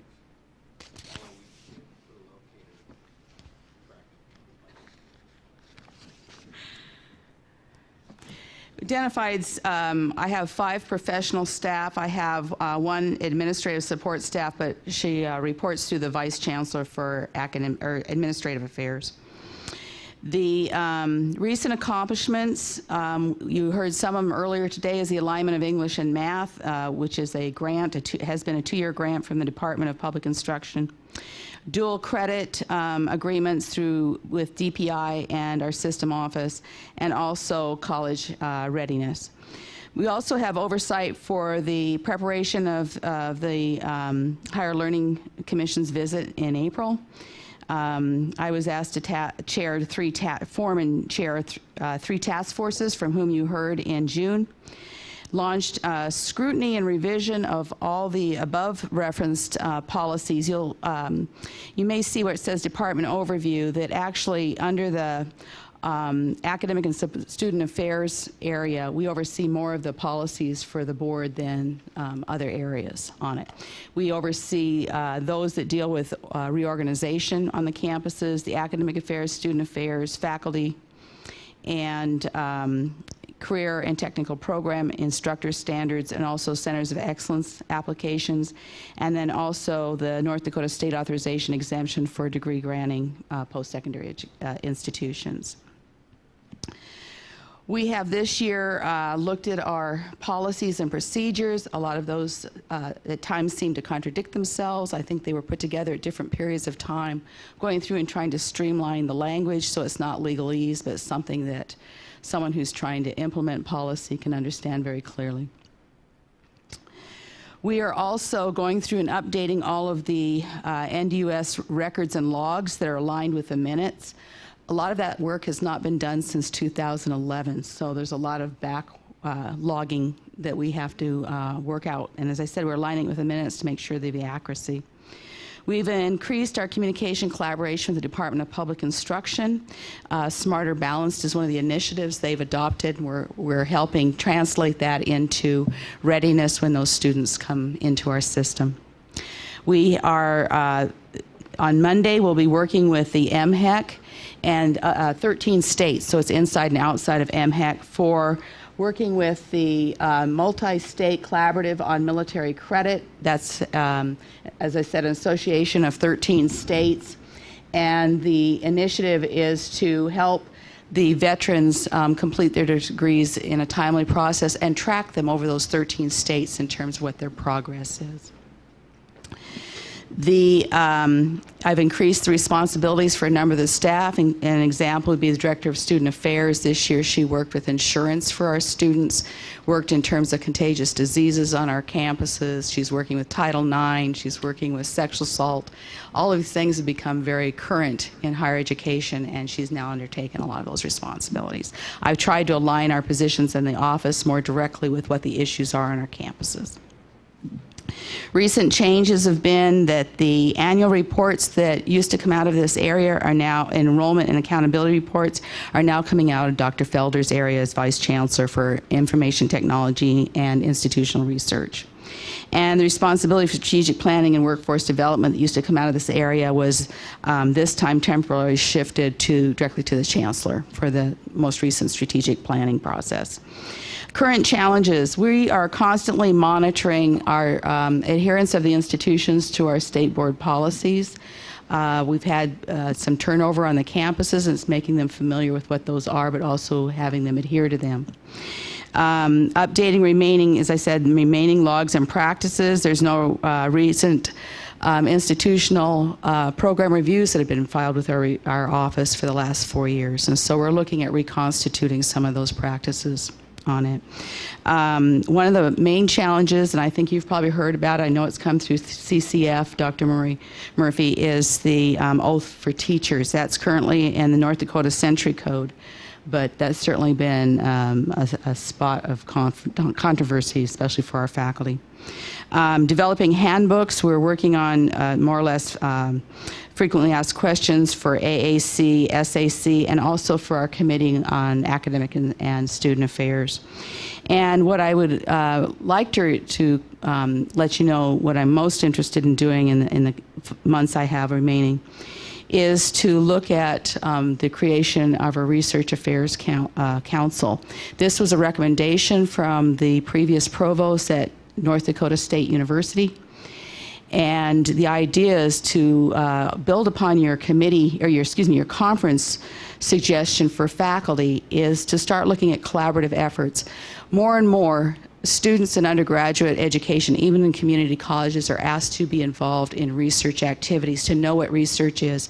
It might be a simple task of looking at normalcy and exceptions. One simple study was looking at the length of lobes on an ear, and to see what is the frequency of that, the normalcy versus exceptions. Even in a community college, we can be talking about the application of research and data and how it is that we interpret it. So I'd like to see something that's a collaborative approach with academic and student affairs officials to look at building on our research activities, but also looking at Research Affairs Council, again, for the idea of collaboration. But there are some policies you have at the board level that deal with research, and we have no one that's out overseeing them as a system. We're seeing it on individual campuses. Is that short enough? Thank you, Dr. Collin. Yes, that was good. Well, unless there's some questions. We're allowed to have a little questions, right? Yeah. Well, first of all, I really support the initiative on the research side. I think at all levels throughout the system, it can add to the students' classroom experience. But also, I think that it will add to retention ultimately, because it shifts them from a purely classroom type environment to one in which they start seeing principles applied. And that becomes that experiential learning component becomes really critical. And I think that becomes important. I think that's some of the strategies of places with high retention of keeping students. The one thing I'd like to see us do, perhaps, is look at 605 and some of the issues there. And I'd like to talk to you about that. In terms of tenure? Well, not so much tenure. There's a large number of faculty who are appointed using a special appointment process. And that really limits the ability of that faculty member to have a grievance, because if you read the policy, it says non-renewal, and the problem is certainly OGC at UND has interpreted that as there's never a non-renewal because there's always a new contract. So if you're not offered a new contract, you really can't grieve. Well, if you have somebody that's been there for 10, 12 years, why are we keeping them in special appointments, which should really be for maternity, paternity leave, illness, a sabbatical leave? Somebody decides to leave the institution on short notice, and we just need a professor in this area. Perhaps increase enrollment in a particular area, but yet oftentimes they're used as permanent, non-tenure track faculty. But yet they, even after 2 or 3 years of service, they still don't have a grievance procedure.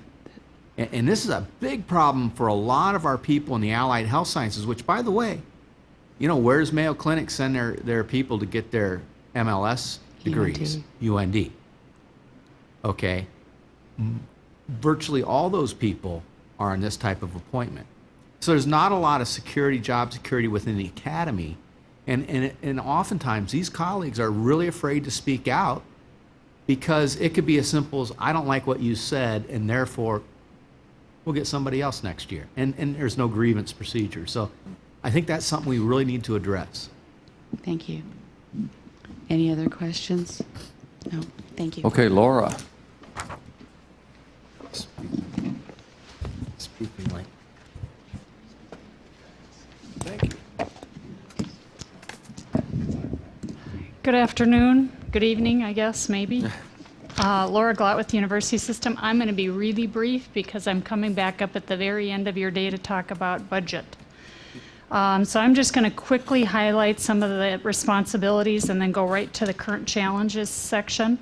The administrative unit is involved in a number of things. In the first bullet, you'll note that we award aid to over 13,000 students a year, about $20.6 million in various programs, involved in facility planning, construction, and management, responsible for chancellor and presidential searches, provide support to the public relations function, work with accounting pronouncements and the preparation of consolidated financial reports, maintenance of the accounting manual, manage the employee retirement program, work with the Human Resource Council on various policies and procedures related to HR, produce several financial reports, annual and interim reports, provide support for the legislative bill tracking system and a lot of information and testimony during the legislative process, both the interim and the regular session.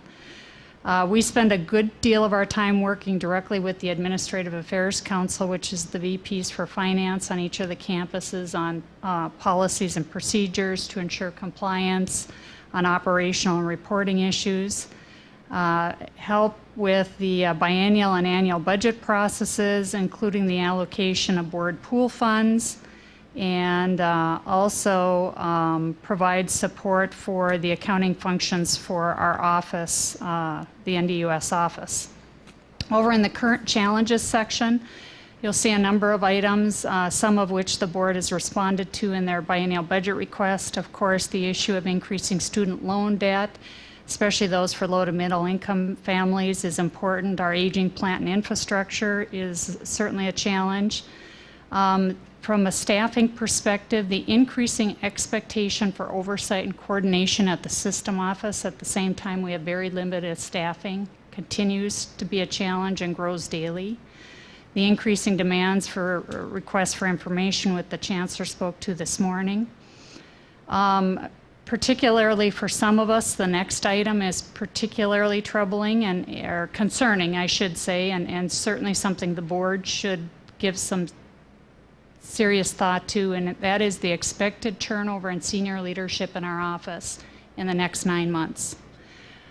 So right now, unless something changes, we're expecting by July 1 of next year to lose our chancellor, our chief of staff, our vice chancellor for academic affairs. That's pretty significant senior leadership within a very short time frame.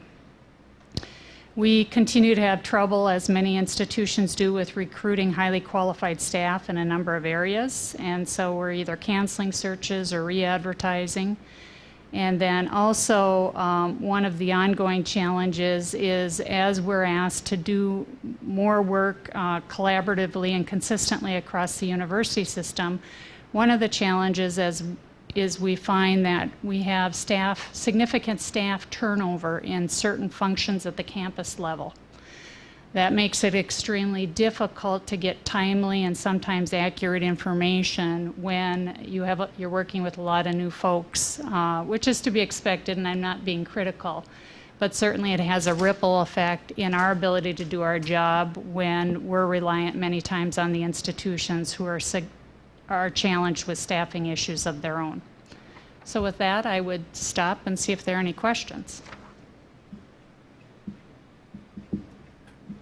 I do want to make the point that Laura raises about limited staff. Her office gets, well, all of our offices just get inundated with requests for information constantly. And so Laura and her folks, for many of those questions, end up being the aggregators and have to go out to the campuses and collect all the data and get the data compiled and get the data out. And every time you do that, that takes you off of the day-to-day work. So we have folks that are spending their time, it's much like what I talked about earlier today, but you end up spending your time doing stuff and responding to requests for information.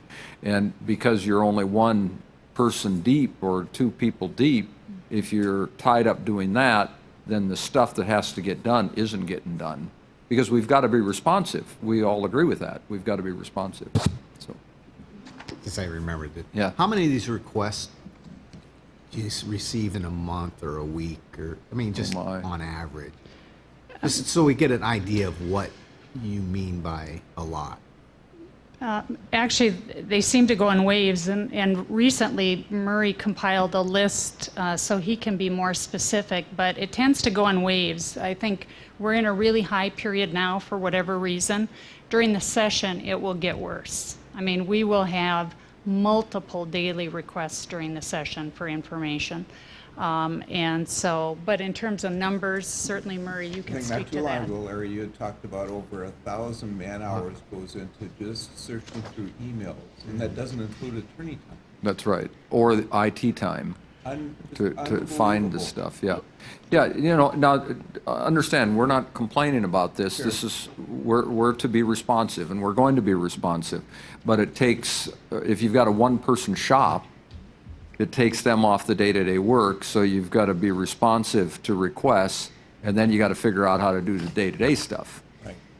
And I guess that's what worries me, is it can be a strategy to bog down a system, literally.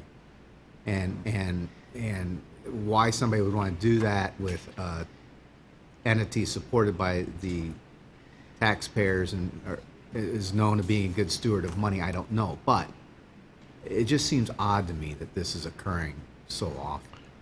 I just wanted to give, in response to what Laura said, I just put this spreadsheet together for my purposes on Thursday. Since Thursday, there have been 14 detailed open records requests into our office. Since a week ago, and 2 of them came in during the board meeting today. And the only thing I would add to that is only open records requests.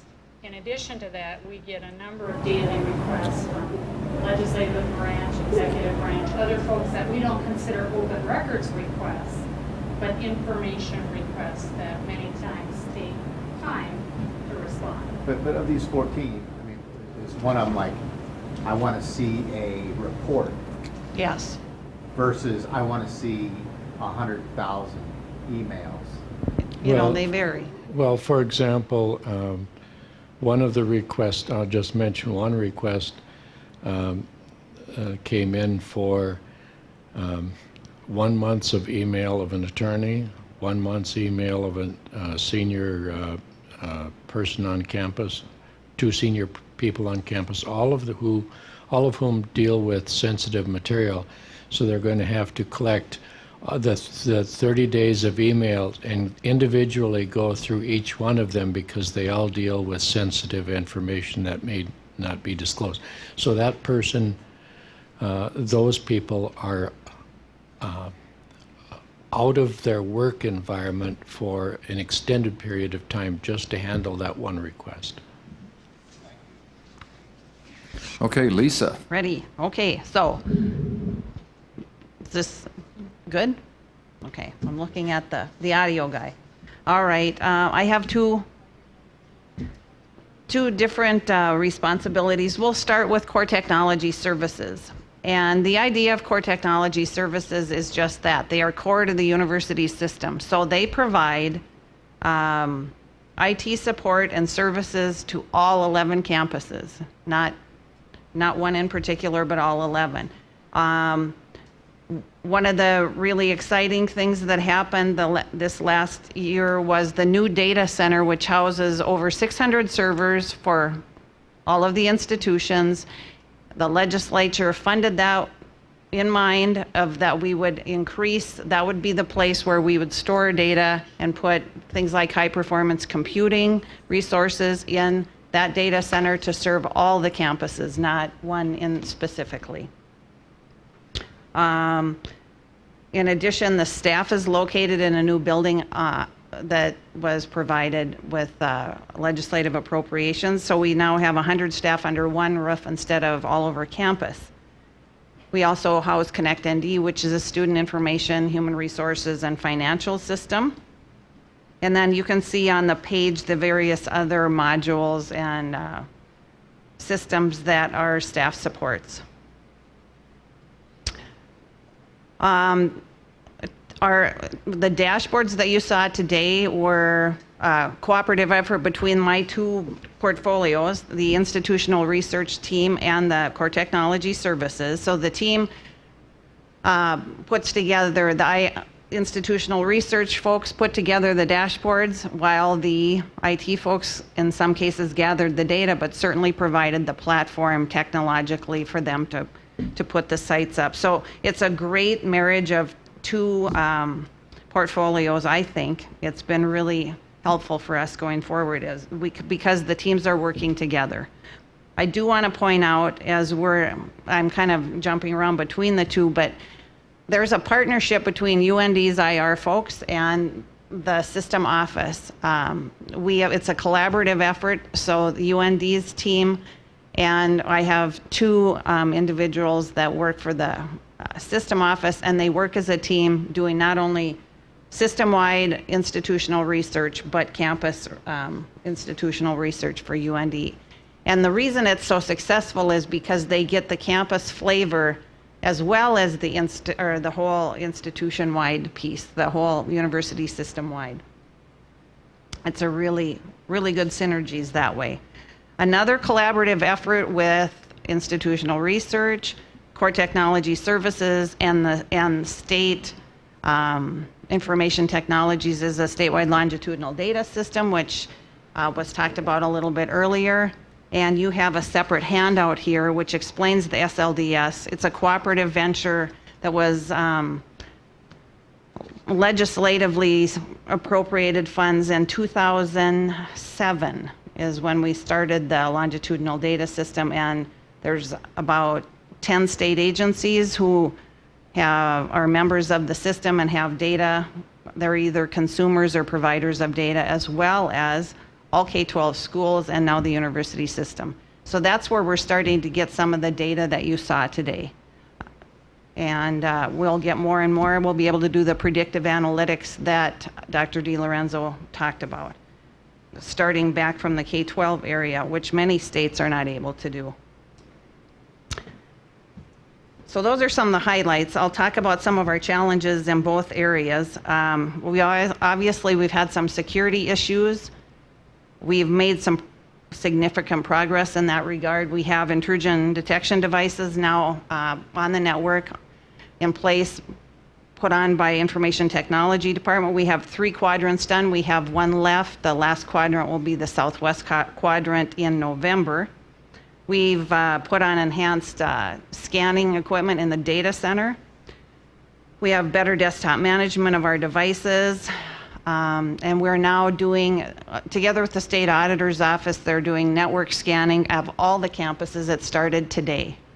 And the auditor's office has an outside firm doing the scanning, provides feedback to us. From that point, we'll go to each of the campuses and figure out what are security risks and what can we do to mitigate those. We have an endpoint task force. Endpoint means your devices, so your laptops, your cell phones, smartphones, iPads, tablets, whatever. How do we mitigate security issues with students bringing on unsecured devices onto the campuses? That's what that endpoint security team is looking at, and we'll be making recommendations very soon. Other challenges, as you just mentioned, open records requests. We are looking at an email archiving system which will allow us to better respond to these things. There is a legislative bill draft that would require us to archive email for 5 years. That's not so unusual in the private sector for, I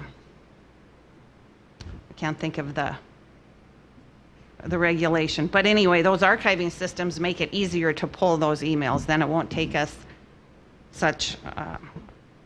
it won't be such a hard time pulling that information.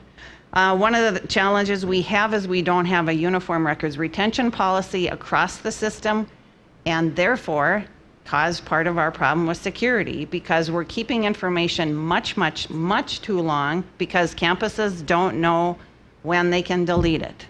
And we need to, that's on your board agenda coming up, and we really need to look at that. It's a it's a large security issue for us as IT people. We need to have that in place. Excuse me, is it deleting it or archiving it? Or Both. It's what do you keep forever? What do you keep for X amount of time? And you know, we're looking for uniformity because as an IT system then, as the data ages at 5 years, we can delete it across the system. We don't have one campus saying, no, I want to keep it 6 years, and one saying, no, let's keep it 5. We don't have that. No, we do not. And it's a problem.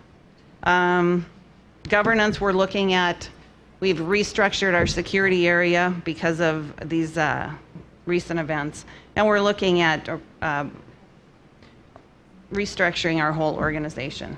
With regard to the current challenges on our institutional research, one of the things that Dr. DiLorenzo mentioned today is that we don't have uniform data definitions, particularly in non-credit enrollment. Military was a huge thing. When we tried to pull how many military folks do we have in our system, we don't have accurate numbers. We really don't. And residency is coded differently at different institutions as well. So there's some standardization we really are struggling with.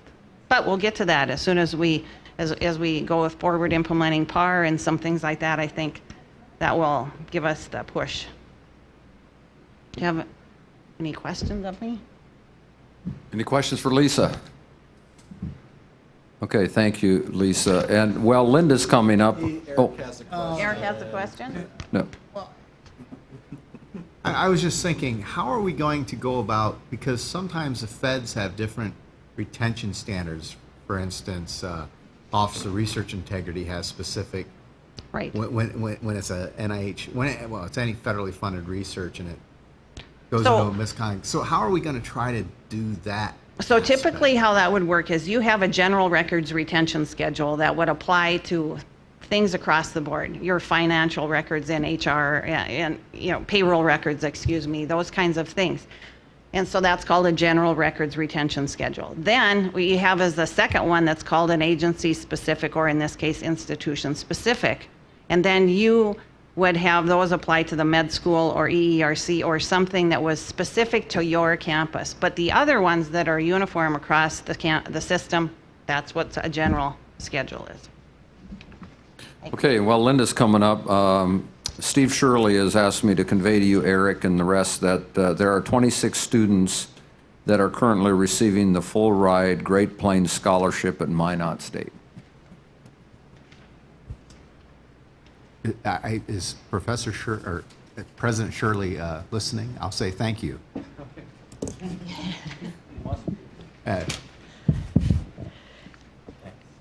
Hi, Linda Donlin. I'm the Director of Communications and Media Relations for the university system.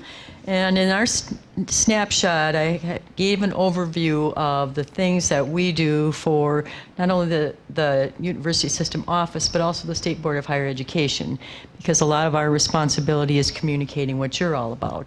And I am so thrilled that you approved the strategic plan today, because a very important part of engaging our audiences is knowing that we have a plan, and that you can communicate the vision of where we're going for the next 5 years. So we have a lot of work to do, and it's going to be fun work.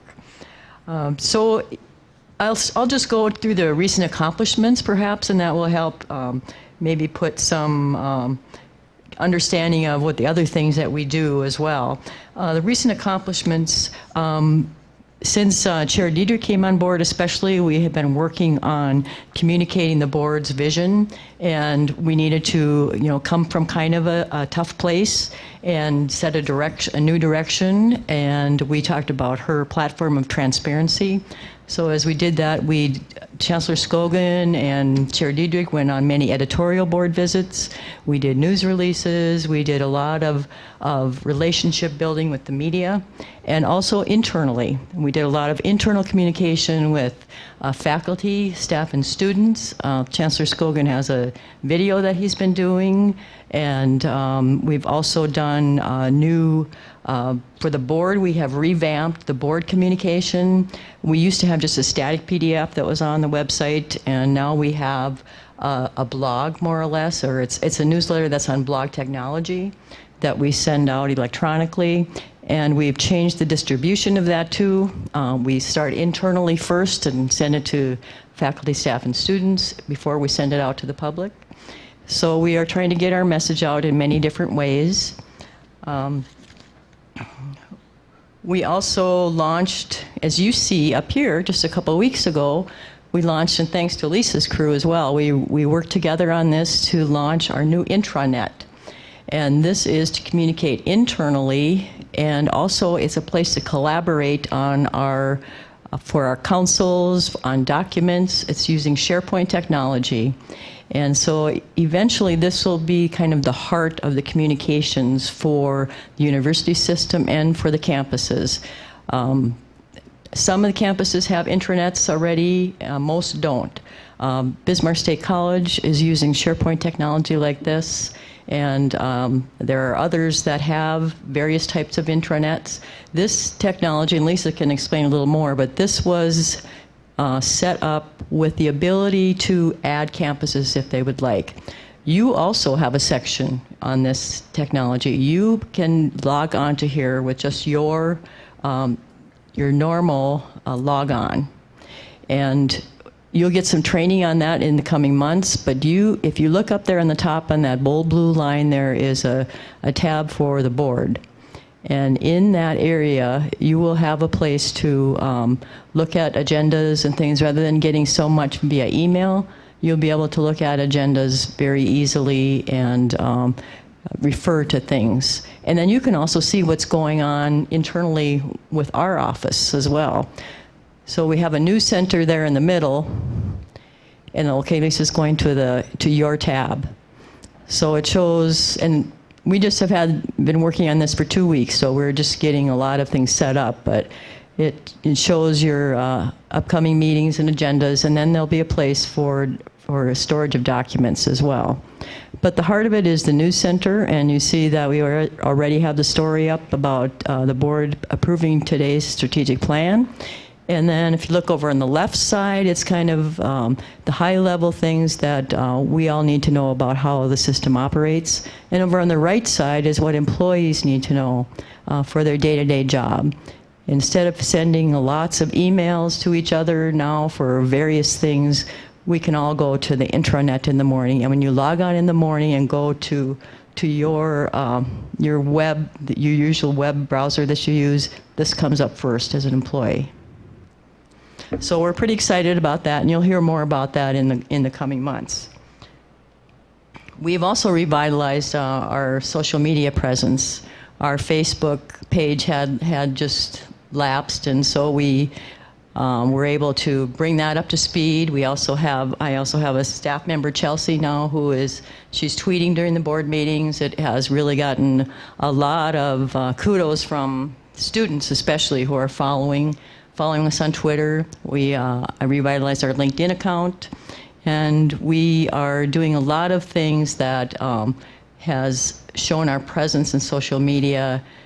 And like most communications professionals now, we have to do it all. We have to keep up with the traditional media, like the print piece that you saw. We also have to do social media, and then we also have to keep building the relationships with media and other people that we're communicating with. But it's all about engagement, and that's what we're working on every day. Project Vital Link, that's the one other thing I'll talk about, that we redid this past year. And I chair the Public Affairs Council, so with my colleagues across all the colleges and universities, we revamped that, which also used to be a static PDF on the website. And it's now called ndchoose.com. And really, this is a recruiting campaign for high school students. And we also send information to counselors and to parents. So we start with 8th grade mailings, and then we do mailings in sophomore, junior, and senior year, and they each have their own message. But what we do now with this, instead of sending an expensive 80-page document that highlights all the programs that are at all the colleges and universities, we send a postcard. And then we send them to the ndchoose.com site, which is an interactive site where they can go see what's going on at each campus and get more information as they need it. Any other questions? On the organization structure, I see that number of reporting staff. Yep.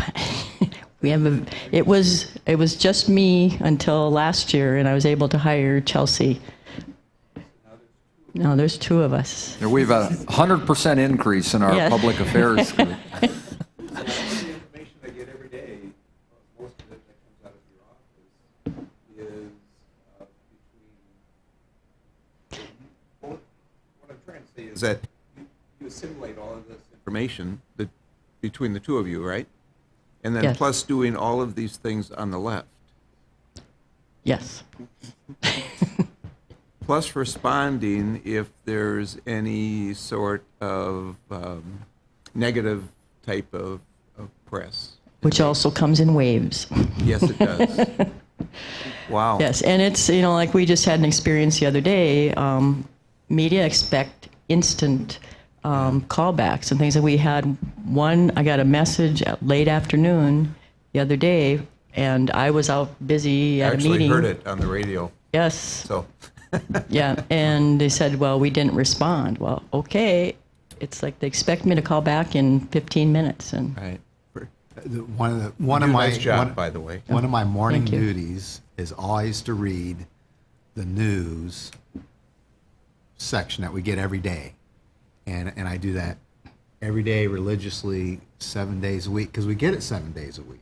Right. Just to keep up, and frankly, I find that really nice to be able to just keep up on what's going on in the system at all the institutions, and of course, a lot of stuff in the Grand Forks paper. Of course, I read it as well in the print Right. form, but I just think that that's a real service that I can tell you I really appreciate getting, because there's a lot of things that go on that we don't know, and so it's really helpful.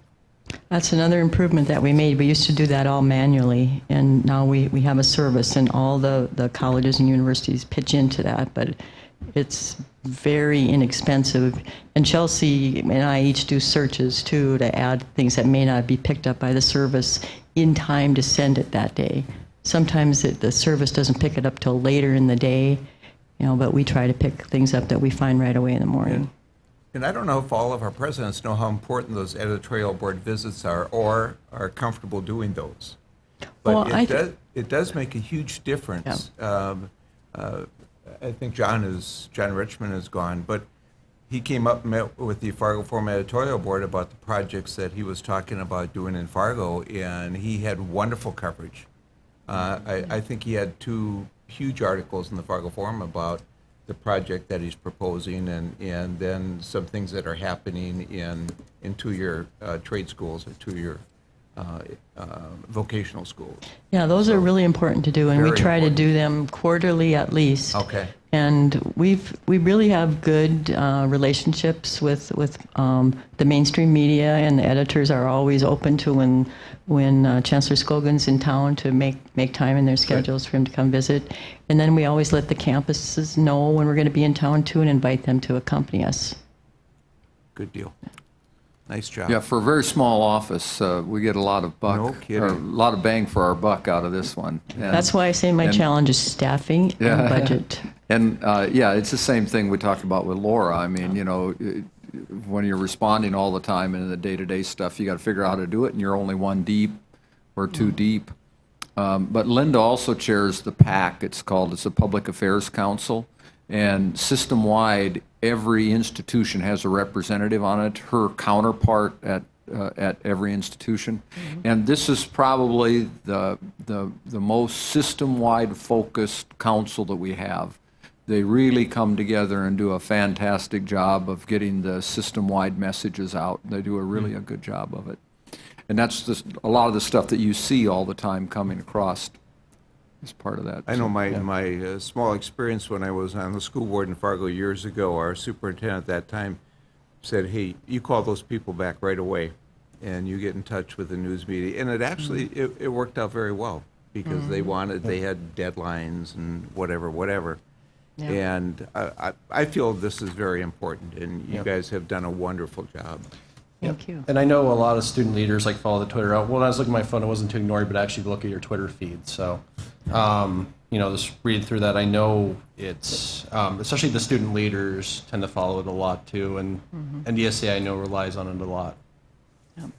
And we just made a presentation at the UND Women's Leadership Conference on technology that women need for today, and we had a lot of interest in our new intranet, and we also talked about other tools that we use. It was Lisa Feldner and Chelsea and I, and it was a great presentation. We had a lot of fun. Okay, thank you, Linda. Now, let's talk about audit. Eric Miller is here. Tim Carlson is the chief auditor, but he's in Bismarck today where he was at a audit committee for legislative audit committee. And just for your background information, because you're new to the board, the audit before, there was an auditor at NDSU and UND, audit offices. And last legislative session, the legislature transferred those two offices to the system office, and the State Board of Higher Ed then hired a chief auditor, Tim Carlson. So this is all brand new for the audit function to be reporting to the board. The move happened, I think, 1 July last summer. July of 2013. Right. So, yeah, 2013, I guess last summer was this year, right? In 2013, so we brought the auditors under the system office, and then probably in November or so, the board hired Tim Carlson to be the chief auditor. And so this is all a brand new function. On the budget that you have submitted to the governor, the request, there's funding to stand up like 10 auditors system-wide. We'll have to see what the governor and what the legislature does with that. But currently, you have a chief auditor. There's 2 auditors. Go ahead. We currently have 2 full-time auditors at the University of North Dakota. We have a director of internal audit, which would be my counterpart, Tim Eric. We also have a staff auditor at the University of North Dakota and 1 intern auditor. At North Dakota State University, we have myself as a director of audit for the Fargo office. I understand we recently hired an interim audit manager on a contract basis as well. So I'll turn it over to Eric then. So what Eric's going to talk about is all brand new to the system. Okay. So we have kind of a brief summary of what our organization structure looks like. What I want to talk about is 3 different things. One is how we support the board and the audit committee in the execution of its responsibilities. Also want to talk a little bit about the nature of the work which we do, and also discuss some of the challenges that we have as a new organization addressing system-wide issues. First is our relationship with the board. And the reason behind reorganizing and reporting directly to the board in an audit committee centers around the theme of independence. And what we talk about independence is a functional responsibility. In that regard, our activities and our reports and our findings cannot be unduly influenced by those departments or institutions or individuals in which we operate and who we audit. There's also the concept of objectivity. Objectivity is a little different from independence in that objectivity is a state of mind. It is how we think about things, how we behave, how we respond as individuals within an independent audit function. An example might be if I were to hire somebody from our payroll department at NDSU to become an internal auditor, and we were to audit the payroll department at NDSU in subsequent quarter, I would have to consider if that person could be objective in auditing a department which he or she just left. Okay, so that's where, even though we have independence to the audit committee, that objectivity is still a state of mind that we need to consider. Okay.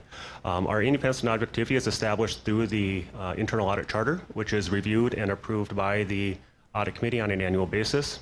In that regard, it establishes our authority, the organization structure as we report to the audit committee, and also defines our independence and objectivity requirements, but also our responsibilities as internal auditors. Related to that is your audit committee charter, which also defines the authority, the composition, meeting requirements, and also responsibilities for the audit committee. Okay. In essence, I think there's a reason why my daughter never invited me to career day at school, and that's to talk about internal audit. But in essence, what we are is an independent assessment of the organization. Are we doing the right things? Are our business processes aligned with the organizational objectives? Are we establishing the correct ethics and values throughout the organization? Are we managing and monitoring performance? In that regard, we're talking about governance. You may have heard the acronym Governance, Risk, and Control, or GRC. So that's that governance structure, in that are our institutions aligned with the system office objectives and strategies? Are our departments within an institution or department or organization aligned with that institutions? And through that is from the top down. So are we all aligned throughout that, throughout the organization? And then internal audit is that independent and objective assessment of that, providing reports to the board. Now, in doing so, we do two main types of activities. One is assurance activities, the other is consulting. Assurance activities are the ones that are probably the easiest to understand. They're audits. Your traditional, I'm going to audit payroll, accounts payable, provide an audit report of performance against an established policy or accounting requirement or criteria of some other type. The other part is the consultative side. Consultative engagements are typically, instead of a three-way, it might be a one-way with management. I could be asked to participate in audit an area by management. For example, a new information system is being implemented. So they would ask internal audit to participate on a proactive basis and review internal controls as they're designed as the system is being implemented or as a new process is being developed. An example that we have at NDSU right now is we have a renewed emphasis on really growing our international programs. So we are working on with both our international programs office, also our accounting department, and having them document their processes, identify risks, and design controls as they build the process, rather than us waiting 2 or 3 years down the road, coming in and auditing and then finding problems. So that's an example of a consultative engagement. Now, when we talk about risk and control, internal audit is not responsible for risk and control. Management is throughout all levels of organization. We assess management's ability to identify, communicate, and address risk and control through the appropriate risk response. Okay. We do not design internal controls. That is management responsibilities. We evaluate both design and effectiveness. So that's kind of the nature of our work in that regard. When we talk about controls, one of the phrases we use quite frequently is control objectives. There are pretty much generally 5 categories of internal control objectives.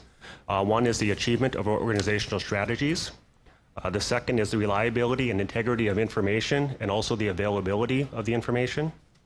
The effectiveness and efficiency of our operations. The safeguarding of assets, and also compliance with laws, regulations, policies, and procedures, both internal and external.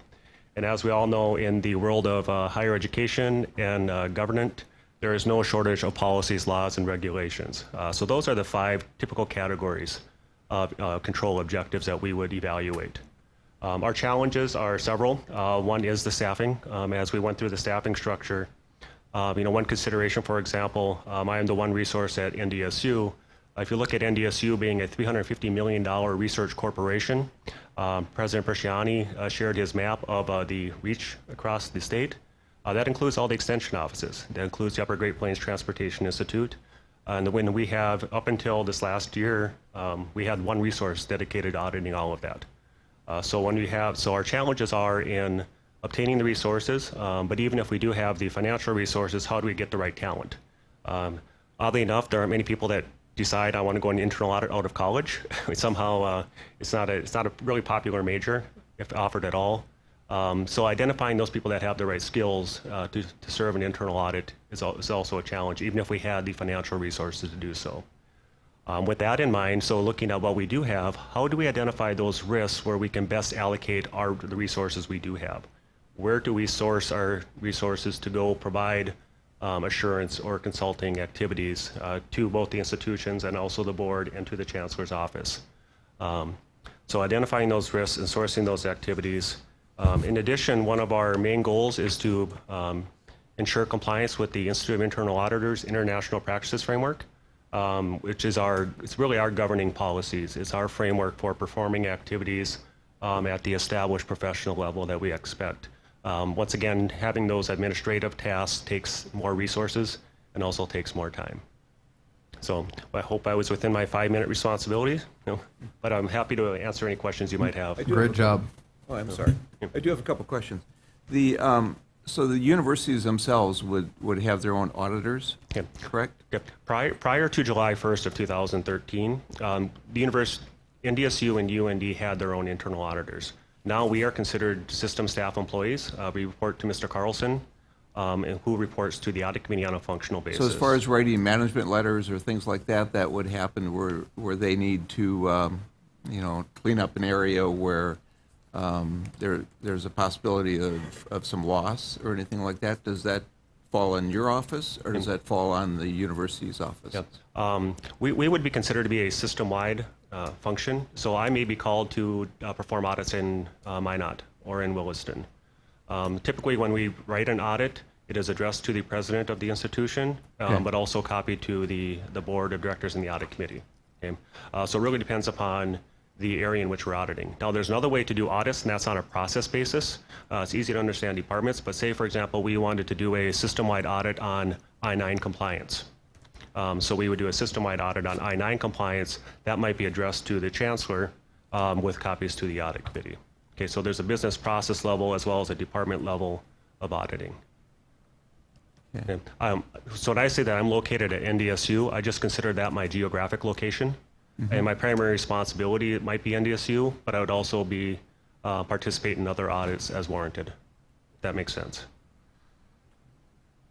Yeah, it does. It just seems to me that for the amount of universities and colleges that we have, you must be spread very, very thin then, correct? Yes, and that's why it goes to that second challenge of how do we identify those key areas where we can best use our resources, and also how we do our work. And is there any laws or regulations that universities and colleges need to be audited yearly, bi-yearly?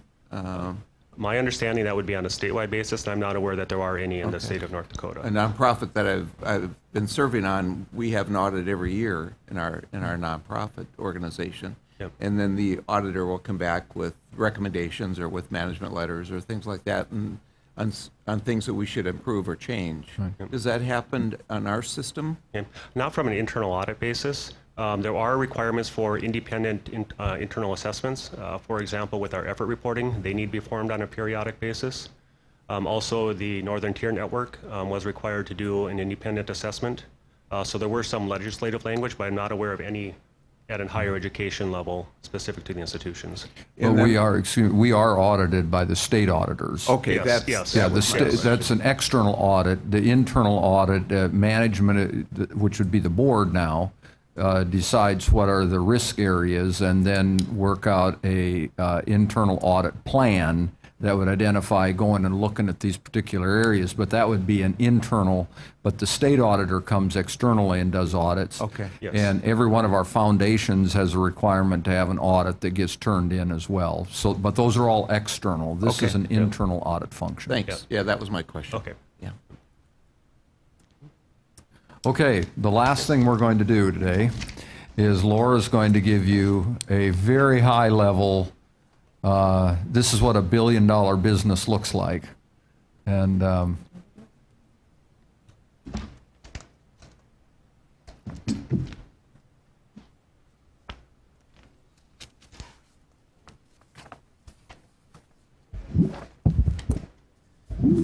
Thank you. I'm going to walk through the PowerPoint slides very quickly, so please stop me along the way if you have questions.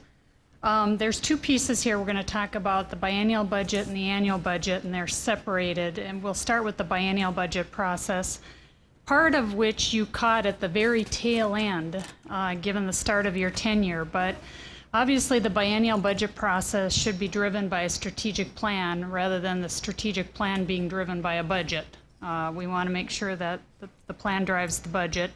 Unfortunately, this time we were a little out of sequence, but we'll be back on track now with your approval of the strategic plan. I want to remind the board that constitutionally the board is required to submit a budget, one that's in the best interest of the educational system of the state, and also a single unified budget that meets the needs of all of our institutions. So many times you'll hear us talk about a needs-based budget request. And as you know, the board on occasion is criticized for its level of budget request. But always keep in mind your constitutional responsibility when it comes to the overall budget. As you may know, that the governor sets the biennial budget guidelines in about April or May of each even-numbered year. So typically we wait to finalize any budget request until after those guidelines come out. As a result of that, the board then deals with the biennial budget request in about the spring and summer of each even-numbered year. And then, as you know, we develop both separate operating and capital budgets. Both of those budgets are due to the Office of Management and Budget in about July and August, again, of the even-numbered year. They will process those. The governor then will release his recommended budget in December. I think it's generally about December 4th. That budget, the governor's budget, then is the one that actually gets embedded in the appropriation bills that are introduced at the beginning of the legislative session. So it's very important what is in and not in that governor's budget, because then it takes a majority of the legislature to change anything in the governor's budget. As you know, then, the legislature will act on that budget between January and May of each even odd-numbered year, and in the end, then the legislature will set the final appropriation for the university system. Again, keep in mind that that's a biennial budget process, so it's for a 2-year period. That 2-year period runs from July 1 to June 30th. So for the 13-15 biennium, it's July 1, 2013 to June 30th, 2015. On the next slide, the state budget that the governor and the legislature deal with focuses only on state funding.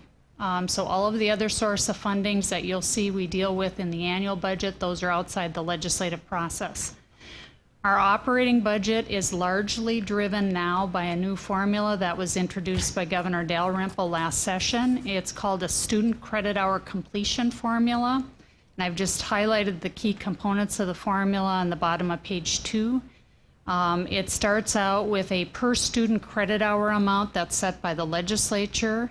That's multiplied by a weighted student credit hour by academic field of study, times a physical plant factor, times a credit completion factor, which generates a general fund base appropriation by campus.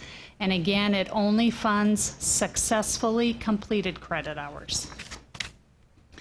If you go to the top of page 3 then, in addition to the formula calculation, there's a second major component in our budget which we call the cost to continue or inflation factor.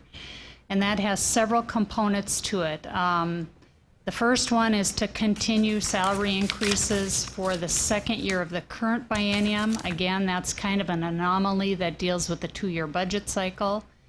It also includes utility cost increases, both rate increases, consumption increases, and also the cost of utilities for new buildings that are coming online for the first time. We also include an operating inflation component, and then also what typically gets blended in there by the end of the session is salary and benefit adjustments for employees for the new biennium.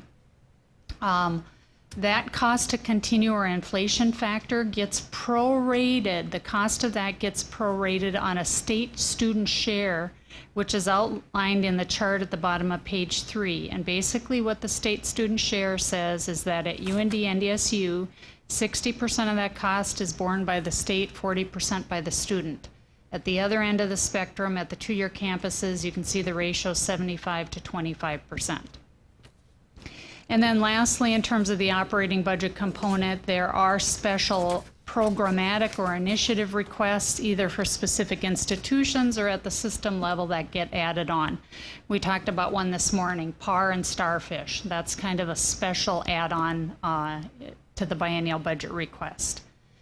At the top of the next page, you'll see all of the entities that are covered in the budget request. It isn't just the 11 campuses. It includes the related entities, including NDSU Ag Experiment and Extension Service. Those budgets are processed through what is referred to as the State Board of Ag Research and Education, and basically they are simply pass-through budgets. Continuing on with the biennial capital budget, again, the board sets those capital priorities for state funding every 2 years. We just completed that process, in fact amended that list today to deal with the UND airport. You'll see that Board Policy 902.1 governs the priorities. It establishes life safety, compliance, preservation of assets, and new strategic investment in that order as the priorities. On the next slide, that policy also prescribes a set of criteria that we use in evaluating each of those projects. And so those, each of the projects are evaluated and ranked based upon those criteria. At the bottom of page 5 is a quick snapshot of our current state appropriation for the 13-15 biennium. You'll see for the 11 campuses, School of Medicine, Forest Service, and our office, it's about $902.6 million. Add on $111 million for Ag Experiment and Extension, and our total funding is a little over $1 billion. $781 million of that is base funding, $48 million is one-time funding, and then another $184 million is for one-time capital projects. Continuing on to the top of the next page, this is just a bit of history for you dating back to 81, 83, so this is basically 10-year increments. And what it shows you is how the state budget allocation has changed over years. So if you go to the NDUS line about halfway down, I'll use that as the example. In 1981-83, the university system received about $218 million, which constituted about 24.2% of the total state budget. If you follow that line over then to the 13-15 biennium, you'll see the university system state budget now is about $902 million, which is about 13.2% of the state budget. So even though the dollars have gone up, the percent of the pie that we're getting has steadily decreased over time, certainly as resources have been shifted to other important areas of state government. Continuing on then, in terms of the appropriation bill, you'll see at the top of page 7, that we do have separate appropriation bills for the university system, campuses, School of Medicine, and Forest Service, and then a separate appropriation bill for Ag Experiment, Extension, Northern Crops, and Upper Great Plains. I showed you the bill format there, which is broken down by subdivisions. So you'll see Subdivision 2, Bismarck State, Subdivision 3, Lake Region. The reason that's important is the bullets right under that, and that is constitutionally the board cannot move funds between entities without specific legislative appropriation. So once the legislature appropriates dollars within subdivisions like that to an institution, the board cannot move those dollars back and forth between institutions. The board does, again, in certain limited circumstances, have the ability to either allocate pooled funds or to move money between line items, that being from operations to capital, but otherwise your authority is fairly limited once those dollars are appropriated. At the bottom of page 7 then, I noted the legislature has and continues to pool some dollars to the board for allocation. Examples of that in the 13-15 biennium were a deferred maintenance pool of $10 million, a performance funding pool of $5 million, capital projects contingency pool of $5.5 million. And in those circumstances where they pool those funds to the board, they may or may not add other requirements or limitations on the allocation of those funds that we must follow in the distribution. The one other point I want to make is even though the appropriation, the biennial budget and the appropriation bill deal only with state funds. So it only appropriates dollars specifically for state dollars only. There is broad language in the appropriation bill that appropriates all of our other funds. So in some ways, the legislature appropriates all of our funds. They only appropriate the state funds by dollar amount. All other funds have just a blanket language that authorizes us to spend them, and it doesn't set any dollar limitations. If I might then shift to the annual budget process. So as we just discussed, we end up at the end of the session with a 2-year state appropriation. The board then requires its institutions and entities to prepare what's called an annual budget. It's to take that 2-year state budget and break it into annual periods, and then also to include all other revenue fund sources in that annual budget. So you'll see the annual budget includes state general funds, tuition fees, auxiliaries, grants, contracts, all other revenue sources that we have. Those annual budgets are very detailed, very thick. Each campus will budget down to the department level, and within the department, they'll break it down by salaries and wages, operating equipment, other expenses, and then a total. At the top of page 9, what the board does in the annual budget process then is at the beginning of that process, so again in about the spring of each year, the board will set what's called annual budget guidelines. You provide the broad guidelines on the front end, which then direct the campuses to go back and prepare the detailed budgets. Those guidelines include guidelines about room and board rates, tuition and fee rates. I should mention under fee rates that the board does specifically approve 3 fees: program fees, Connect North Dakota fees, and NDSA fees. Board policy delegates the technology fee approval to the chancellor, and then all other fees with student input are set at the campus level. Those annual budget guidelines also set forth the guideline from the board about salary increases for employees for the year. So the board may say something like, average salary increase should be a minimum of 4% this year. The board typically sets a minimum threshold, allows institutions to do something beyond that if they're able. And then the other thing the board does in the annual budget guidelines is if there are some targeted areas that you want campuses to make some investments, those are outlined in the annual budget process on the front end. So again, even though the board doesn't have the ability to move money between institutions, what you can say to the institutions is, you know, retention and completion are really important priorities for us. We want you to invest additional dollars in completion and retention efforts. And so that becomes a directive at the front end of the process, and then the campuses, again, as they develop their annual budgets, comply with those provisions. Once the board sets the guidelines, campuses, our office, all of the entities go about developing the detailed plan behind that.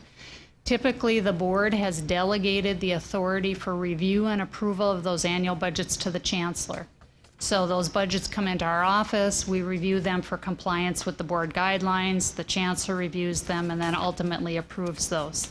Those annual budgets need to be in place before July 1 of each year, because that is the process by which we set employees' new salaries for the beginning of the fiscal year starting July 1. So we need to have all that salary data prepared and downloaded for employee pay increases prior to July 1 of each year.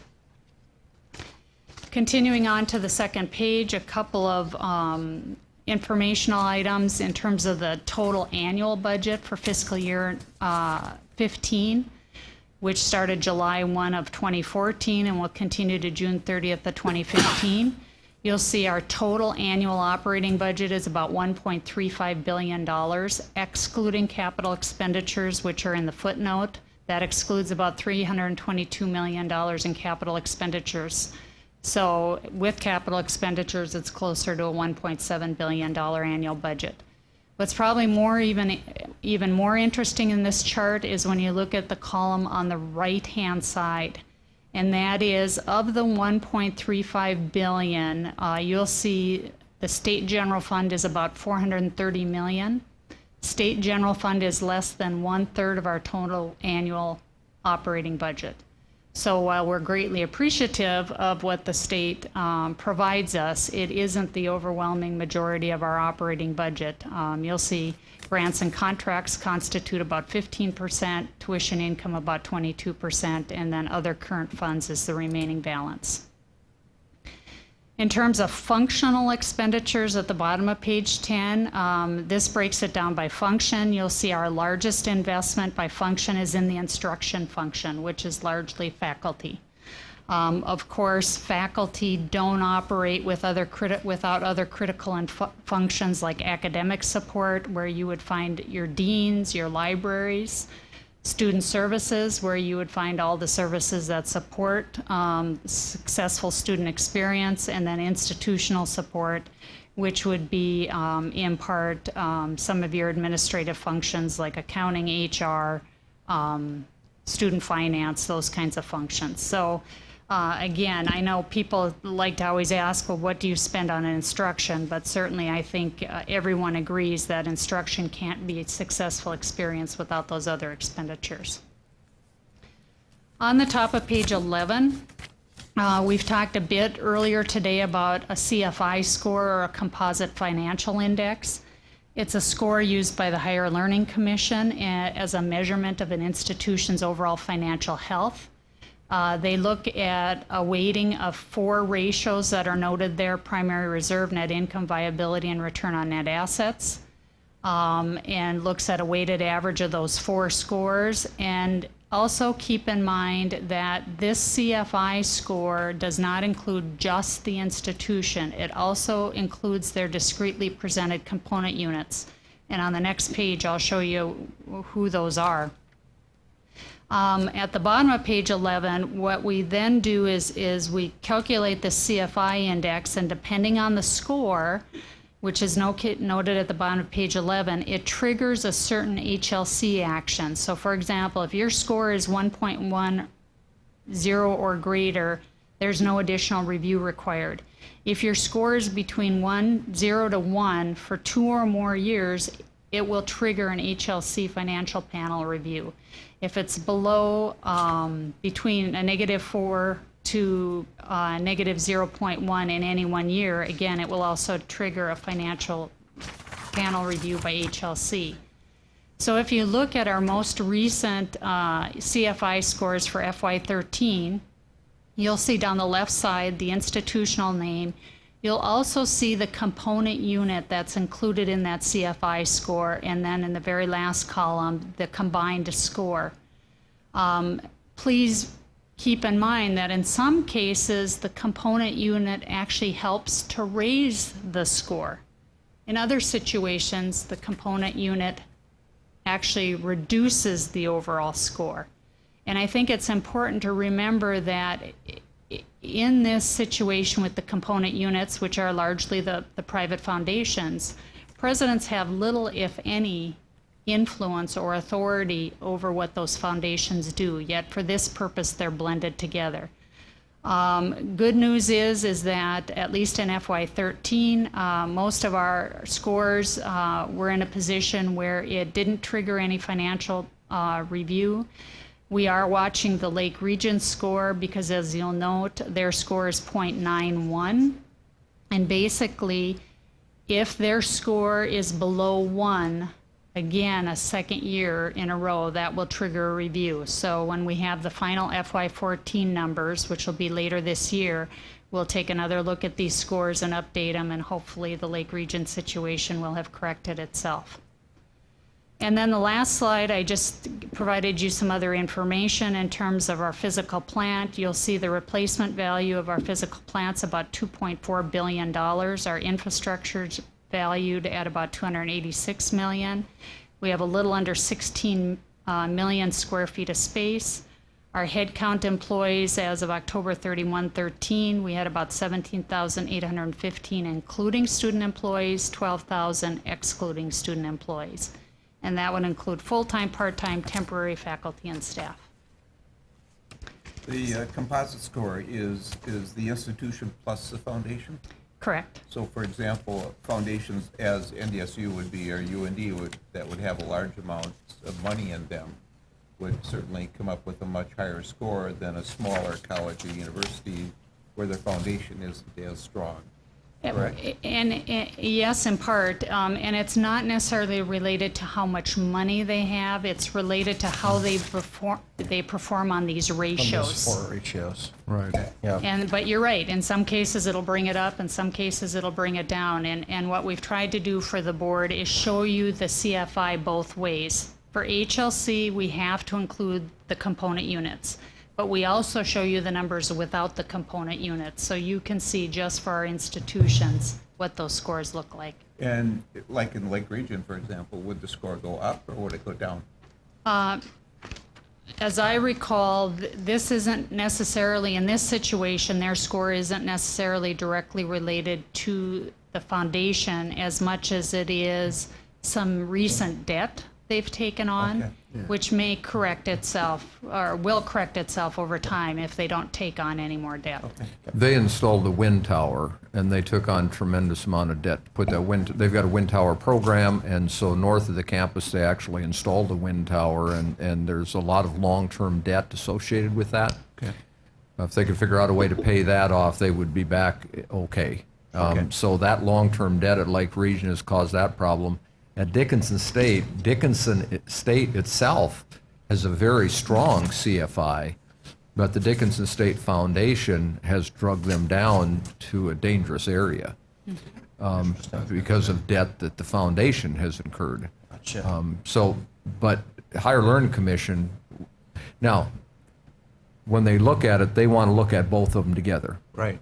But the review panel may say, oh, okay, we got it. We understand what it is. Because what happens, it triggers a review panel. And we don't know, we've never had that happen. So, but my guess is a review panel, if you sat there and showed them the figures for Dickinson State and Dickinson State Foundation, the review panel would say, oh, okay, we get it. Okay. But so if they do a review, they can discern what elements might be contributing to the lower number. Which becomes important because a lot of times the private foundations are the ones that take up a lot of the long-term debt. Right. So, Laura, I've got a question that's on the, like, if you go to FY15 annual budget, and you say grants and contracts, 203.96 million. So, I mean, if I get a grant in the laboratory, I hire people, okay? They're all on soft money. So that number, if you get a grant, from NIH, it's not really going to that number. What exactly do you mean by grants and contracts here? So I'm in that business, but I don't understand where this number comes from necessarily. So in your example, the portion of that NIH grant that you're going to expend that year for FY15 would be in that number. Oh, okay. So that number takes into Right. account any Right. soft money hires. Right. What we'll do is in the annual budget, of course, we budget by expenditure line item, salaries, operating equipment. Okay. And then we show what's the offsetting revenue source for those planned expenditures for that year. Okay, very good. And that's what I thought, but I just wanted to clarify. Yeah. Thanks. Yep. When calculating out the ratios, are certain ones out of the 4 categories weighed more heavily, or are they all weighed equally?